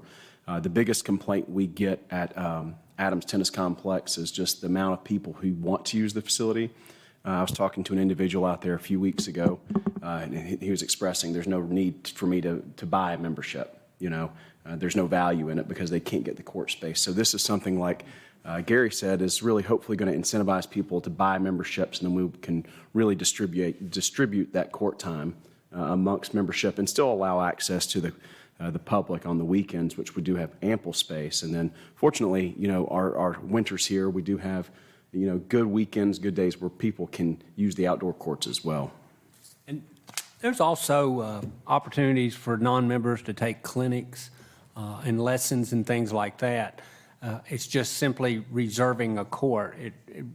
It's hard when you're a member and it's a race to the phone of who can get to the phone first over non-members versus members. So this would give that priority to the membership.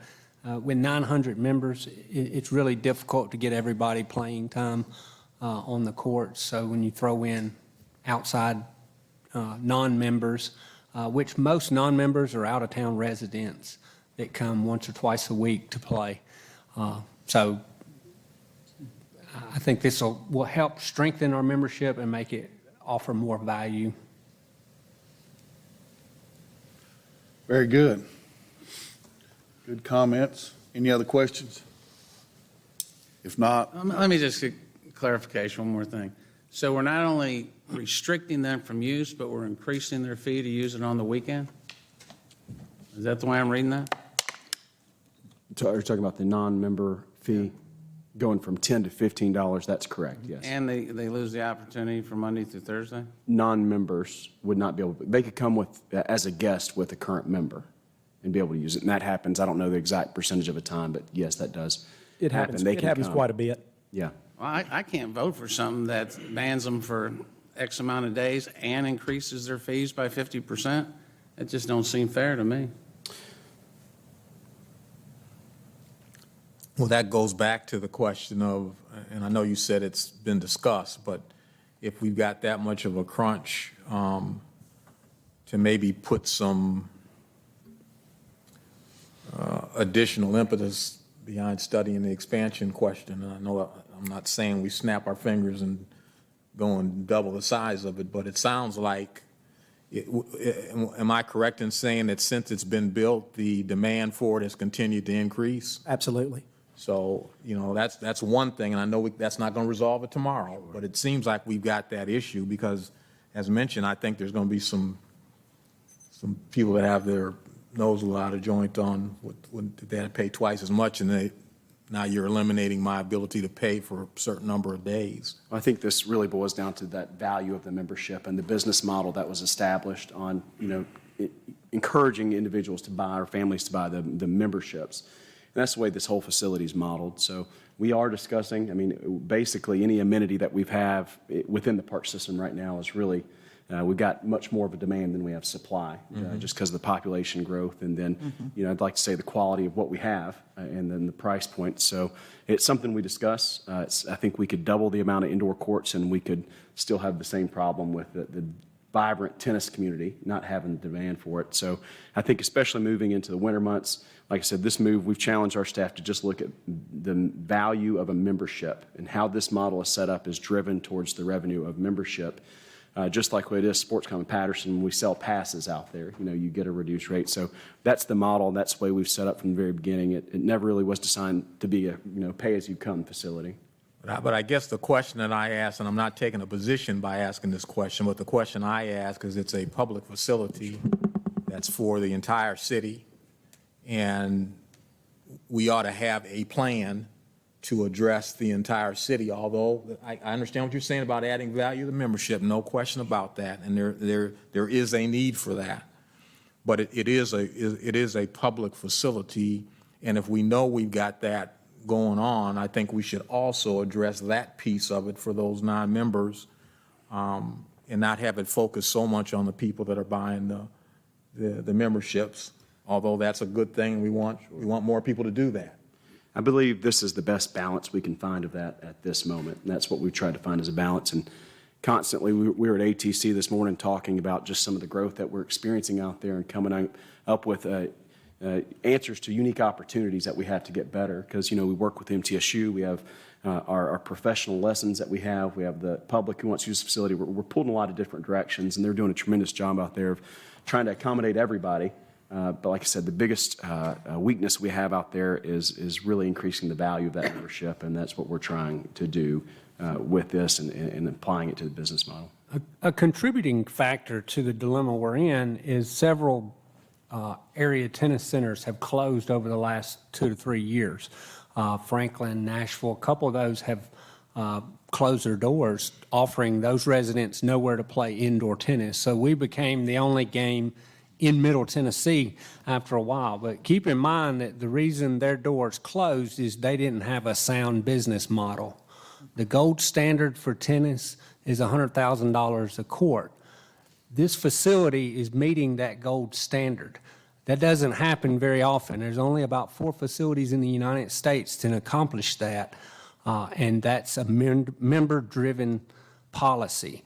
While I understand we want everybody to have the opportunity, the bulk of our membership are Murfreesboro residents, and we first opened this facility, we didn't have this issue because most of our Murfreesboro tennis players are members of this facility. The biggest complaint we get is they can't get a court because somebody from Franklin or someone from Nashville is here utilizing their court.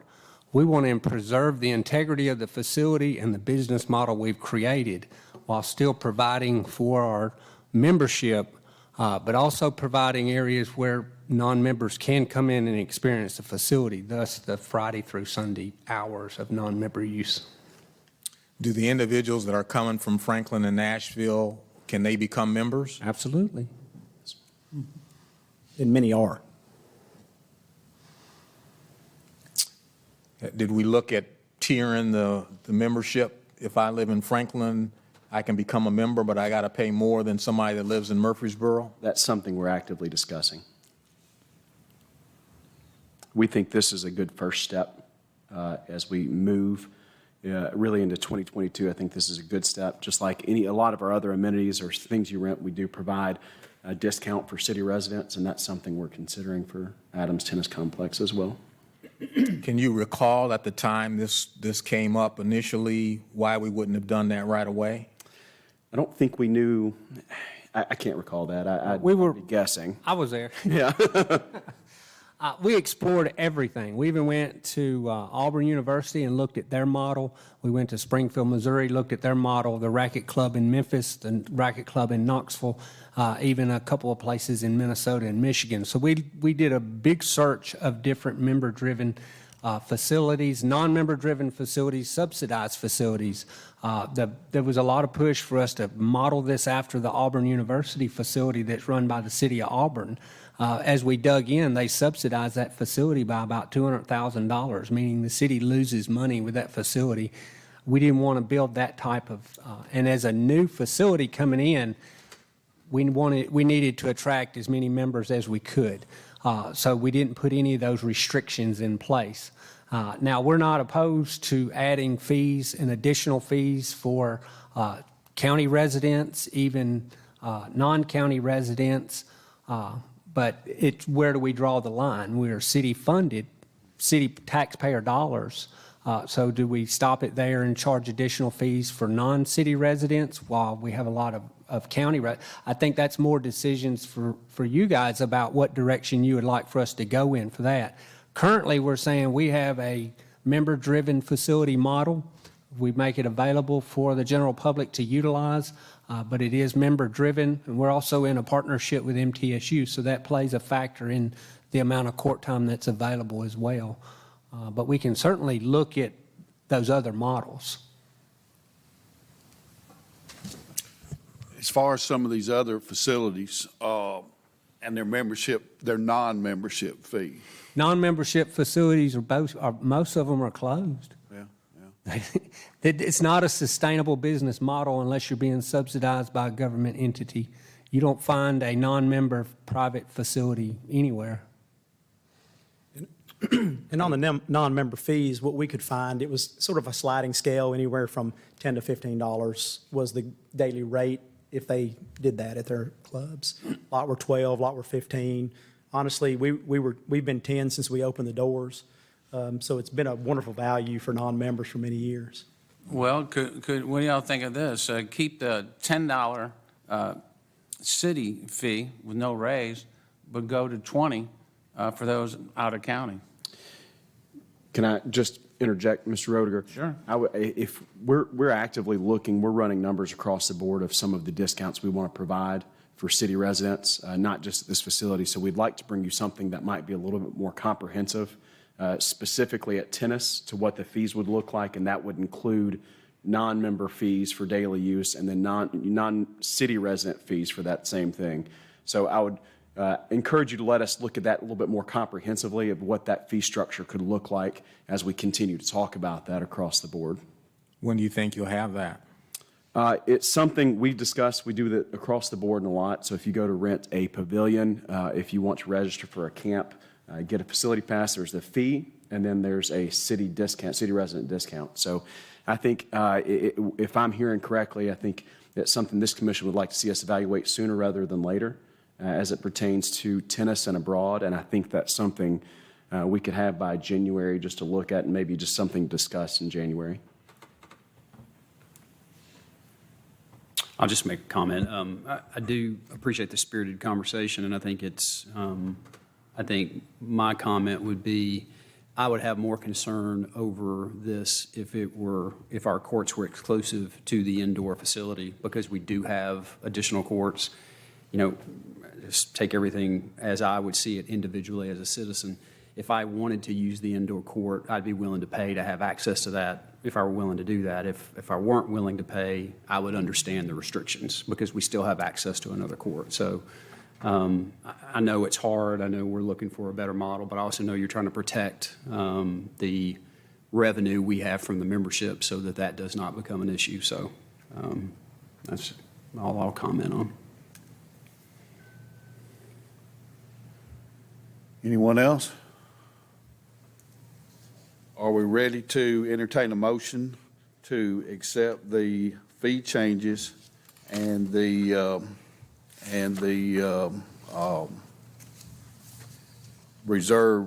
court reserve changes for the tennis complex? Do I have a motion? I'll make that motion and then add to it. Obviously, I think part of the concern is both making the change of the restriction as well as the fee at the same time. And I think the fewer changes you have, the better everybody is, because it's easier for everyone to adapt.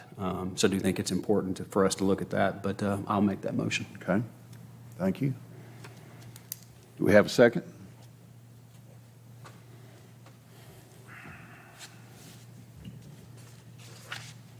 I will second that motion. Thank you, Mr. Turner. This time we'll take a vote. All in favor, say aye. Aye. All opposed? Opposed? There's one, Mr. Roediger. Motion passes. Thank you very much. Good job, Gary. Very good. Good discussion, you guys. Very important stuff. This past week, Nate and I visited the tennis complex, and I assure you, there was not an empty court available in the whole complex. So it was very neat to see it being used so much. And One of the best problems to have, it really. great problem to have, yes. Okay, next item on the agenda is Miss Rachel. You're going to tell us about the parade entry fee. Yes, I am. I'm actually seeking a retroactive approval for our application fee for the Christmas parade that's coming up in December. So we're really excited as Parks and Recreation to take this on this year and be the lead organizer in it. Obviously, the parade has been around for many, many years, and the past organizers have done a fabulous job over the years. So we know we have big shoes to fill, but we are excited to take on this role, and we'll be the lead organizers with it. And so with that, we have looked at the theme this year is going to be the spirit of Christmas, and we know that our community will come out in full force, and we're interested to see how they're going to interpret that theme. So we'll have the awards as usual. We're working with WGNS and the Exchange Club and the Amateur Ham Radio. They've all been involved for years and years, and so we're looking forward to learning from them and taking this on for the years in the future. So the application fee, we didn't meet in October, and we did need to open the registration fee up. So the application fee is $10 per entry, and that's just going to help offset some of the costs associated with it. But if you have any questions, I'd be glad to answer them. Questions? Christmas parade? How many entries do we typically have? I know in the past there's been up to 70. We're not close to that right now, but what I understand is they wait to the last minute and then everybody registers. So This morning they said 47 so far. 47. Okay. What's the date, Rachel? it's December 12th, and it'll be at 2 o'clock. And the parade route will be the same. We'll stage at MTSU and then come down Main Street to the square. Very good. We'll pray for good weather. Right. Do I have a motion that we approve this application fee? Move approval. Have a second? Second. All in favor, say aye. Aye. Any opposed? There are none. Thank you. Motion passes. Thank you, Rachel. Okay, Thomas. Good afternoon, members of the commission. This is the good news stuff. We've got several projects that we're excited to inform you about. One, we have lights at the Jordan Farm, 6 fields there where our local Murfreesboro Soccer Club has kind of been housed and called home for the last few months while we've been working on renovations at Siegel Park. Those 6 fields are now lighted.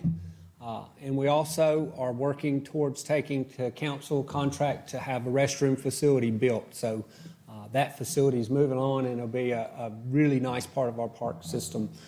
Also, we've got a contract for the McKnight Park 4-field complex, a replacing of all the fencing, and then we're having net backstops, pre-engineered net backstops, similar to what they have in local high schools. It really increases visibility for the spectators, for the families watching their kids, and it should really blend in with the park. The fencing will match that of the Miracle Field Park. So hopefully McKnight Park will have a whole new perspective in January, and everything will look fresh and new. We've also got out, we're advertising now to replace the playground at Starplex. As you may know, that over 25 years old playground, and it's got lots of mileage. I'm sure a lot of people have had opportunity to utilize that in their kids and grandkids. And we felt it was important to keep that as an element of the park.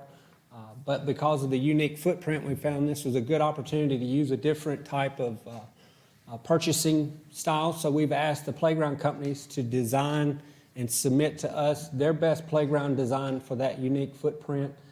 And then we'll evaluate and review those and make a selection based on design. So we gave them the dollar amount, and then they give us their best design. So we're excited about all these projects coming through. Hopefully we will get the Jordan Farm started. The Siegel projects are moving along nicely. We have 4 fields completed. They've done foundations at the indoor facility, and they've taken the top layer of soil off for the other 4 fields.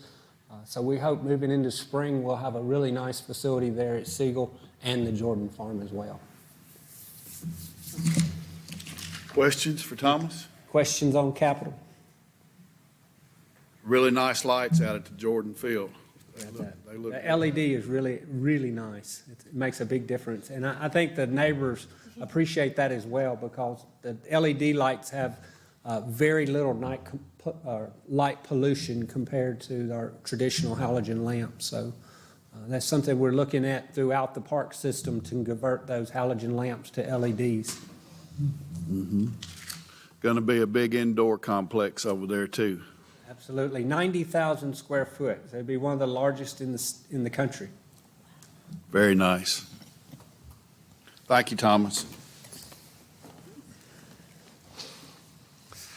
Susan, welcome. Well, how are y'all doing? So I would like to introduce our new assistant program coordinator for cultural arts in the theater. Mark Saltalamacchia has been an educator for over 30 years. He started, I think, at Oakland and then moved to Siegel and Williamson County as a theater educator and as a coach. We are very, very happy to have him run our theater program before Murfreesboro. And I'm going to let him come up here and say something really quick. Well, thank you, Miss Susan. It's so good to see so many faces that I recognize. And sorry, Mark, but I got an A in that class. Thank you, Dr. Bonner, for that.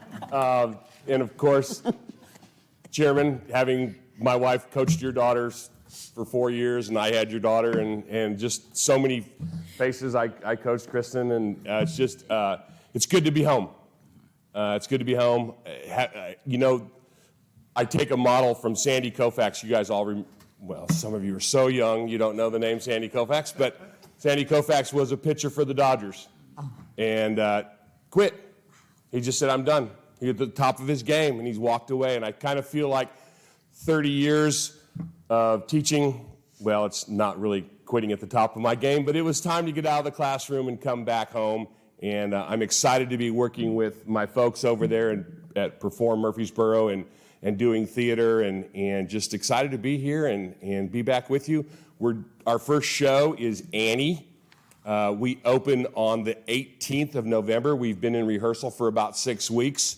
We run the 18th through the 21st. It's the best bang for your buck. It's $10 for a ticket, and you don't want to miss it. It's Thursday, Friday, Saturday nights at 7 o'clock, and then we have a matinee on Sunday. And you want to come out and check out all the talent. We're really excited about what we're putting on stage there at the Washington Theater. Any questions? Questions for Mark? Should we call you Salty? Because I have met so many of your ex-students. Coach And they sure have a lot of respect for you. Thank you. Welcome, Thank you. welcome aboard. I go by Salty, Coach Salty. I did the good old joke, call me anything you want, just don't call me late for dinner. And we need to work on that camera. It really does add a lot of weight. My wife would say the refrigerator added most of that weight. But anyway, thank you. Thank you, Coach Salty. We're so glad to have you with us. Thank you. Okay, Thomas, take us home. And Right. As you all know, there's a lot going on in Murfreesboro and a lot going on with the Recreation Department. Currently, we're taking basketball registration, ages 5 to 17. A lot of you have had kids play in the program. Some of you might have played in the program. I think Bart started this program back in the 70s, right, Bart? But it is one of the strongest youth programs within the Middle Tennessee area. I think last year, of course, we didn't have the league, but the year before that was 160-plus teams. And the fact that we have so many teams, we're able to create even teams and put competitive players with competitive players and non-competitive.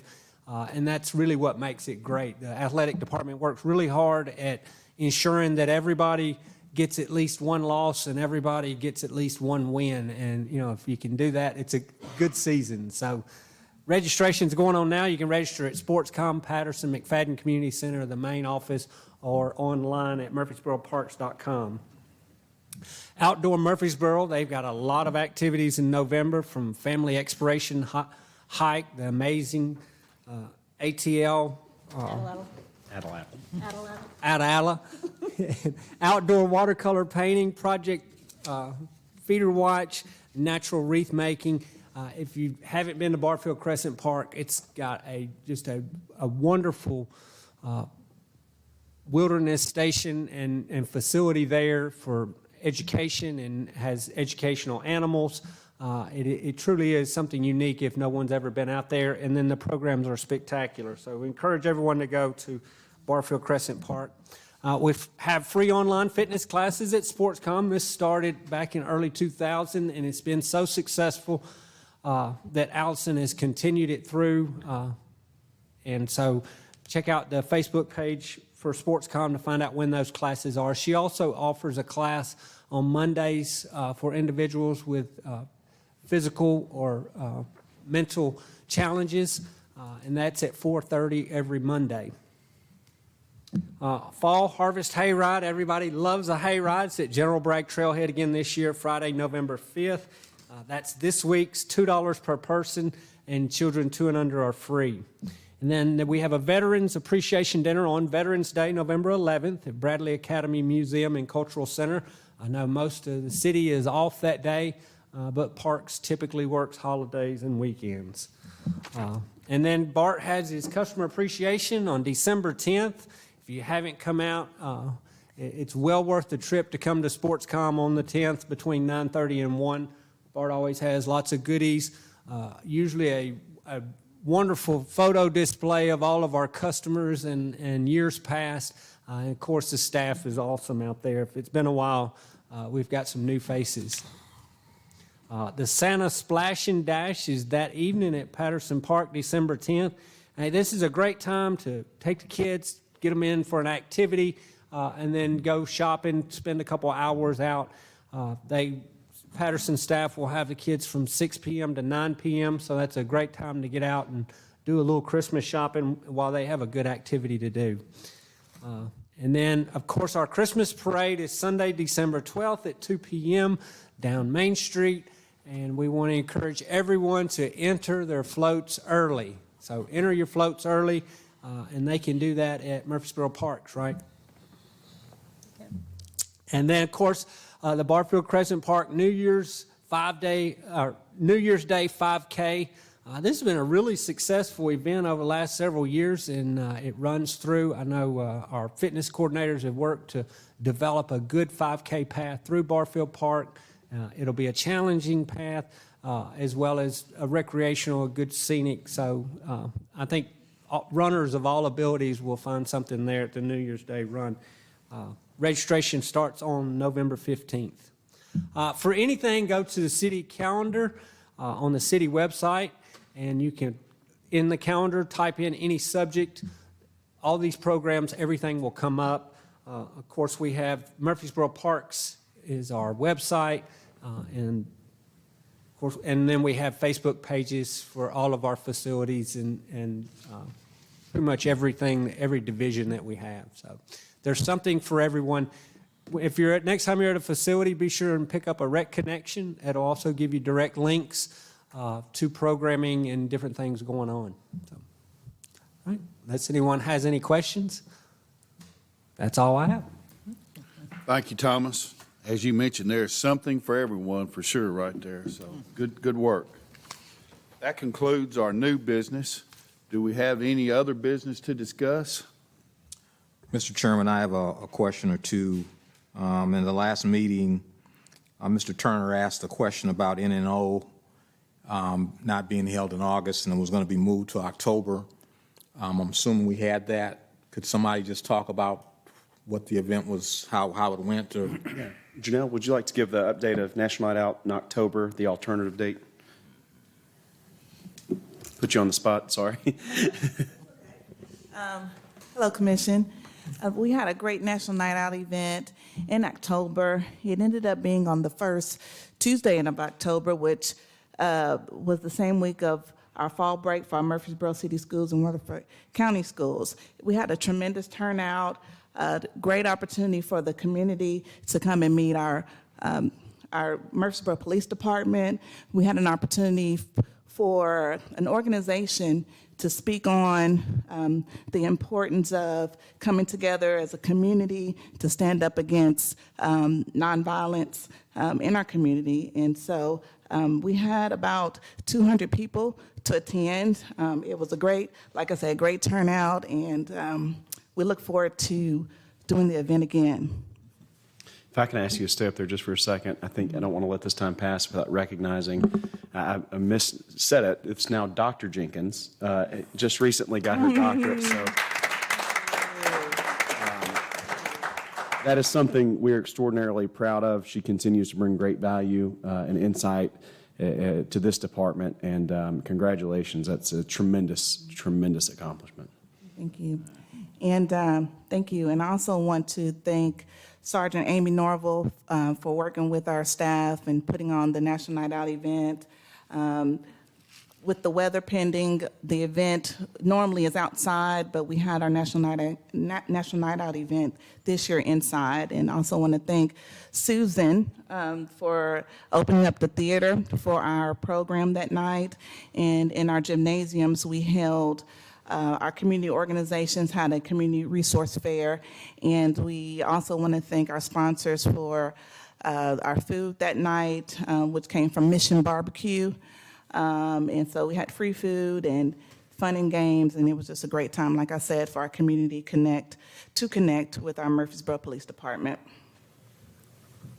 Thank you very much. I appreciate that.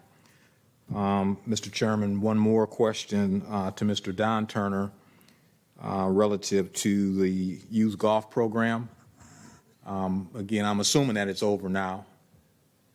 Yes, it is. Excuse me. Yes, it is. Could you maybe speak to, I think it was very, very successful. Maybe speak to that a little bit, and then maybe talk about hopefully that we're going to have it again next year. Yes, it will be continued, and it was a great success this year. I think probably better than we expected. But it was run very well, and we plan to, this is going to be a continued thing. I know I'm putting you on the spot now, but do you remember any numbers about the number of participants and the age groups that? Leroy, I don't right now. Okay. I'm sorry. I can get that information for you for the next meeting, but. I was just curious. But I do not have that now. But it was, in your opinion as well, very, very successful Very program. successful, yes. Excellent, excellent. The last thing, Mr. Chairman, I think I'm not sure what the plan is for December, whether we're going to have a meeting or not, but the January meeting is scheduled for January 5th. And most people that can will probably be gone the week before. So if we don't decide until right before, we're going to be right up against it and letting everybody know whether we're going to have a meeting in January or not, and getting, notes out and so forth and so on. And I just mentioned that as just a point of information. I'm not expecting you to be able to answer that now, but I think we all come back to work on the 3rd. Right. And then boom, right away, 2 days later, we have a meeting scheduled, so. We'll look at what options we have for that week, and then we lay out 2 months ahead, hopefully, what commission agendas would look like. So we'll get a better plan for that soon. Okay.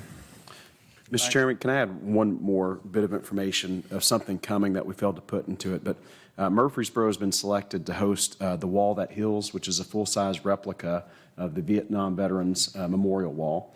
It's a really prestigious honor. We're getting it over Veterans Day weekend, so it's November 11th through the 14th, and it's open 24 hours a day at Barfield Crescent Park, completely free, interactive activities. But this is something we've been working with the local group. It's an honor to be selected, and it'll be at one of our capstone parks, 11th through the 14th, 24 hours a day, and we encourage everybody to come out and take a look and participate. Very good. And if you're interested, just Google The Wall That Heals, and you'll see how really awesome it is that we have it in Murfreesboro over this time. Sounds awesome. Thank you, Mr. Cunningham, for your comments. Congratulations, Dr. Jenkins, on your accomplishment. Thank you for everything, and thanks to all the presenters today. If there's no other questions, we'll adjourn.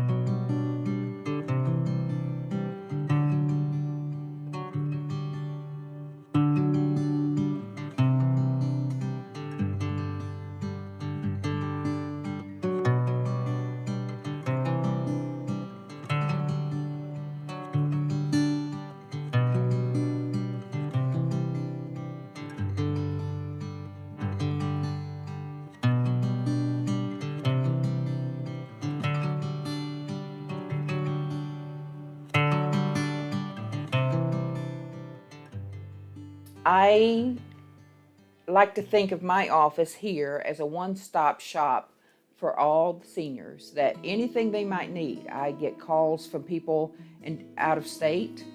They call and they've got a mom who might need a caregiver. So I work with the different caregiver listings that I have here and maybe refer some of them to the person requesting the information. Sometimes they need a listening ear. Seniors will drop by and say, I'm very upset about something. Could I just talk to you about something? I love that. Sometimes they need housing. Maybe they need a lower cost rent. And so I'm able to work with different housing authorities here in Murfreesboro and help them out to find a better housing solution for them.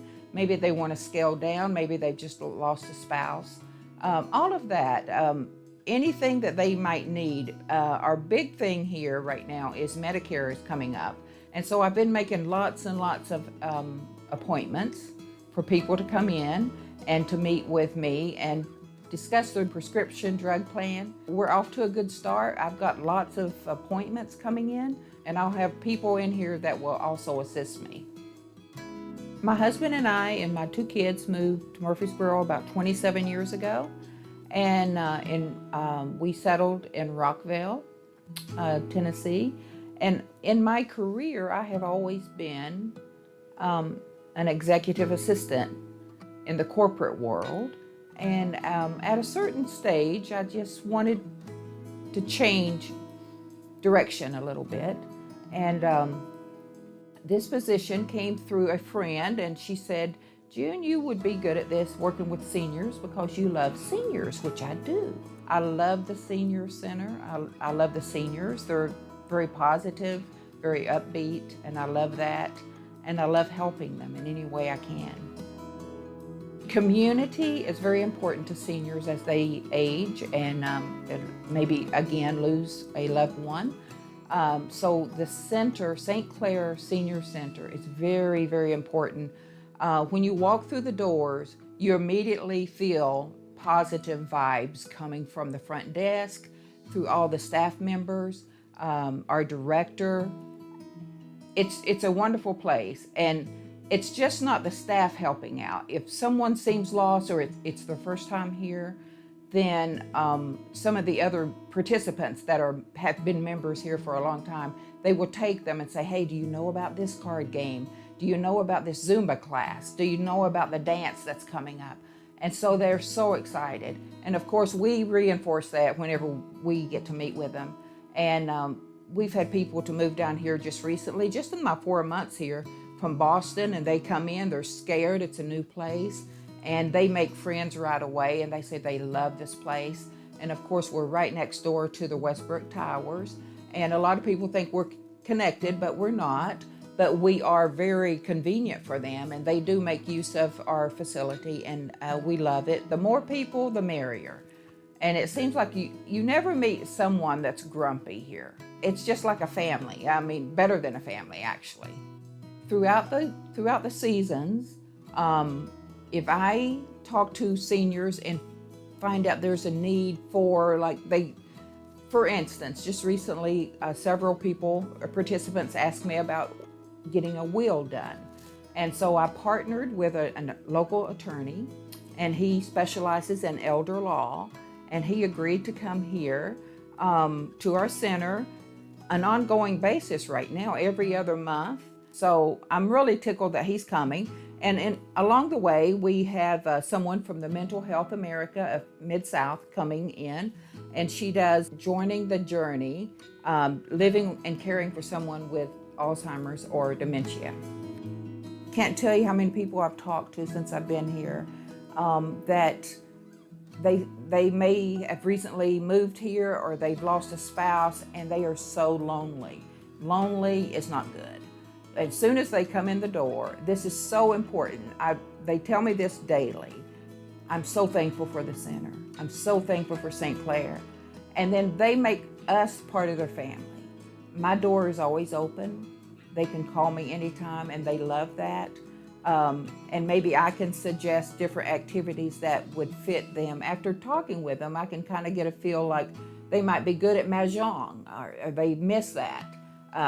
They had it in Florida, but they don't have it here. I say, yes, we have it. So I'm just so pleased to see more people, and it's growing. It's growing every day, every week. If you're listening to me and you've never been to the center, or maybe you were an active participant a couple of years ago, but due to COVID, maybe it kept you home last year. It's alive and well, and the seniors are thriving. So I invite you to come and see the center. If you're hesitant, I'll meet you at the front door. So just come and see us anytime. And we're open 7 days a week. You can call the front desk at St. Clair and get all the hours. We have a gym that's open. So if you're really active and it's rainy outside, you can come and work out in our gym. It's wonderful.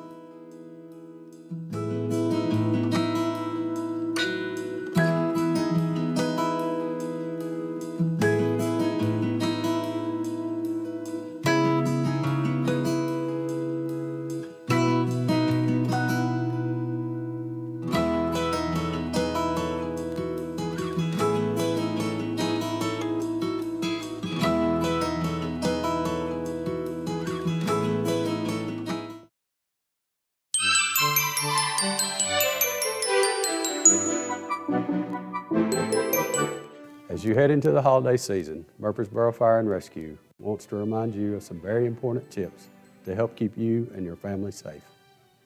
Decorating can be one of the most fun activities during the holiday season. Here's how you can do it safely. First, choose decorations that are flame resistant or flame retardant. Keep lit candles away from decorations and things that can burn, or choose LED candles as a safe alternative. Remember, some lights are only for indoor or outdoor use, not both. You should always replace any string of lights with worn or broken cords or loose bulb connections. Use clips, not nails, to hang lights so cords do not get damaged. Keep decorations away from windows and doors. Before you go to bed, make sure all lights are turned off and all candles are blown out. When selecting a Christmas tree, choose a tree with fresh green needles that do not fall off when touched. Before placing the tree in the stand, cut 1 or 2 inches from the base of the trunk. Make sure the tree is at least 3 feet away from any heat source and that it is not blocking an exit. Add water to the tree stand and add more daily. Never use lit candles to decorate a tree, and as mentioned earlier, make sure the lights are off before you go to bed. When entertaining guests for the holidays, some important things to consider are testing your smoke alarms so you can ensure they are in working order, educating your guests about your home fire escape plan. If you need help with either of these, you can contact MFRD and we will assist you. Keep children and pets away from lit candles and keep matches and lighters up high in a locked cabinet. Ask smokers to smoke outside and provide deep, large ashtrays for them. Remind them to wet the butts with water before discarding. Now we'll discuss cooking safety. The leading cause of fires in the kitchen is unattended cooking. Always be on alert. If you are sleepy or have consumed alcohol, do not use the stove or stovetop. Stay in the kitchen while you are frying, grilling, or broiling food. If you must leave the kitchen, even for a short period of time, turn off the stove. If you are simmering, baking, roasting, or boiling food, check it regularly. Remain in your home while the food is cooking and use a timer to remind you to check your food. Keep anything that can catch fire away from your stovetop. This includes oven mitts, wooden utensils, food packaging, towels, etc. Keep pot and pan handles turned in toward the stove to reduce the risk of knocking them off. Most importantly, if you do have a cooking fire, just get out. When you leave, remember to close the door behind you to contain the fire. Call 911 as soon as possible. We have covered a lot of holiday safety ground, but you may still have questions. Don't hesitate to contact us as situations arise. No question is a silly question if it saves your life. And from the Murfreesboro Fire and Rescue family to yours, happy holidays.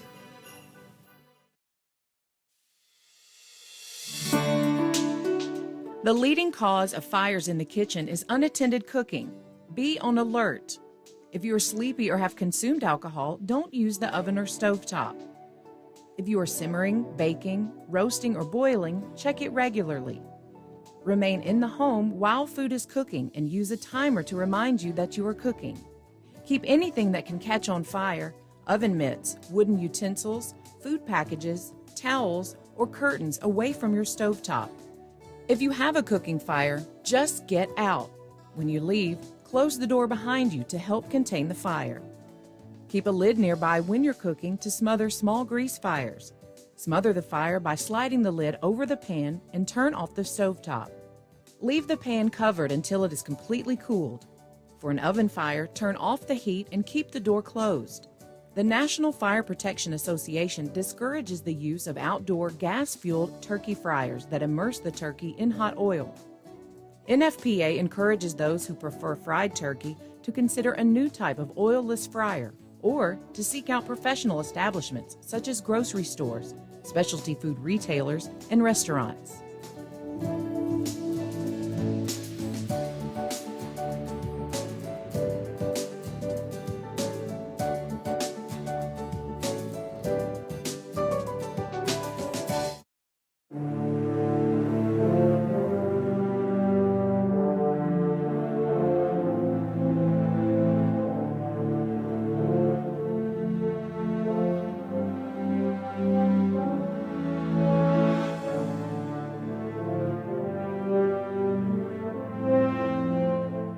Preserved in this building are countless documents that tell our Tennessee story.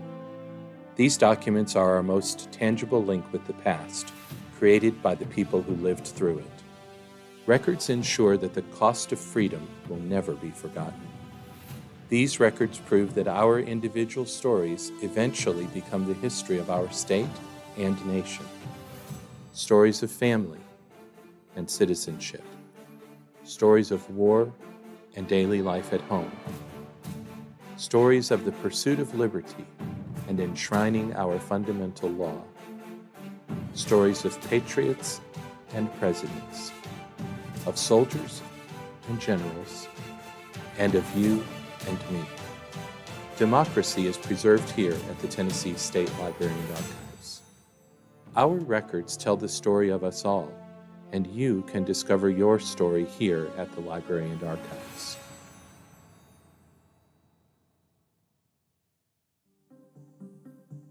The story of Tennessee starts with our basic charters of freedom.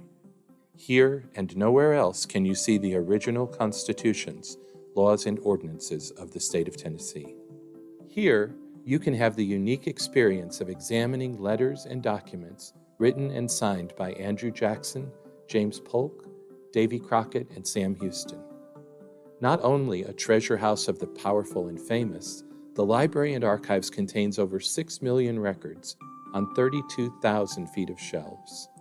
Each record has a Tennessean story to tell. Here you can find documents that record citizenship, birth, death, marriage, encounters with the law, records that bring injustices to light and dreams to fruition. The Library and Archives is Tennessee's scrapbook, cedar chest, and state attic. This is where we find ourselves. Our records help us accurately understand our past. It's who we are, read back to us.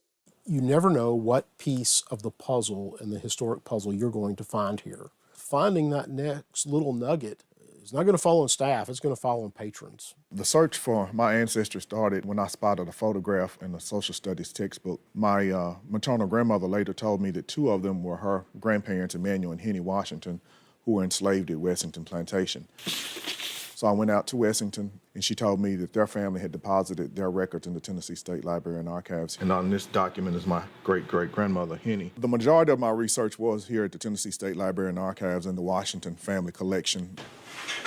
I think it's 69 rolls of microfilm. I've gone through all this many, many times. There's so much information that I uncovered about my ancestors through letters, photographs, diaries. There was so much detail in the Washington family records that I felt that I knew many of these individuals personally. You get to know when you do research what your ancestors endured or their personalities or family traits that's passed on. You get to feel like you get to actually know them. In December 2007, I acquired a house that was in the historic conservation zone. It required knowing the history of the house in order to make any changes. So I started doing research. Came here looking for anything related to the house and found quite a few interesting things here, in manuscripts primarily.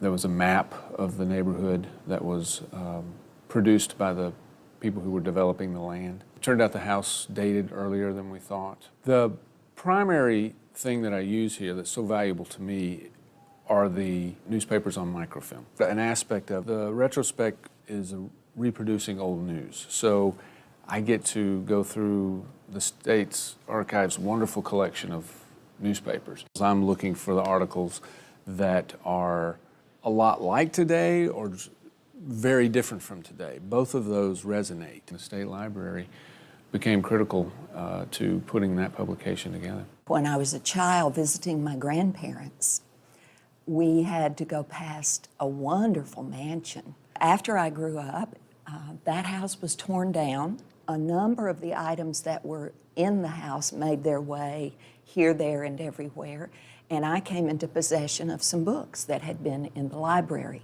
at Langley Hall. And 40 years later, I pulled one off the shelf to read one day. It was a book of poetry, and I found a note folded in the book, and I just trembled when I opened it.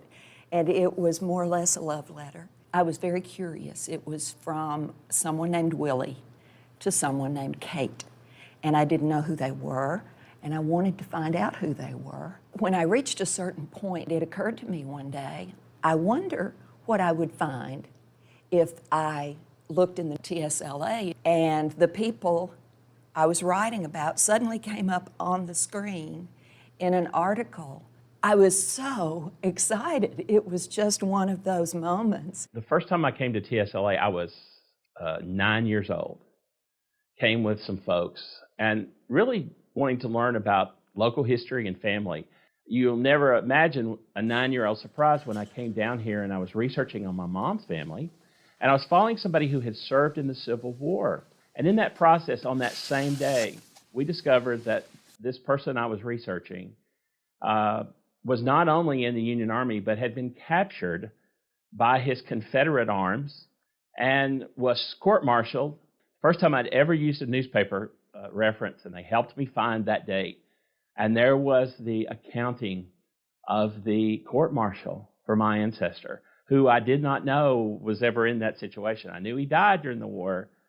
So on one day, it was announced there would be a court-martial. The next day, the result was that he was ordered to be shot on the courthouse square in Hartsville. This is the story, the records that I've had the chance to use are not only the story of my family, but they're the story of all of our families right here. And the stories yell out of us to look at me, find me, and I listen. I can't resist. The Tennessee State Library and Archives is just an invaluable collection of the stuff of history. It is the leading organization within the state for preserving historic records, and that includes actions of government, veterans information, also manuscript collections or published materials as well. There are old manuscripts here, there's maps, there's photographs, there's sound recordings, all of the stuff that we have created over 200 years of history that helps to define who we are as a state. The interesting thing about TSLA is that these collections started to be amassed so early, really, by comparison, in the state's history. And so it's everything from pre-statehood to the present that you can find here. The Library and Archives itself has a long history. It was established by the legislature in 1854, and in its early years, it served as a gentleman's reading room for the men, and only men, who worked and met in the Capitol, rather than serving as a resource, as it does now, for the whole state.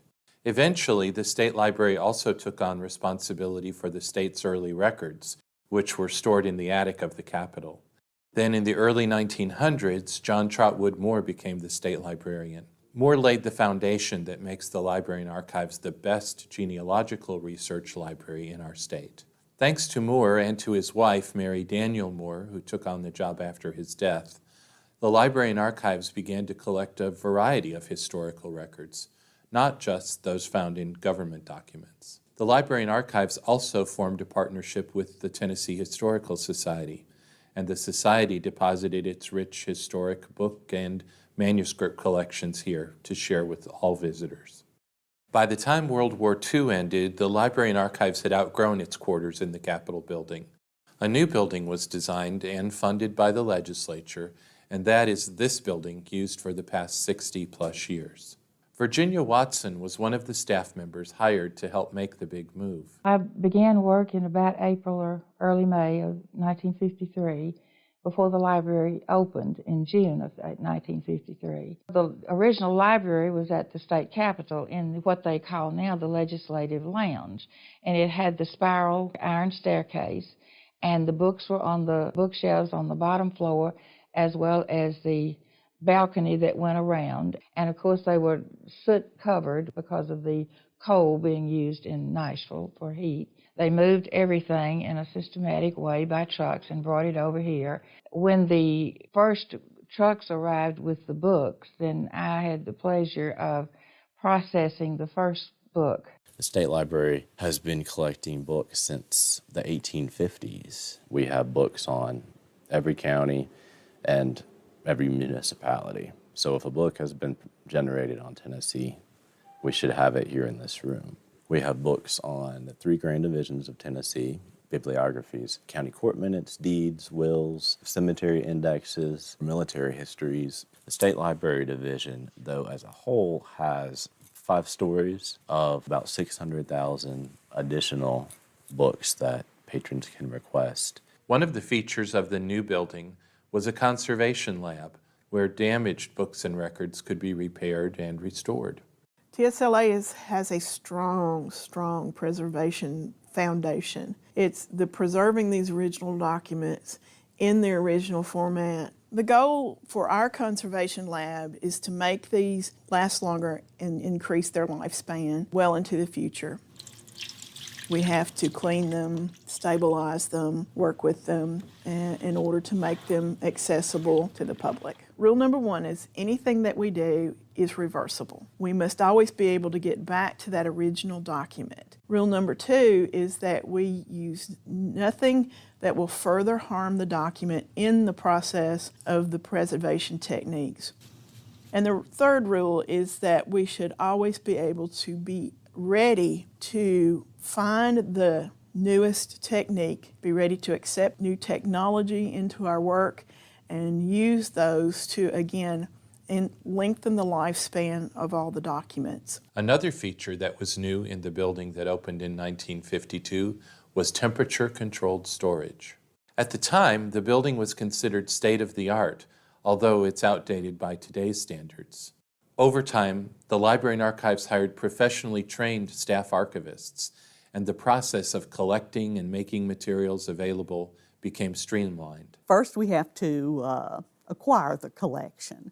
This can be a collection of family papers, a diary, maps. The collection will be assigned to an archivist. The archivist will study the papers first, and most importantly, to determine the importance of the collection. And then the papers will be placed in a logical order. At that time, when we've taken lots and lots of notes, we write a finding aid, which is a very thorough index of the papers or the collection. Just gives the patron, the researcher, a good idea of the importance of the collection. Letters are placed in acid-free conditions. That means either Mylar sleeves or acid-free folders. Those are then labeled and placed in acid-free boxes. A few years after the Library and Archives moved into the new building, the staff began using audio sound recording, a new technology at the time. We began recording sessions of the legislature, a responsibility we continue to do today. The first legislative records we have are actually on a plastic record.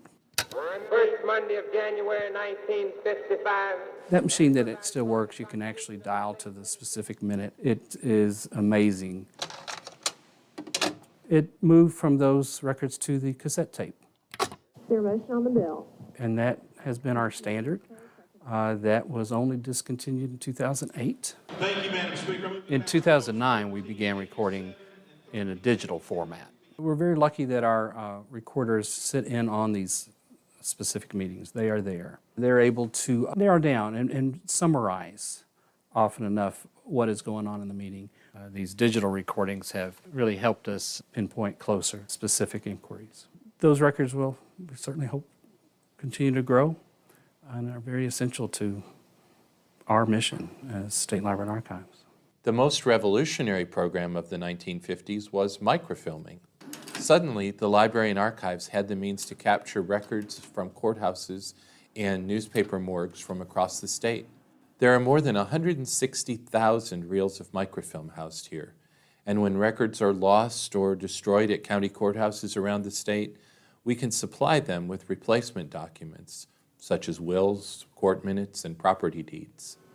We're increasingly moving into digitization. Perhaps at some far future date, all the records here will be converted to digital files. Given the vast number of files and documents in our care, it would take decades to digitize everything. And it's important to understand that digital media is not a permanent storage medium, because over time it degrades and loses pixels and bytes. So we continue to produce and store microfilm for preservation and make digital copies for easy access. Part of TSLA's mission to make our items accessible includes digitizing our materials. We scan our manuscript items, we scan state records, we scan microfilm, we scan maps, and pretty much every kind of item you can think of that we house here, we find a way to digitize it in order to give access to people who can't be here in the building. So when you digitize an item, you're able to safeguard the physical by allowing people to access the item as it is and as it looks, but maintaining the physical item in its controlled environment so that that extends its life cycle. Lawyers, scholars, and genealogists have always been the library's most regular users. This is changing now, and young students often fill the reading room. Many class assignments require students to use primary sources, original historical records.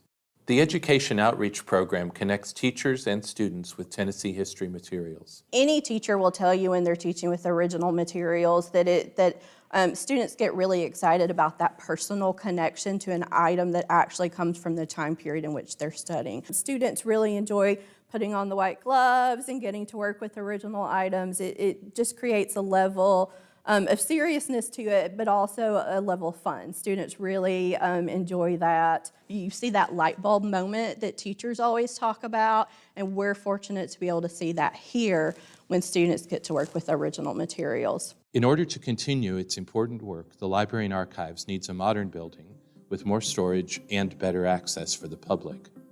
Most states have either conducted major expansions or constructed new Library and Archives buildings. However, since 1952, the Tennessee State Library and Archives has not been so fortunate. The Library and Archives is in jeopardy of not being able to meet its requirements for safekeeping these historic documents and making them accessible to our patrons. Plans are underway to construct this building, planned to be on the Bicentennial Mall in Nashville. If there's anything you can really learn, it's just we're not the first ones to go through all this. Even though they dressed differently or spoke differently, it's the same basic human issues that we've been dealing with for thousands of years. This place is for people who love the past, and the past is so easily forgotten. And the stories, there are just stories here waiting to be told. The more you learn about the history, the people, the places, the events, the more you understand your role within that circle of life and that process of how we all become a part of each other. It's our history. It's not somebody else's history. The more we learn about that, the more we learn about ourselves.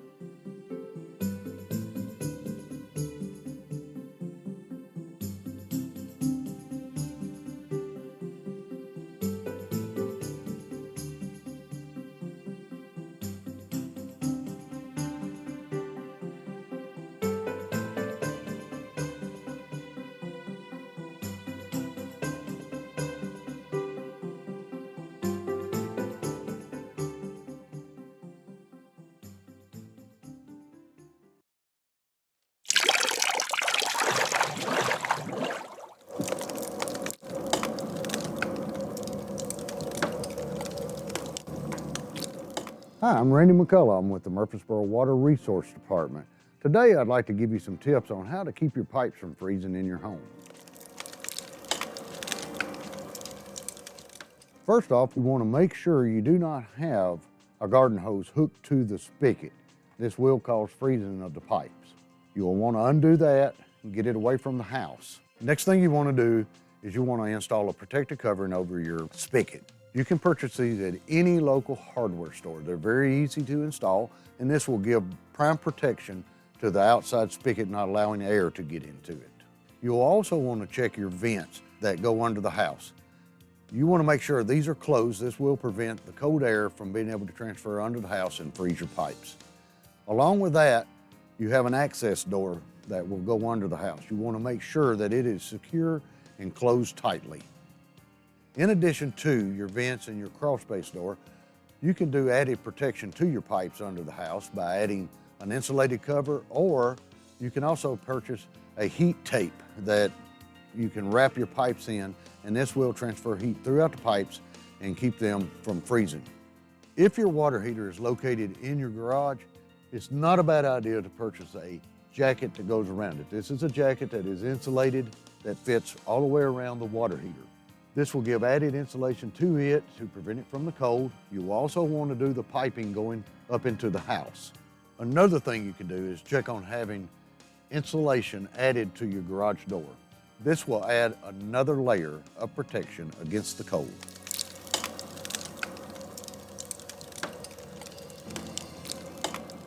Now that we're done with the outside, inside we have a few tips to help keep your pipes from freezing. One of the main things is to turn your sink on and have a small stream, a very small stream that just continuously runs. And this will help keep a flow of water going through your pipes and help prevent it from freezing. You also will want to open your cabinet doors. This allows the heat to get under the cabinets and access the pipes to keep them warm during this period. Another thing you can do is make sure on your exterior doors that your sweeps on the bottom are intact and in good condition. The weather stripping around the door is also important because you want to make sure that when the door shuts, there's not any air allowed to get through.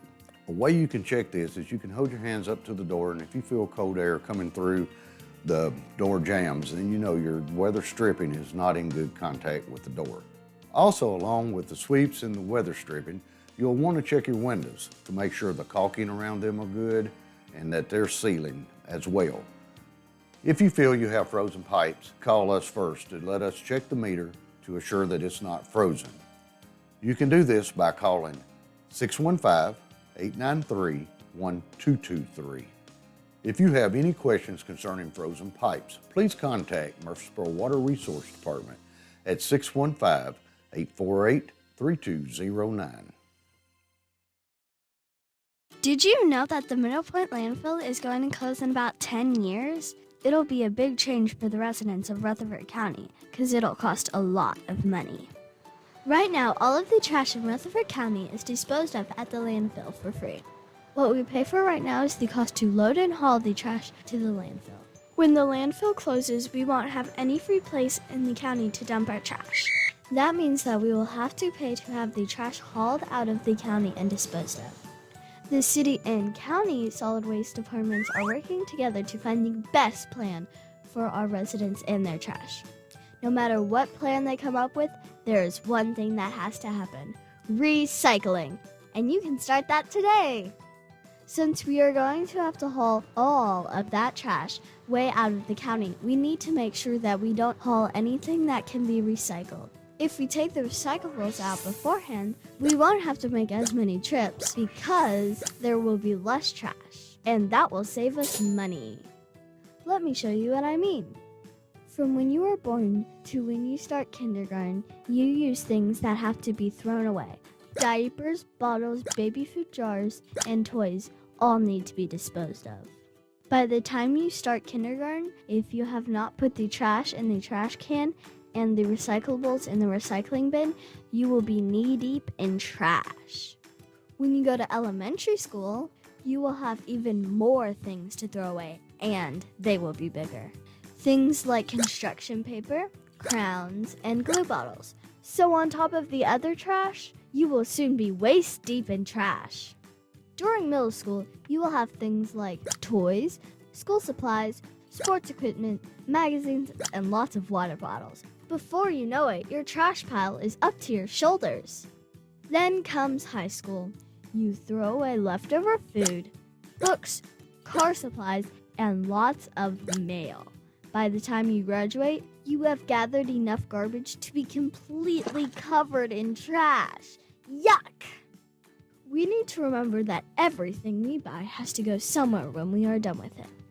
We need to recycle as much as we can so that we do not have as much trash to put into the landfill.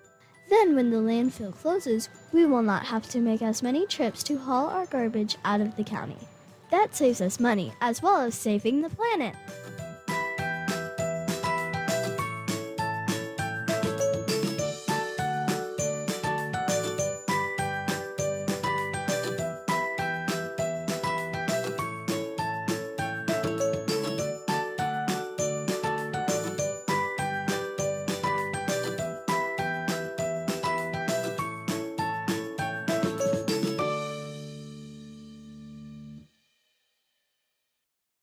Your best friend in a fire is a closed door.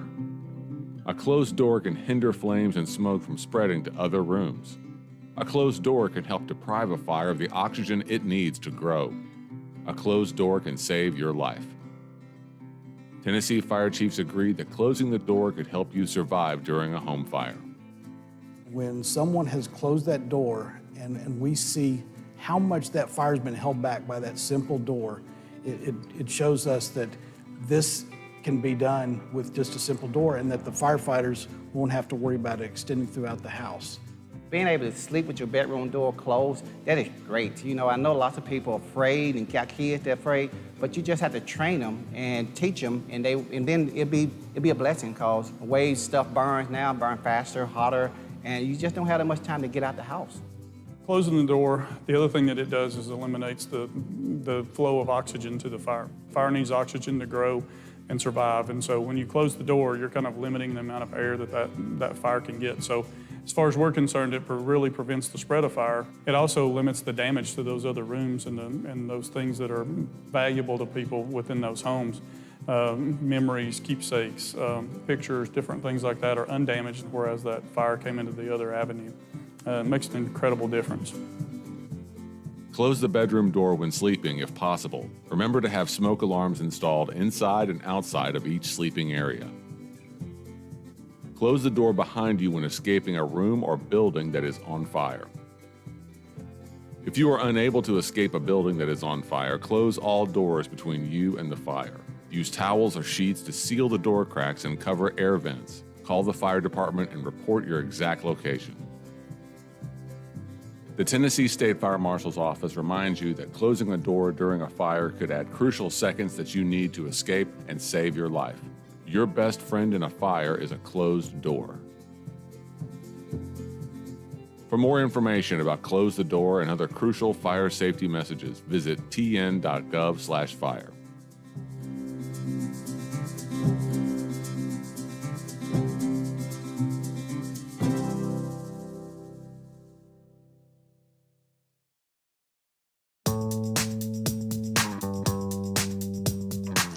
Hey Rutherford County, remember when you were in school and you learned about the 3 R's, reduce, reuse, and recycle? Well, we have 3 new R's for you. Recycle Rutherford Right. Our citizens have taken a lot of initiative to do better on their recycling, but we can do a little bit more, and we want to give you a few tips to do things the right way. For starters, what items are accepted by our facilities? Aluminum items to include beverage containers, clean and dry cardboard, clear and colored glass, including clear beverage containers, food jars, and liquid, wine, or liquor bottles, plastic food or beverage containers, shampoo bottles, medicine bottles, detergent bottles, and cleaning bottles. Mixed paper to include newspapers and magazines, brown paper bags, and printer paper of any color. Finally, we accept tin cans, metal lids, copper and steel, and aluminum. Items must be clean, dried, and bagless. Placing individual items in the recycling containers cuts down on sorting times at facilities. It also decreases the potential for a recycling load to be deemed contaminated, meaning it will just wind up at the landfill anyway. So what items are not accepted at our facilities?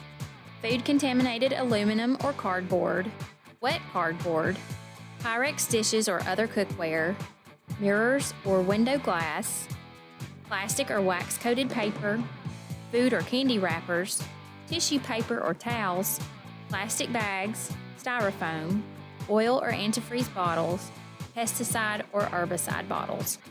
So now that you know what you can and can't recycle and the proper way to do it, we challenge you to recycle Rutherford right.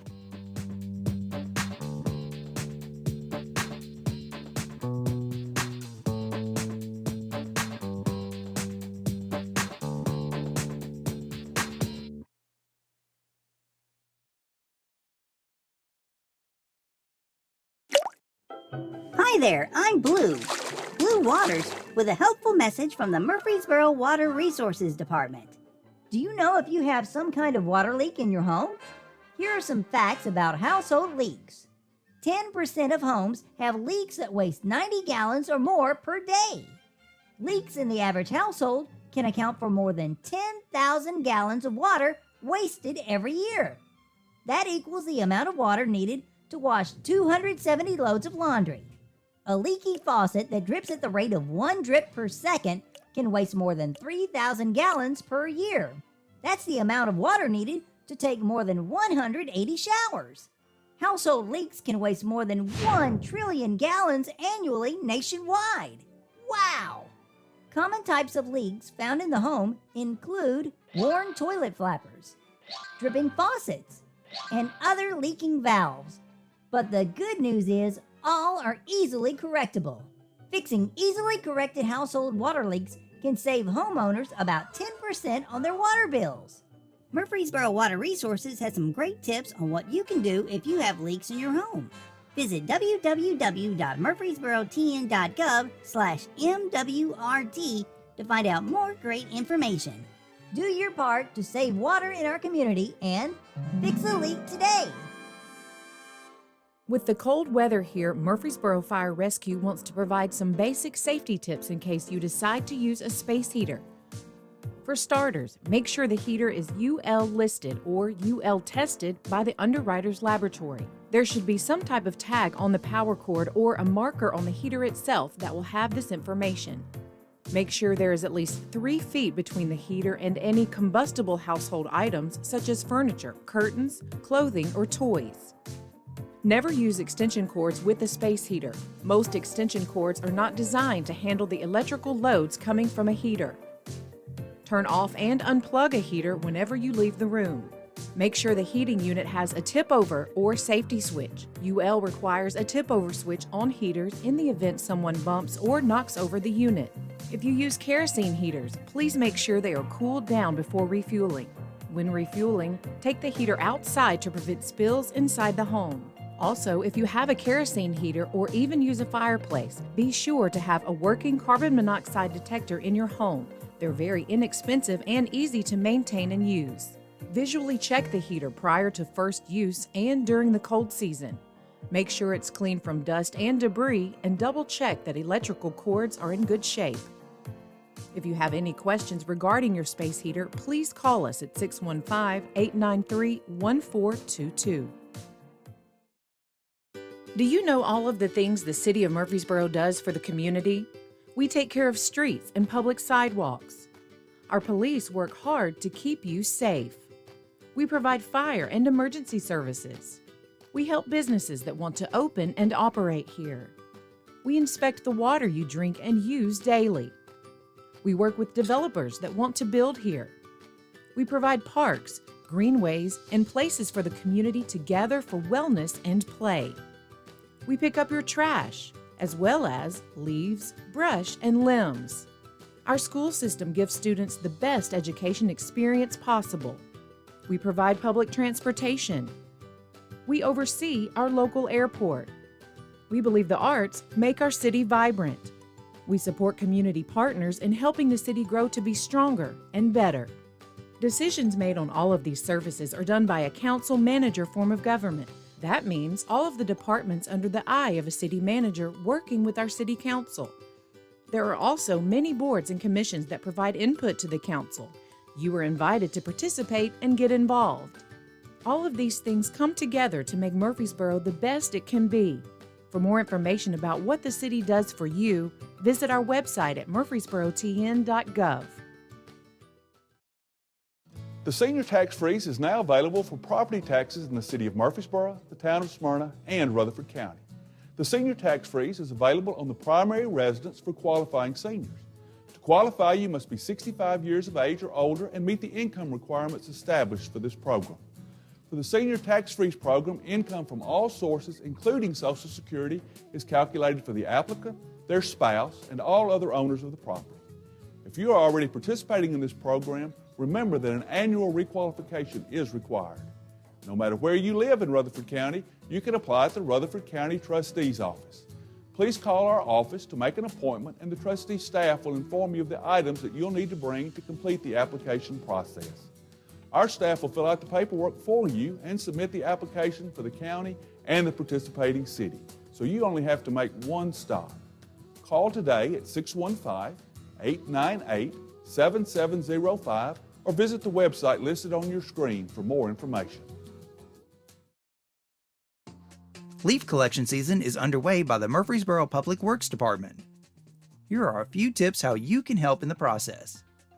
Please keep loose leaves separate from yard waste like brush, debris, and limbs.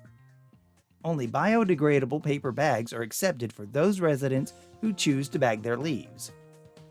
Place tree limbs and brush parallel to the street. Make sure the debris is in one pile only instead of several piles. Don't place brush longer than 10 feet in length. Don't place brush under low-lying power lines and cable lines to allow room for the boom to work. Don't park a vehicle near the brush pile during daylight hours. Most of the leaf collection season typically ends before the Christmas holidays. Crews will continue picking up bags of leaves until the end of January. Once again, leaf collection season is underway by the Murfreesboro Public Works Department. The City of Murfreesboro would like to remind you your city property taxes are due on December 31st. As the tax office will be closed on December 31st, payment can be made on or before January 3rd without incurring interest charges. There are 3 ways you can pay your property taxes. You can stop by the tax department on the first floor of City Hall, 111 West Vine Street. You can mail a check to the City of Murfreesboro, P.O. Box 1139, Murfreesboro, Tennessee 37133, or you can view and pay your property taxes online at www.murfreesborotntax.com. If you haven't received your city property tax notice or have any questions regarding your notice, please contact the tax department at 615-893-5210. Once again, Murfreesboro city property taxes must be paid by January 3rd to avoid interest. Hi, my name is Tyler, and I want to tell you about a really cool place in Murfreesboro called the Discovery Center at Murfree Spring. The Discovery Center is a museum and nature center that features hands-on exhibits, interactive play areas, science camps, and special events throughout the year. Come on in, I'll show you around.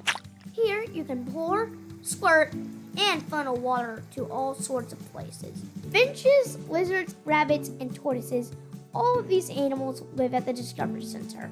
The Creation Station is a place to go to draw, sculpt, and paint. Tiny Town features a grocery store, a cottage, a post office, and even a Home Depot.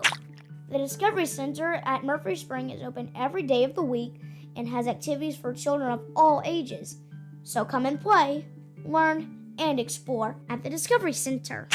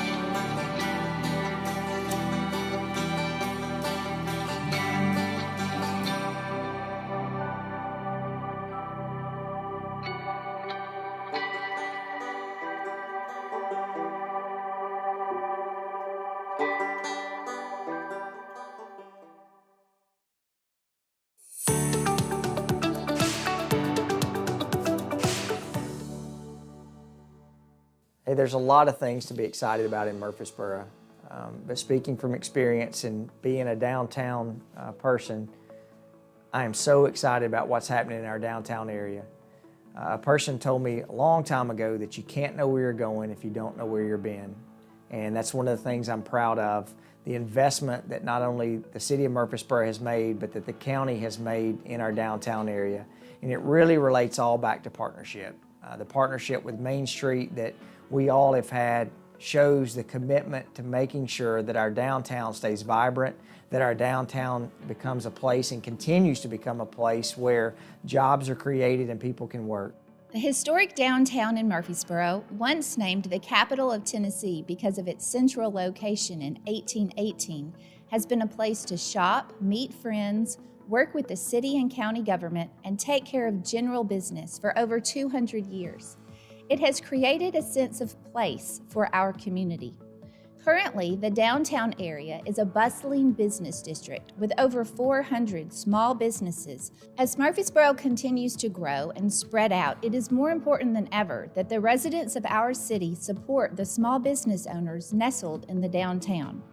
Downtown encompasses many different things to different people. It is the center for government, culture, and arts, churches, and financial institutions. Downtown provides an important space where members of all segments of the community can meet equally for parades, speeches, rallies, and family-friendly events. Downtown functions as a tourist attraction for out-of-town guests to come visit landmarks, historical homes, murals, unique shops, and restaurants. Main Street Murfreesboro is excited to continue our collaboration with the City of Murfreesboro and the Rutherford County government on economic development and promoting the historic downtown. Being a business downtown is one of the most rewarding things we've ever been involved with. Getting to take care of our community, friends, and neighbors is just one of the most rewarding experiences we've ever had.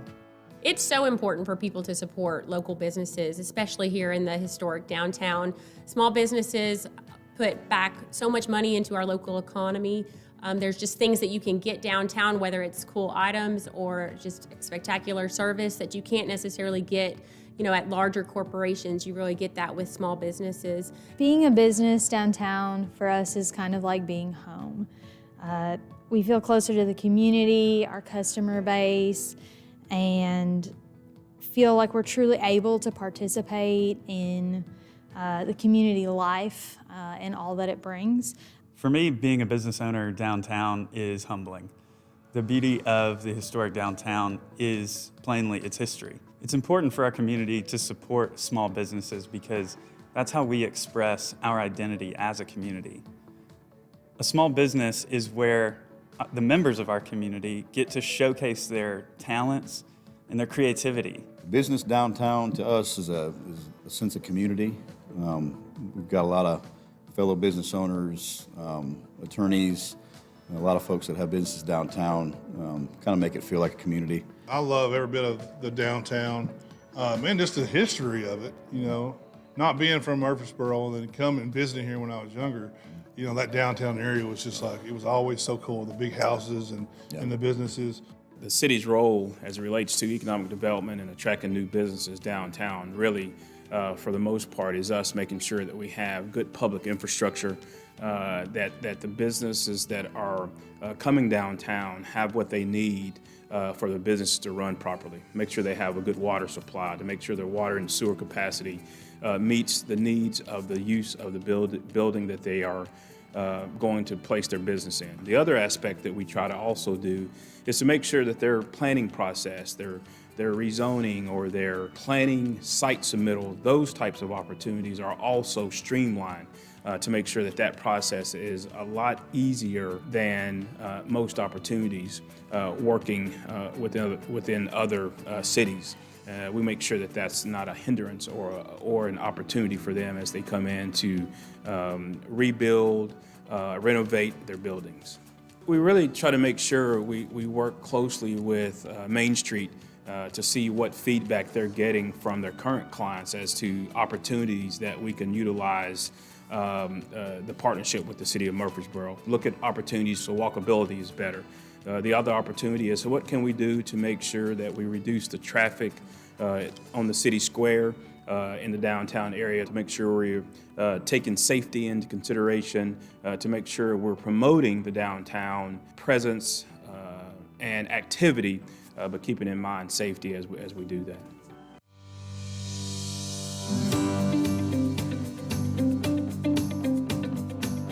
Being selected as 2020's Main Street Business of the Year is really just amazing. It's humbling, and we are incredibly honored to be selected by our peers alongside Beckman's Pharmacy as Downtown Business of the Year.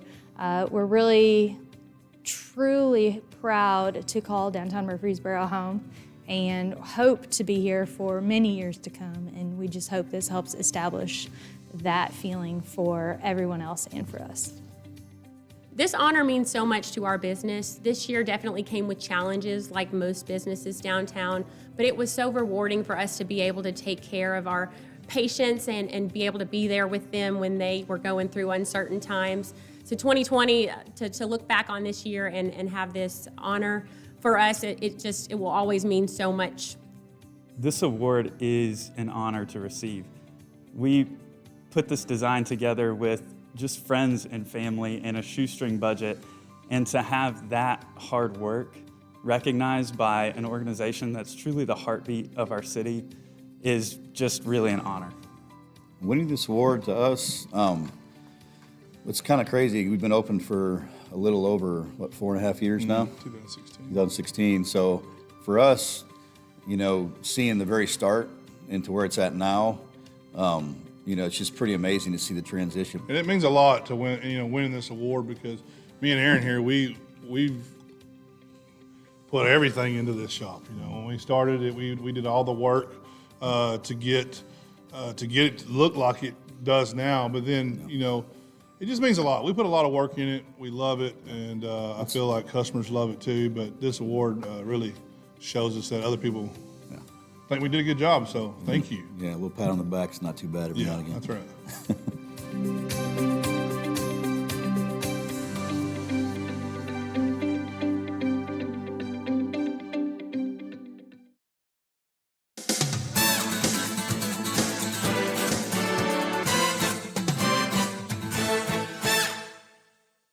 Because of increasing numbers of speeders traveling through neighborhoods, the City Council directed the Engineering Department to conduct a pilot program to test speed cushions and see if they're an effective speed deterrent.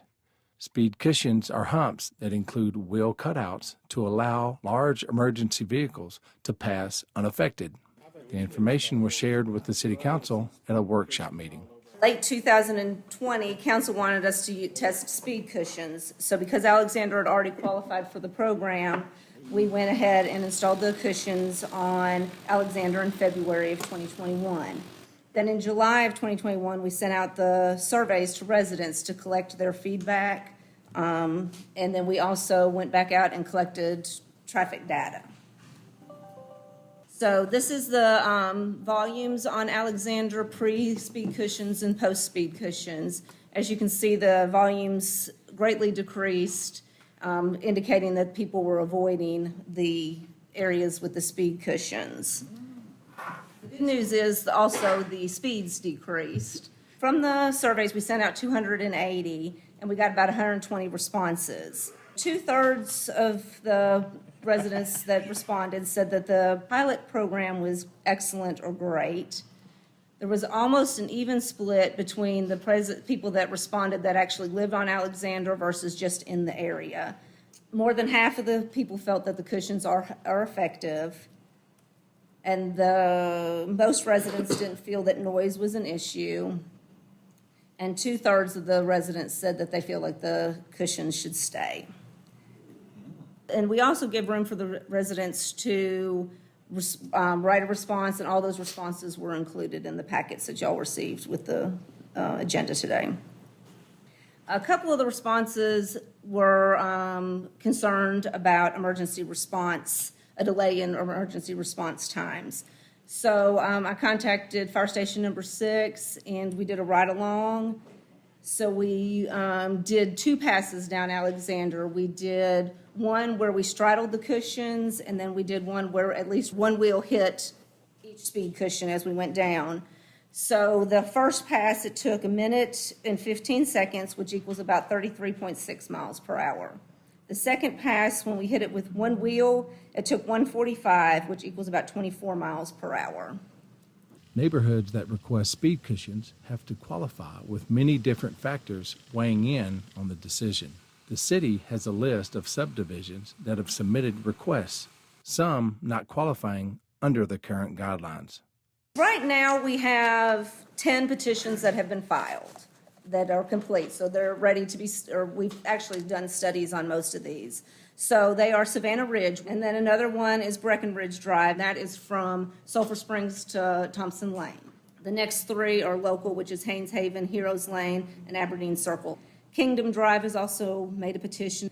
Weston Boulevard is a local road. Racket Club Drive, there's over there on Splash Place, that neighborhood over there, and then Empire is a local road. So of the 10, 4 would not qualify.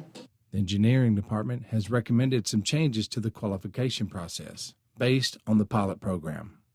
With these changes, scores will be given to qualifying neighborhoods. The scores will be presented to City Council in March 2022 for further guidance.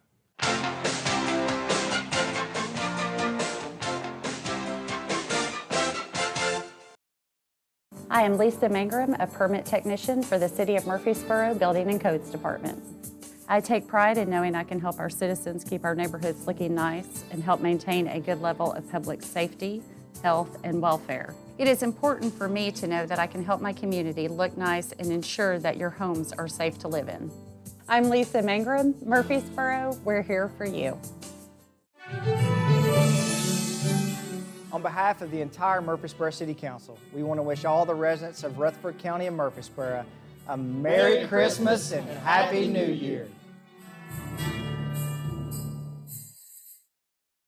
A new addition to the lobby at the Murfreesboro Police Department headquarters building has been our drug disposal box. Anyone can bring in unused or expired medications, both prescription and over-the-counter, for safe disposal. The box is available anytime the lobby is open, which is 7 a.m. to 10 p.m. Any items can be brought in, such as pills in their original container, pills in bubble packs, even over-the-counter pills, liquids in their original containers, creams and inhalers. We cannot accept sharp items such as used needles, used syringes, EpiPens, things of that nature. All items placed within this container are retrieved in a controlled fashion and taken to an incinerator. There, the containers and the medications are all incinerated, which keeps them out of the local landfills and the local water sources.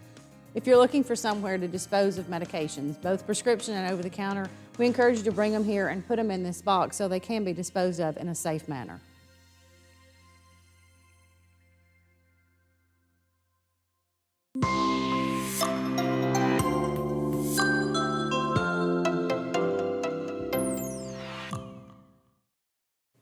Coming up next on this edition of In the City, MTSU unveils the first phase of a multi-million-dollar athletic facilities upgrade. Also, the first phase of TDOT's Highway 99 widening is completed, with Phase 2 starting soon. Plus, the Benevolent Cemetery gets a new historical marker. And Murfreesboro was blessed to be one of the stops of a replica of the Vietnam Veterans Memorial called The Wall That Heals. We'll tell you all about those stories and more coming up right now on this edition of In the City.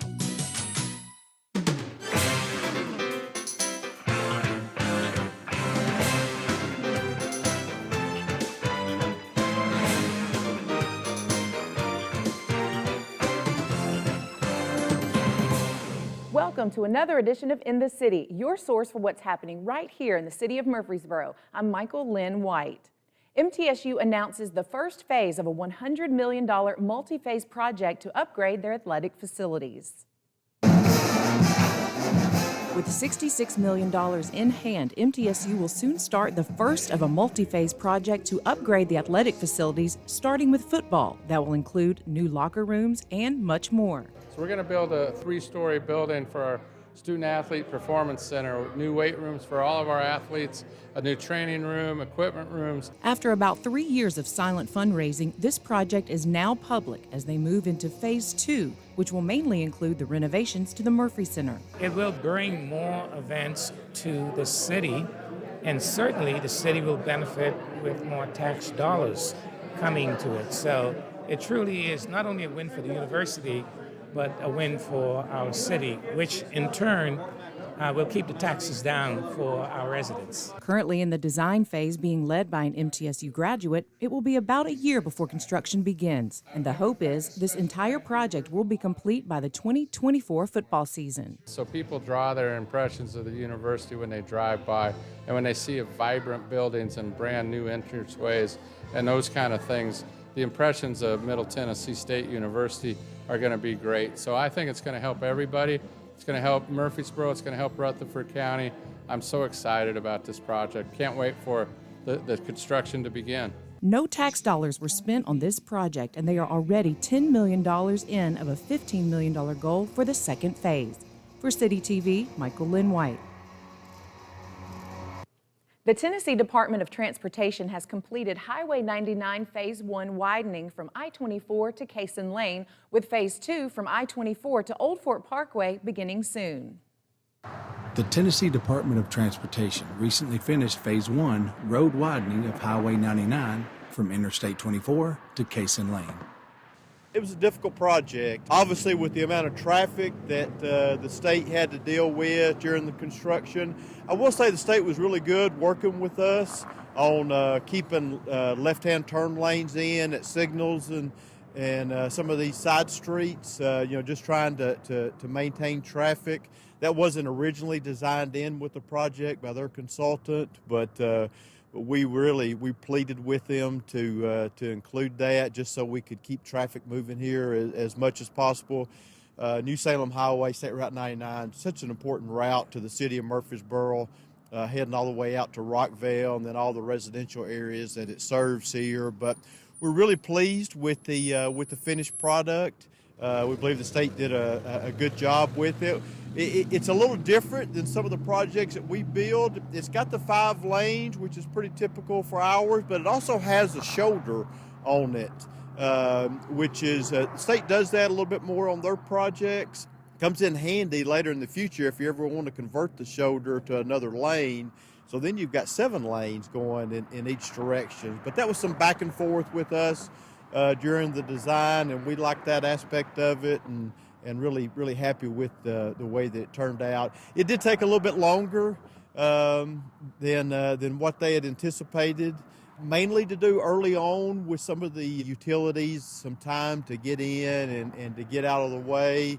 Included some bridges along, which obviously those always take a little bit longer to complete, but they really did a good job with it. So we're excited to finally have this phase of it opened. So Phase 2 will actually start around Middle Tennessee Boulevard and will actually extend to Old Fort Parkway. If everything looks good with it, we hope that they'll start work after the first of the year on it. And it's about a 2.5 year project. It is tough.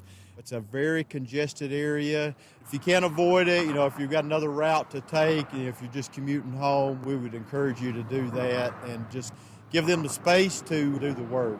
Phase 3 will start at Cason Lane and it'll go out to Veterans Parkway. It's a little bit more open. It doesn't have as many of the bridges and stuff that they had to build with this, and they actually had some stream work to do with this project as well, which that always takes a little bit of time. So we're hoping that once they get that started, that it'll go a little bit more quickly than this one did. We're excited to finally have this phase of it opened, and then looking forward to the next phases that they're still working on. The African American Heritage Society unveils a new historical marker for the Benevolent Cemetery.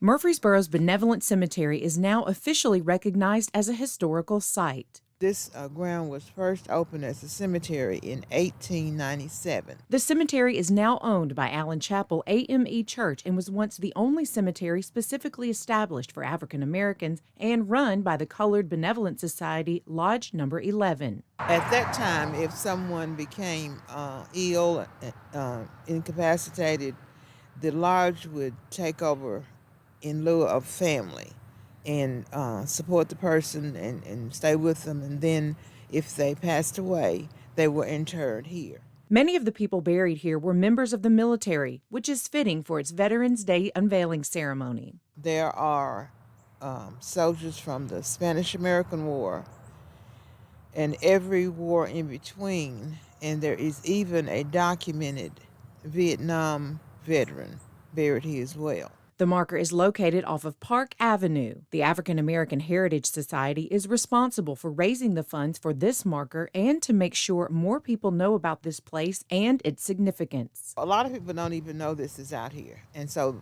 that the African American Heritage Society's main goal is to educate. That's our mission. Organizers tell us the reason events like this are important is to make sure the history of these places is never lost. We want the younger generation to understand our history. And if we don't share it now, while those of us that are seniors are still around, it might not get passed on. The African American Heritage Society continues to raise money for historical markers like this to remember and preserve the rich history of our city. For CityTV, Michael Lynn White.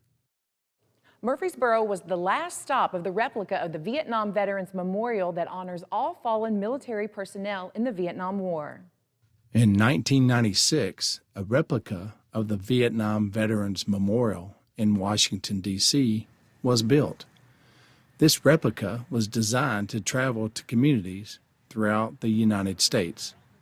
It's called The Wall That Heals, and Murfreesboro's Barfield Crescent Park was its last stop for its 2021 tour. It is a tribute to the more than 58,000 men and women who died during service in Vietnam. And this display will actually make 26 stops throughout the year. We are the last stop for the 2021 tour. So after we are done here on Sunday, we'll load up, go back to DC where it'll sit for the winter before beginning next year's tour in March. I am a veteran. My husband's a veteran. And last year we were just talking that we wanted to do something for our community, bring our veterans together. I knew about this from previously working with it before and said, let's bring the Wall That Heals to Murfreesboro. Over the last year we spent working on it and made it happen. There's Vietnam veterans here in the area that can't travel to DC. They can't go to see the actual wall in Washington. So having this come here for them is healing for them because they finally get to put a hand on the name of someone maybe they served with, maybe they were with when they were killed in action. We give a lot of information about the wall. We help people demonstrate name tracing so they can go to the wall and trace the name of a loved one that they're looking for. And then a lot of it is just being there for what people need. This is a really emotional experience for a lot of people for an obvious reason. And so we ask them to kind of respectfully make sure that if that person needs anything from them, that they're available for that person when they need to be. In talking with those that have come out so far, we've had a lot of Vietnam veterans, as you can imagine. We've also had a lot of younger people coming, parents bringing kids, grandkids coming. We've also had a lot of just community who don't really know a lot about what it is. They want to come out and see it.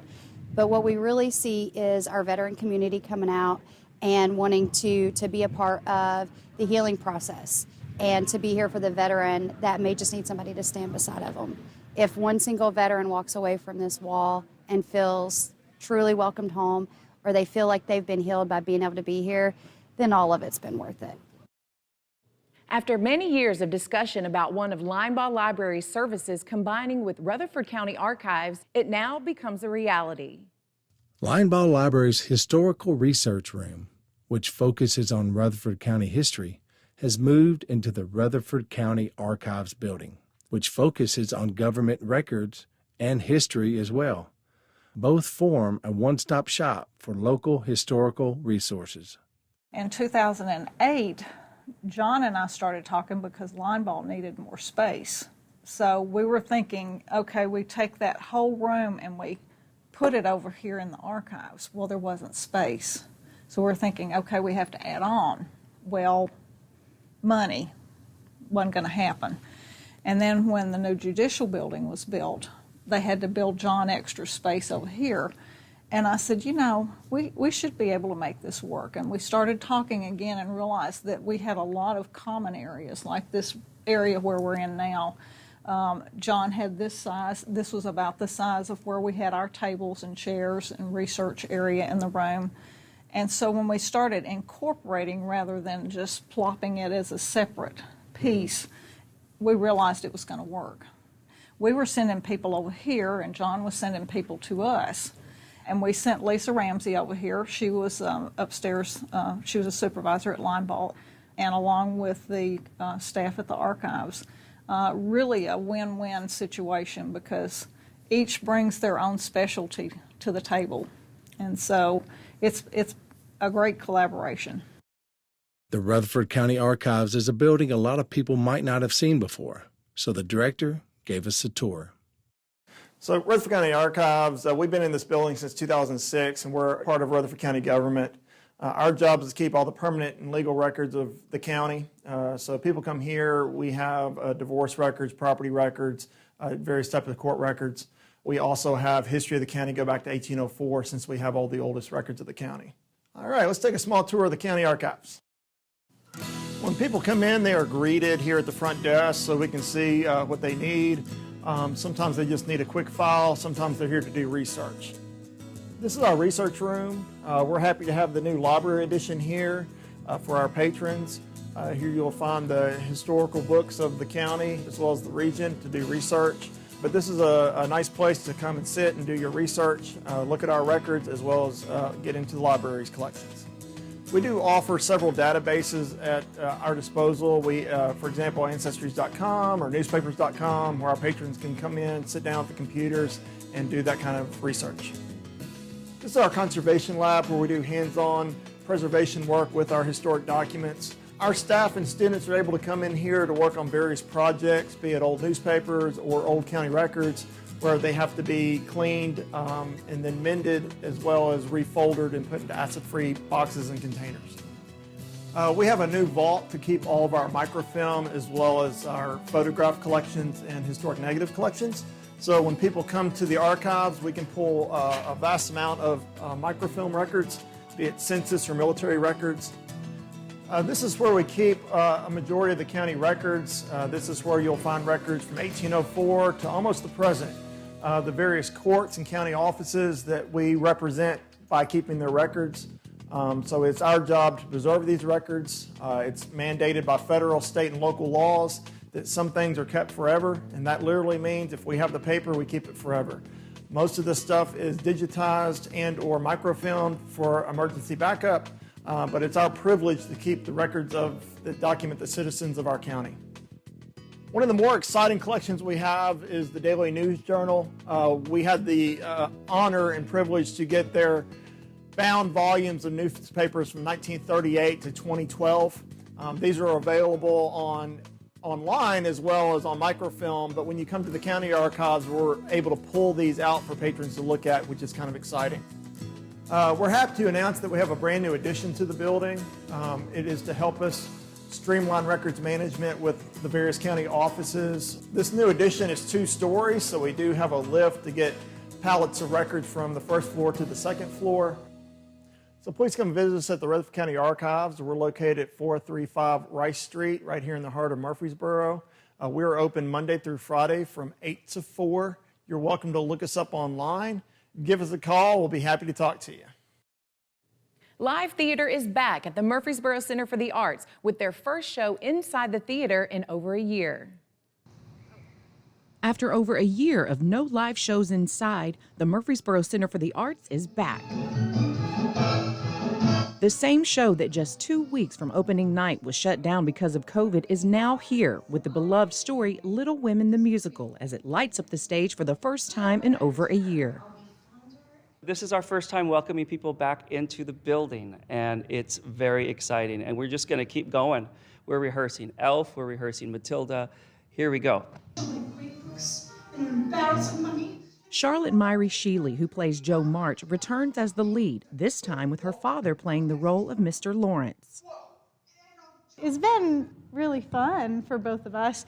We've had kind of different experiences walking into it because the show was cast almost 2 years ago, and I was cast in that original production, and we lost a few members now that we were finally able to put the show on.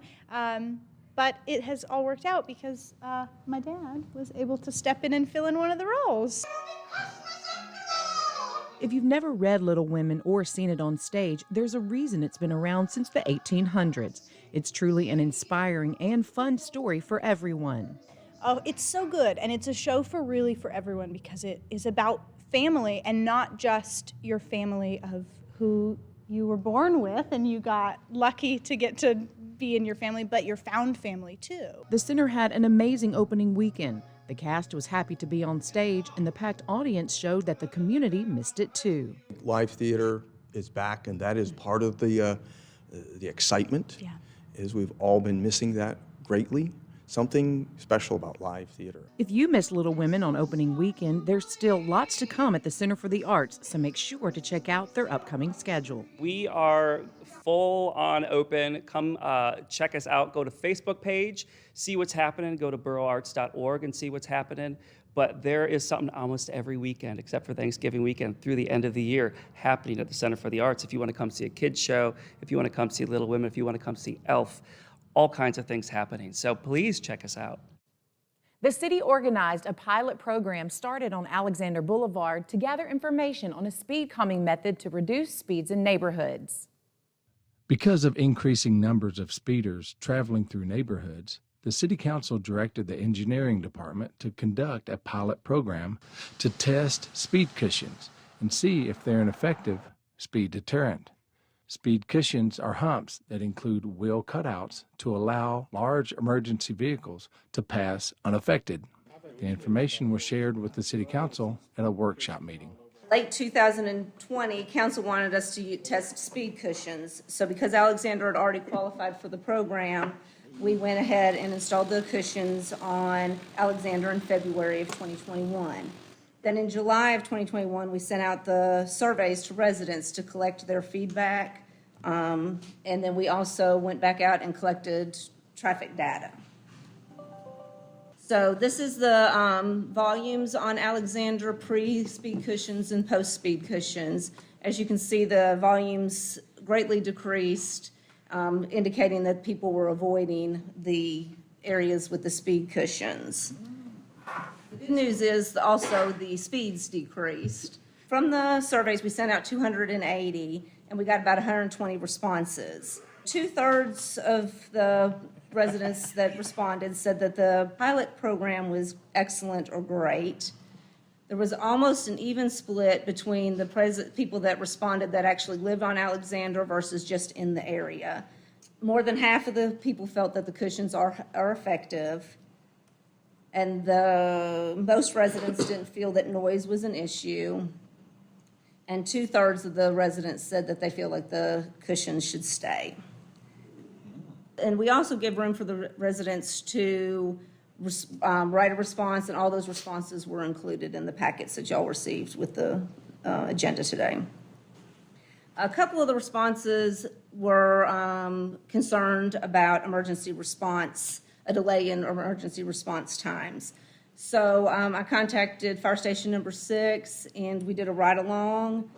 So we did 2 passes down Alexander. We did one where we straddled the cushions, and then we did one where at least one wheel hit each speed cushion as we went down. So the first pass, it took 1 minute and 15 seconds, which equals about 33.6 miles per hour. The second pass, when we hit it with one wheel, it took 145, which equals about 24 miles per hour. Neighborhoods that request speed cushions have to qualify with many different factors weighing in on the decision. The city has a list of subdivisions that have submitted requests, some not qualifying under the current guidelines. Right now, we have 10 petitions that have been filed that are complete. So they're ready to be, or we've actually done studies on most of these. So they are Savannah Ridge, and then another one is Breckenridge Drive. That is from Sulphur Springs to Thompson Lane. The next 3 are local, which is Haynes Haven, Heroes Lane, and Aberdeen Circle. Kingdom Drive has also made a petition. Weston Boulevard is a local road. Racket Club Drive, there's over there on Splash Place, that neighborhood over there, and then Empire is a local road. So of the 10, 4 would not qualify. The engineering department has recommended some changes to the qualification process based on the pilot program. With these changes, scores will be given to qualifying neighborhoods. The scores will be presented to City Council in March 2022 for further guidance. Nothing says thank you like a delicious, hearty meal, and that's what some local veterans enjoyed at St. Clair Street Senior Center. The St. Clair Street Senior Center honored military veterans with the Salute to Veterans Pancake Breakfast. 100 veterans and their spouses were treated to a Cracker Barrel pancake breakfast, bacon, sausage, juice, and coffee. Because of COVID, the Senior Center wanted to keep it more intimate with just spouses. Oakland High School's ROTC department presented the colors. Hold time. March. Post. Colors. Led everybody in the Pledge of Allegiance, Liberty and justice for all. And stood for the Star-Spangled Banner.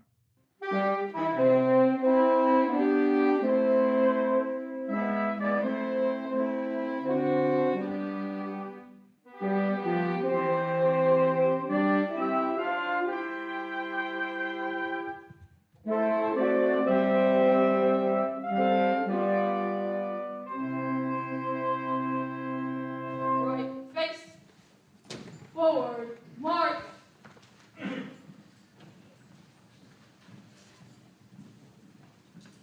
Assistant Parks and Recreation Director Thomas Laird welcomed the veterans and thanked them for their service before offering the opening prayer. The Murfreesboro Symphony Sax Quartet was the entertainment and played each branch's service song while the veterans of that branch stood.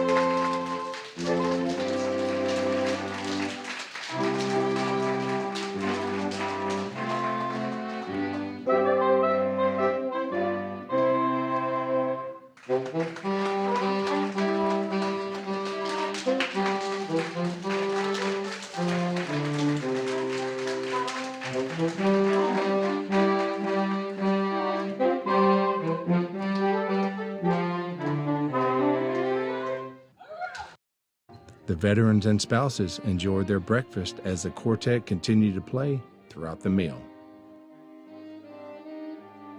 It's that time of year when your property taxes are due. Here's a public service announcement to explain the most convenient way to pay.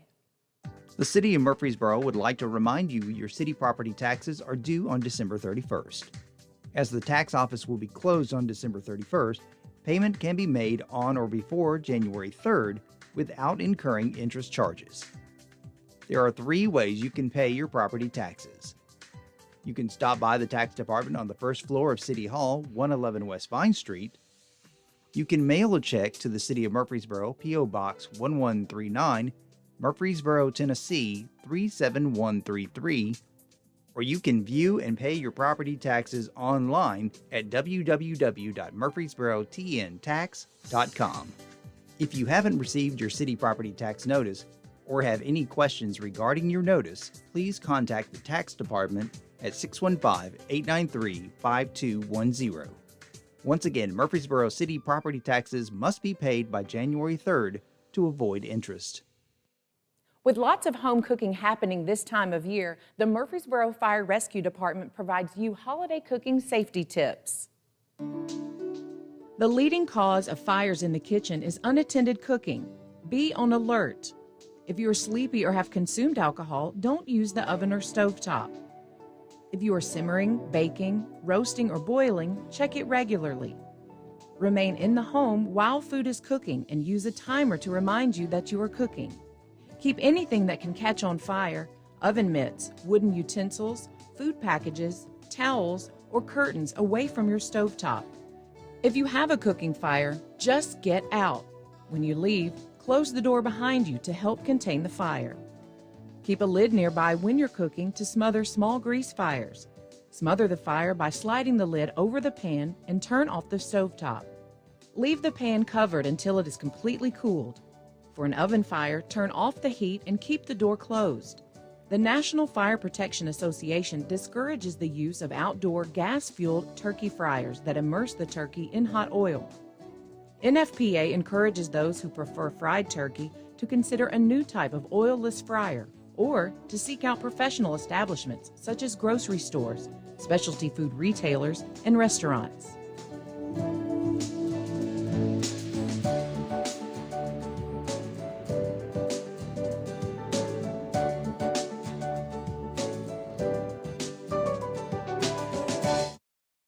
We are excited to share that we have partnered with Paws of Rutherford County to bring you a Pet of the Month each month here on City TV.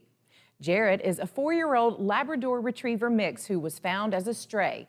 He will bring so much personality and enjoyment to your home just in time for the holidays. Jared is enthusiastic and energetic and flourishes best outside away from the kennel area. Paws highly recommends requesting to spend time with him outside where he is most relaxed, and boy does he love his toys.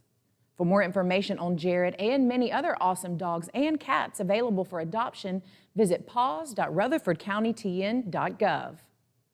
Buy one, get one free. Murfreesboro Parks and Recreation's annual BOGO sale begins Monday, December 13th for individual, yearly, and monthly facility passes for Sportscom and Patterson Park. But there's more. City residents, youth, seniors, and military receive discounts on top of the BOGO sale. And you'll receive free guest passes with every purchase.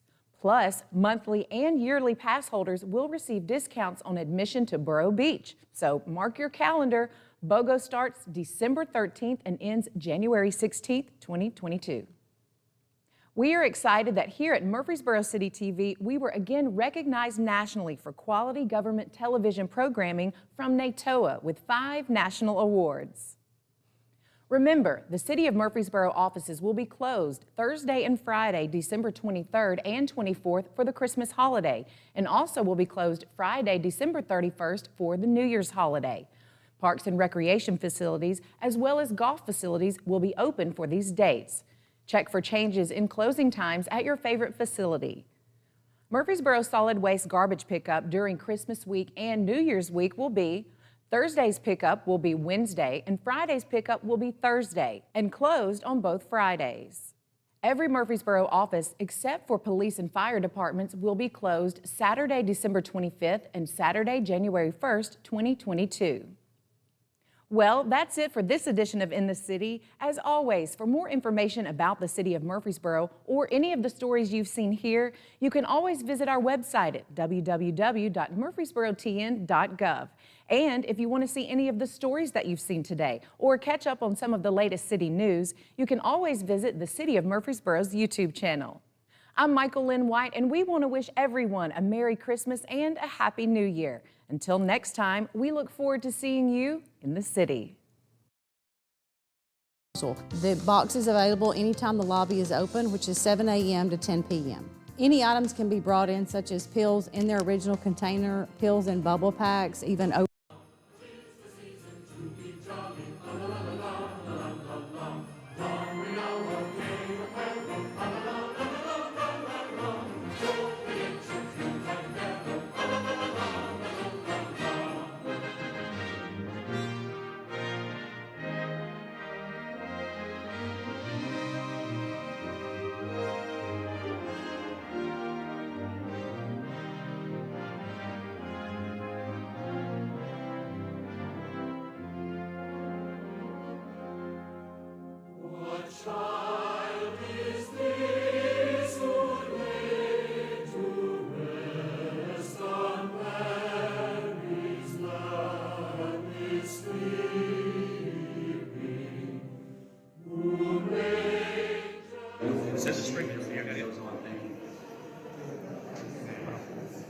Can you see? Yeah, we're good. Yeah. So Sam, hold the trigger until we're ready.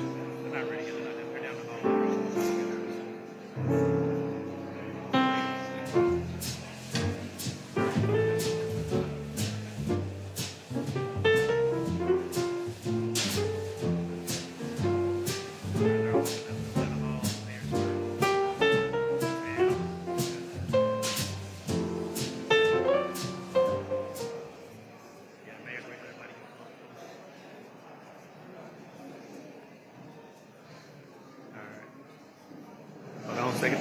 Hold for it. Hold for it. That's fine. You're fine. That's fine.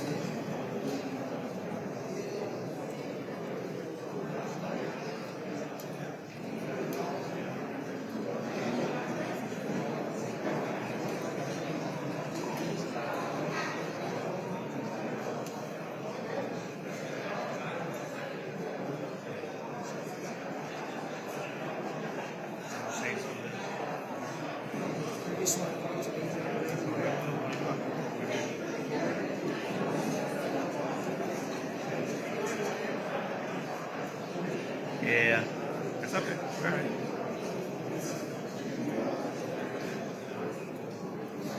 No, that's all right. He was walking straight to the mic and he turned. That's you're fine.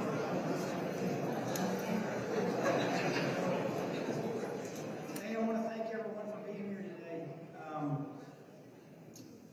Today's a very exciting day for the city of Murfreesboro. for Rutherford County and for the state of Tennessee. Before I get too far along, I want to recognize we have a lot of, I hate to say dignitaries, because really they're more teammates and members of our team that have helped make Murfreesboro and Rutherford County what we are. So we have our city council who's here behind me. We have Bill Shacklet, we have Kurt Wade, Sean Wright, we have, who am I missing? Rick Lance back there.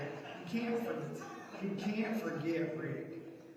We also have a lot of our state delegation who's here. We have Senator Dawn White over there. We have Senator Shane Reeves. Thank y'all for being here. Representative Tim Rudd. Representative Terry texted me just to say he was sorry. He is actually in a procedure and couldn't be here. And I don't see Representative Sparks and Representative Baum, but they have helped tremendously as well. We also have our Planning Commission members. We have, let me see, Kathy Jones, who I think is here, Ken Halliburton, Warren Russell, see them waving their hands back there. We have Chase Salas, and we have our new Planning Commission member, Jamie Agerwater, who's back there. Last but not least, we also have Bill Ketchern, our county mayor here, and these individuals don't get enough. Thank you, Steve. I'll get into this later, but the individuals who are here, a lot of them are in the rotunda or up on the second floor, but a lot of our city employees are here, and I just want to say thank you on behalf of the city council for what you do, especially during this Christmas season. The things that we have here in Murfreesboro, the services that we're able to provide our residents, we couldn't do that without y'all. Y'all do the hard work and the hard lifting every single day, so thank you. Last but not least, and we'll get into the announcement, but also I want to thank, we have several members of the Horde family who are here and their representatives. This announcement couldn't happen today without their participation and their willingness to see Murfreesboro move in a positive direction. So I want to say thank you for that. Without further ado, I wanted to tell you we're here to announce Legacy Sports Tennessee. We'll get more into that information, but that is the group who is going to be doing some amazing things in Murfreesboro and Rutherford County. And without further ado, I want to introduce a friend and someone who works hard for the state of Tennessee, Commissioner Mark Ezell, who's with the Tennessee Department of Tourism and Development.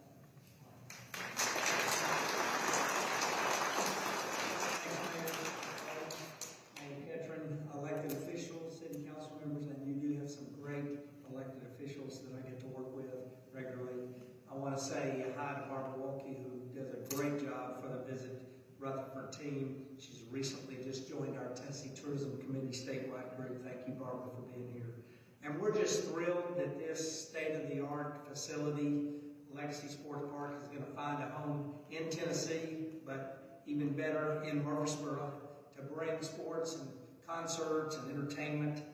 It's really a facility that's going to bring the opportunity to drive hundreds of millions of dollars in economic impact. It means hundreds of jobs. It means millions of visitors coming into Middle Tennessee and to Rutherford County. And so we're so excited about that. In 2020, Rutherford County had almost $500 million of visitor spending, almost $700 million in 2019. And what that means as being the 7th highest visitor spending county in our state, that really it generates tax revenue for our government to be able to serve the people of Tennessee. And it also saves taxes. That revenue generated saves Rutherford County and that household about $350 a year in state and local taxes. And so we get excited about thinking what this facility is going to do. Your monthly arrivals out of state through April of this year have already topped 2019, which was a record year. So congratulations to what you're doing, and we're grateful to have such a wonderful partner in Murfreesboro. You're part of our Play Tennessee program. It's what we do to promote and enhance sports. So CEO Miller, we are just thrilled that you know the value of sports tourism, and you know that that is as impactful as leisure tourism because it brings in meetings, it brings in people, that take advantage of the 350 plus restaurants and the 50 lodging facilities and the up to 4,000 rooms are in the pipeline. So you've got great assets in sports already with so many things from MTSU, the Richard Siegel soccer complex. It's no doubt why you're named one of Sporting News' best cities, best sports cities. And we know this facility is going to bring people to Tennessee, and then they'll get to experience our iconic music, our great Southern hospitality cuisine, our amazing outdoors, and have a great time playing ball in a world-class facility. So congratulations to all of you, and we're excited to partner with you. Blessings.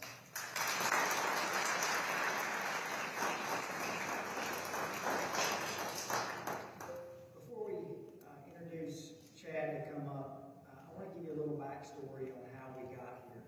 And I've learned this over the years of recruiting. I know Paul Latour with the Chamber, who does a great job recruiting people with his team to Rutherford County.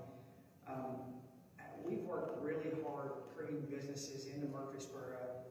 As a matter of fact, I think the only person that I've recruited harder has been my wife to marry me 23 years ago, and which was a job in itself.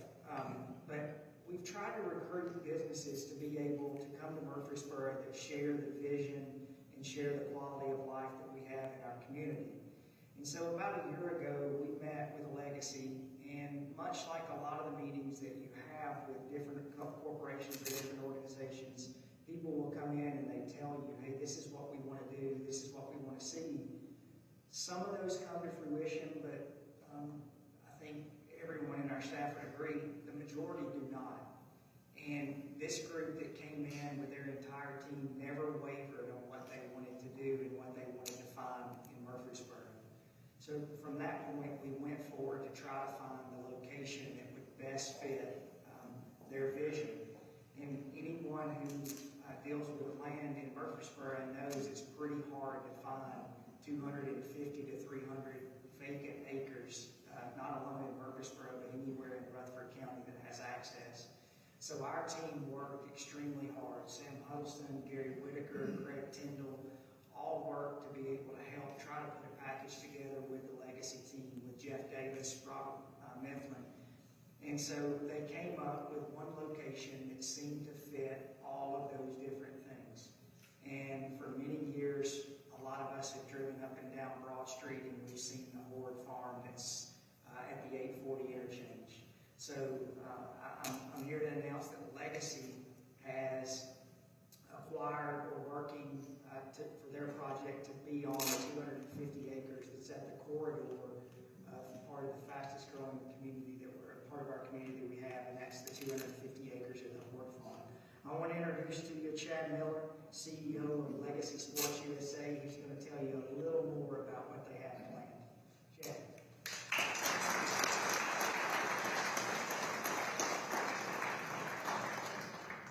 Thank you, Member Farley, and Commissioner South for being here today. It's an exciting day for us to announce our home here in Middle Tennessee. Before I do that and really get into any of the specifics regarding the development, I'd like to share with you a quick 1-minute teaser of some of the things that Legacy Sports Tennessee will actually have available to the community.